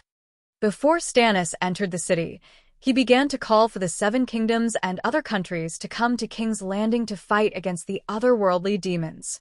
The Dragon Queen believes that the battle at King's Landing will be tragic. She wants us to arrange for the ordinary monks and refugees to leave immediately. Lord Theodore Wales agreed and said, "I participated in the Battle of Winterfell. The White Blade River outside Winterfell has as much water as the Green Fork River, but it was frozen. Therefore, the Neck Swamp and the Trident River, which could block the living, were like a level road for the deviant ghosts. A great battle at the King's Landing was inevitable. Unless the warriors of the Seven Kingdoms gathered at King's Landing, the pressure on King's Landing's defenses would be greater than Winterfell's. King's Landing is too big." This middle-aged man was the commander of the warriors' sons. His position was even higher than that of Lancer. Matthew handed the letter to the archbishop beside him and said, "There is no doubt that the Holy Mother has also conveyed an edict to the Pope." Lancel asked curiously, "Archbishop, your soul seemed to have left your body and grown wings. What happened?" Old Matthew was intrigued by her words. He smiled and said, "Thanks to the teachings of the Holy Mother, I have gained some enlightenment. My soul has been sublimated, and I have become an angel." "What is an angel?" Everyone looked at him in confusion. Old Matthew smiled and said, "Before the appearance of the Atonement Scroll, those who could go to heaven were all saints. There was a higher realm above the saints. The guardian angel was the first level above the saints. Originally, only after death could one be blessed by the Holy Mother and transformed from a saint's soul into an angel. But when the long night came and the world was in danger, the Holy Mother gave me the power of heaven in advance."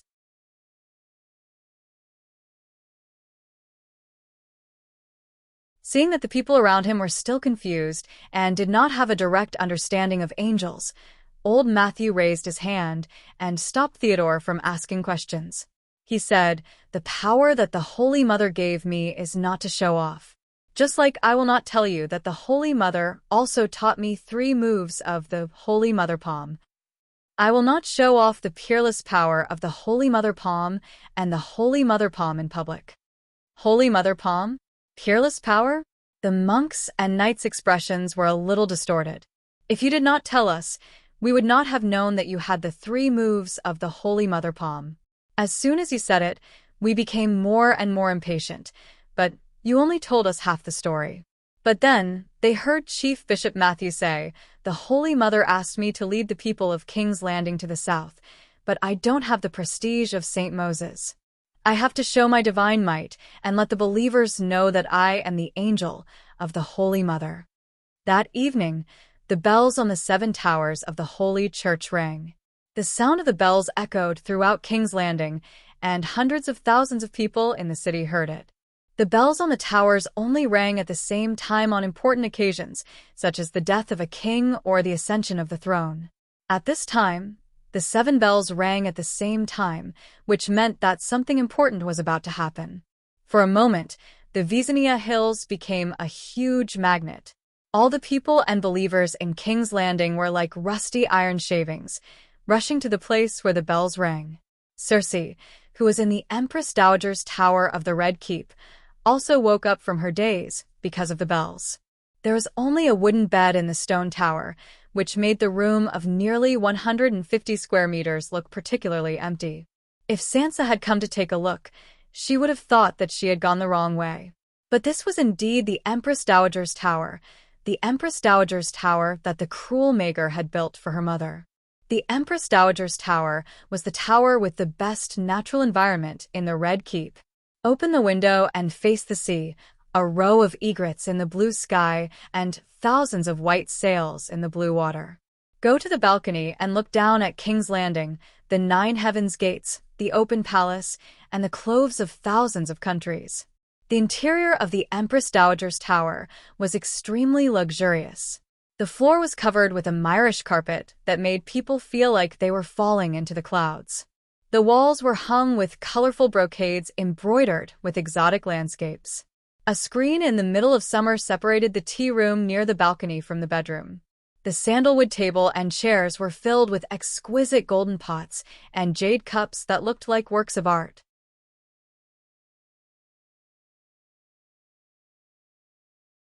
Now, except for the statue of the Holy Mother that Circe had bought years ago, which was half the height of a man, in the corner, everything was gone.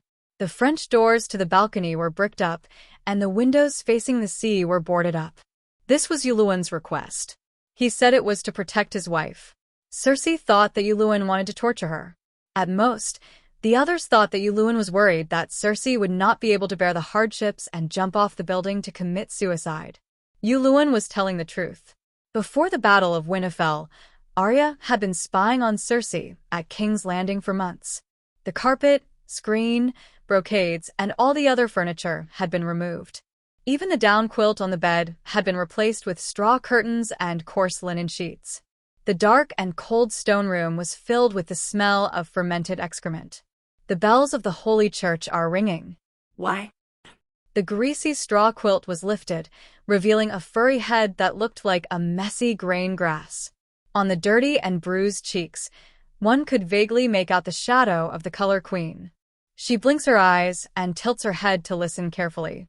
After confirming that it is the 7 great bells of the Holy Church, she suddenly lifts the heavy and moldy quilt with an unknown strength. She changes from a pitiful shrimp into a rampaging crab with its fangs and claws. She waved her arms that were like sticks of reeds, stomped her feet, and shouted, "Someone, tell me what happened outside.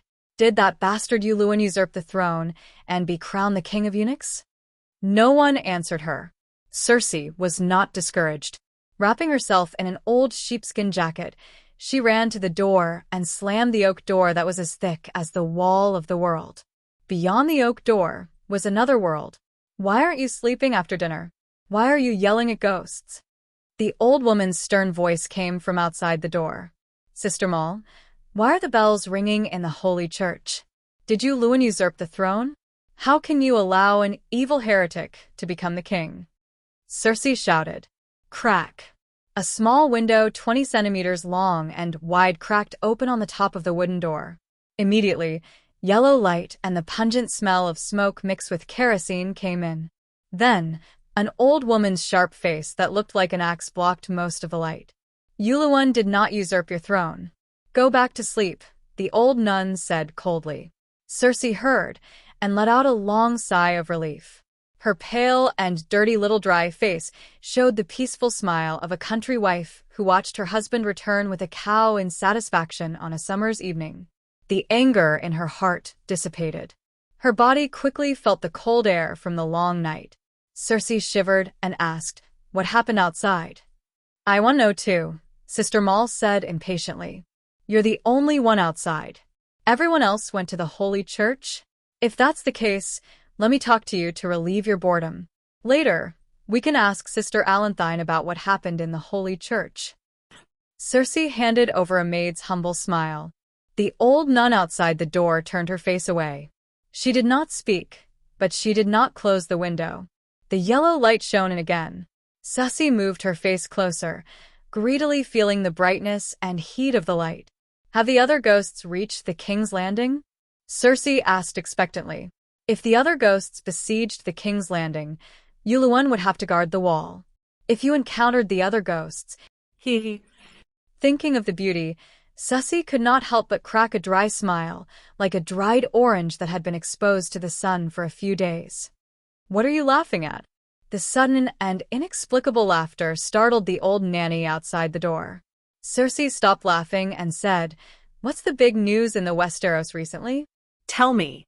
I'm just fasting and training. I didn't join the Silent Sisters.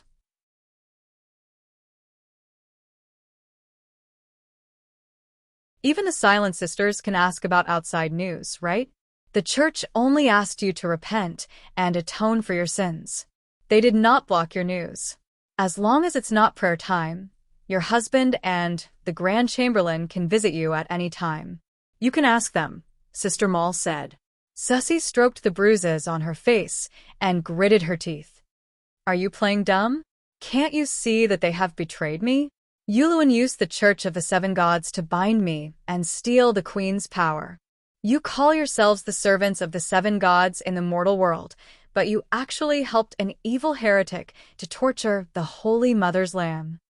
You first murdered the Holy Sparrow, and then voluntarily confessed to the Holy Mother as an ascetic to atone for your sins. The Church only supervised you to fulfill your vows, and did not participate in the power struggle of the Seven Kingdoms.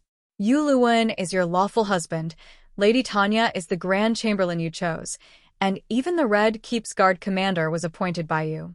When did the Church interfere in the Red Keep's internal affairs other than to ensure that you repent on time? The nun with the pointed chin said sharply. Circe was speechless. The old nun was despicable, but she was right. In this game of power, the Church did not interfere at all. It was only because she had made a holy vow to the people and sparrows in King's Landing that the Church had sent someone to help her fulfill her vow. She had used 5 years of penance to atone for the death of the Great Sparrow. It was Yuluan, he was the one who recruited the Winged Dragon mercenaries. He was also the one who suggested that the Winged Dragon Knights could be used to murder the Sparrow, and then let the Winged Dragon Knights take the blame. He was the one who made me swear, who made me cultivate. It's all Yuluan's fault, he plotted against me. Circe howled.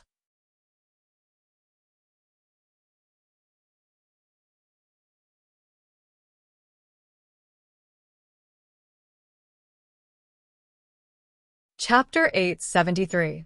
The Church is not involved in your feud with Yuluan, and I don't want to hear about it either. Both of you are the same, and there's no difference between the two of you. Both of you make me sick. Sister Maul's sharp voice was filled with disgust. I am a lamb of the Holy Mother. How can I be the same as Yuluan, a disciple of the Cthulhuism Society? Circe retorted unhappily. The Holy Mother must not be happy that you believe in her. Every evil deed you do as a follower of the Holy Mother is a disgrace to the Holy Mother, Sister Maul said. You are not the Holy Mother. Don't take it for granted. I met the Holy Mother when I was praying. Circe said. The Holy Mother met you? In your dreams. You must be hallucinating because of hunger. Sister Maul laughed coldly. It's true. I even felt that I might be able to learn lay of hands. At that time, I saw the Holy Mother smiling at me in a daze. She was gentle and kind. It reminded me of my mother who held me and sang nursery rhymes before bed. Circe's expression was sincere and earnest. Ha ha ha, you think you can learn lay of hands? Sister Maul laughed as if she had heard a funny joke. Even she, an old nun who had been a devoted follower of the Holy Mother since childhood, had never seen the Holy Mother and could not become a priest. Even if the Holy Mother was blind, she would not give a sinner who committed adultery, husband murder, and regicide divine spells. Especially when the sinner had murdered 2 archbishops in a row. Archbishops were the Holy Mother's representatives in the mortal world. Sister Maul was right. As long as the Holy Mother was not blind, she would not give Circe divine spells. But Circe was not lying either. She had seen the Holy Mother and had enough devotion to learn lay of hands. For ordinary people, the highest devotion was 250. The soul of an extraordinary person was of a higher quality and had the possibility of breaking the 250-point limit. However, there were very few extraordinary people in Westeros, and even fewer who believed in the seven gods. So far, other than old Matthew, no one had broken the 250-point limit. The first time Saint Mother Dani bestowed the saint healing skill upon a believer, the requirement was as high as 200 piety points. At that time, there were only a few dozen people in the Seven Kingdoms who met the requirements. After Mother Dani obtained 1% of the seal of the Green Prophet, the requirement to become a priest was lowered to 150 piety. From then on, priests began to appear in large numbers, numbering in the hundreds. Later on, Mother Dani obtained another 2%. She now had a total of 3% of the mark fragments. Any believer with more than 100 points of piety could be converted into a priest. As such, the number of priests in the Seven Nations began to exceed 1,000. Before the plot began, when Robert was still alive, Circe's devotion to the seven gods was less than 0.1. However, she had been through a lot in the past few years, especially after the tragic deaths of her two sons and witnessing the miracle of the Holy Mother's resurrection of the Great Sparrow. Her devotion to the Holy Mother had become pious. After being trapped in the Empress Dowager's tower by Yulun, Circe suddenly realized that she could only rely on the Holy Mother. Jaime, whom she missed the most, had abandoned her. Her father had died long ago. Uncle. Every time she thought of Uncle Kevin, she would repent even more sincerely. Yes, she did repent, but she did not regret it. Sometimes, she would even complain to the Holy Mother in her prayers that it was all Uncle Kevin's fault. He had lost the simplicity of the past when Tywin was still alive and became addicted to power. If he had been willing to assist her, none of this would have happened. Even the Robert Strong that spellcaster Cobborn had custom-made for her was taken away by Yulun using black magic.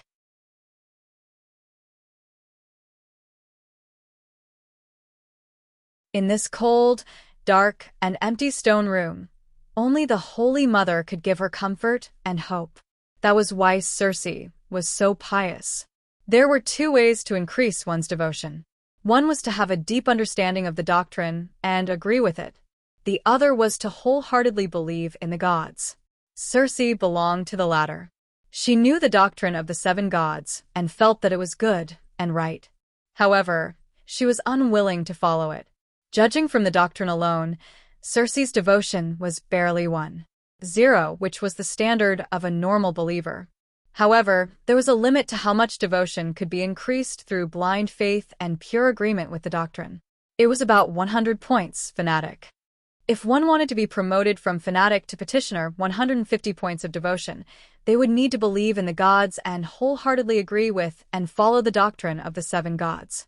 Therefore, when the requirement to become a priest was 150 piety points, none of the priests had much of a problem with their character.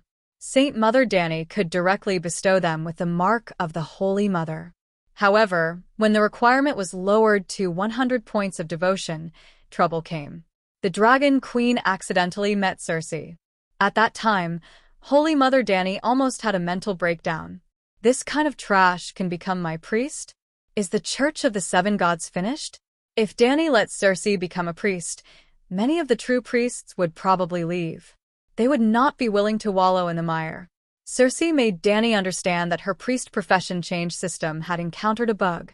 Even if Circe was an extreme person, she was not the first fallen believer who believed in the seven gods and violated the doctrine of the seven gods. For example, in the real world, the missionaries who were involved in colonial activities were not afraid of sacrifice. They were willing to die for the church and for God.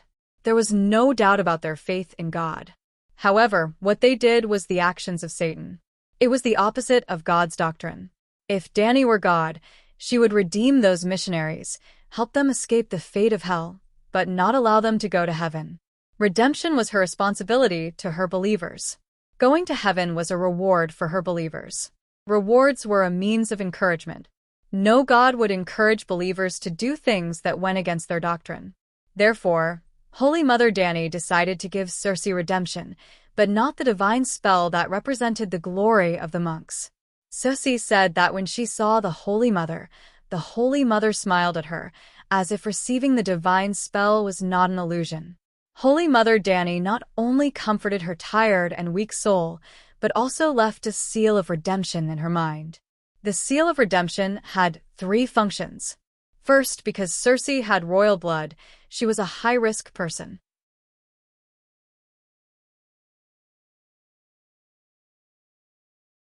The seal of redemption would alert Blackie when she died, ensuring that her soul would not fall into the hands of the evil gods. Second, every time she prayed to the Holy Mother, she would receive a low-level healing spell to heal the wounds left by Yulun. Lastly, when Circe's devotion reached 150, the seal of redemption would become the Holy Mother's seal. If Circe's devotion reached 150, it meant that she had truly repented. Making her a priest would not tarnish the church's reputation. Instead, it would be an example of redemption. Circe did not chat with Morley for long. Morley was ignoring her, and Sussy was cold, so she retreated back to her straw bed to suffer. She wanted to wait for news from the great cathedral, but she was so tired that she fell asleep. The next morning, the sound of the door opening woke her up like an alarm clock. When he opened his eyes and lifted the blanket, he saw 4 gray-haired but burly old nuns walking in. Some of them were cleaning the floor, some were washing the toilet with a brush, and some were smashing a window on the stone wall that separated the balcony from the bedroom with a hammer. Bang, bang, bang, bang. They were all busy. Circe stuck her head out and asked with narrowed eyes, "Why are you smashing the wall?" "To open a window for you. The night is long. At least you can see the 7 towers of the great cathedral," Sister Allanthine said. Thinking that she would be able to see the scenery outside soon, Circe was happy. She looked at the nuns cleaning the room and asked, "What day is it today? Why are you all so diligent? You wouldn't even be willing to clean the floor in the past." Sister Morley used a shovel to remove the dried dung on the wooden floor as she scolded. "Cleaning your own room is what a normal person should do, not to mention that you're cultivating. It's already wrong for you not to work hard. You don't even wash the toilet. You're too lazy. I only eat hard bread every day, drink cold water, and get tortured by Yulun from time to time. My whole body is sore and weak. How can I work? You should stop Yulun from hurting me." Sussy grumbled in a hoarse voice. "Hundreds of people in King's Landing die of hunger and cold every day. You're lucky to have bread to eat. Even the Archbishop only has 1 more bowl of vegetable and egg soup than you," Sister Morley said coldly. Sister Allanthine, who was hammering the window, said, "You and Yuluan are husband and wife. The 7 gods can't forbid a husband from sleeping with his wife." "I want to drink vegetable and egg soup too," Circe gulped and murmured. "Yuluan's dick is burnt to a crisp. He can't use it anymore. He used it on me and whipped me. Tell the Archbishop that I want to annul my marriage with Yuluan. Mother of mercy, I'm in too much pain right now." Circe was just saying it casually. She did not expect the cold-hearted nuns to help her. She had been saying things like annulling her marriage ever since she found out Yuluan's true colors. She had said it thousands of times. Then, every time, these old men would mock her with words like, "You reap what you sow, and Yuluan is your retribution," and so on. But this time, the 4 old nuns stopped what they were doing and looked at each other. Sister Moll hesitated and said, "The Holy Mother is merciful and compassionate. Maybe we should help her this once? At least tell Saint Matthew." The other 3 nuns nodded in agreement. Then Sister Morley left the room, leaving the nuns to continue with their work. "What's wrong? Something's wrong with you all today. Is Saint Matthew Archbishop Matthew? How did he become Saint Matthew?" Circe sat up and asked in surprise. "The night is long and full of danger. Fortunately, the 7 gods saved the world. Today, when Saint Sparrow went to heaven, another saint was born. Saint Matthew inherited the will of Saint Moses and Saint Sparrow.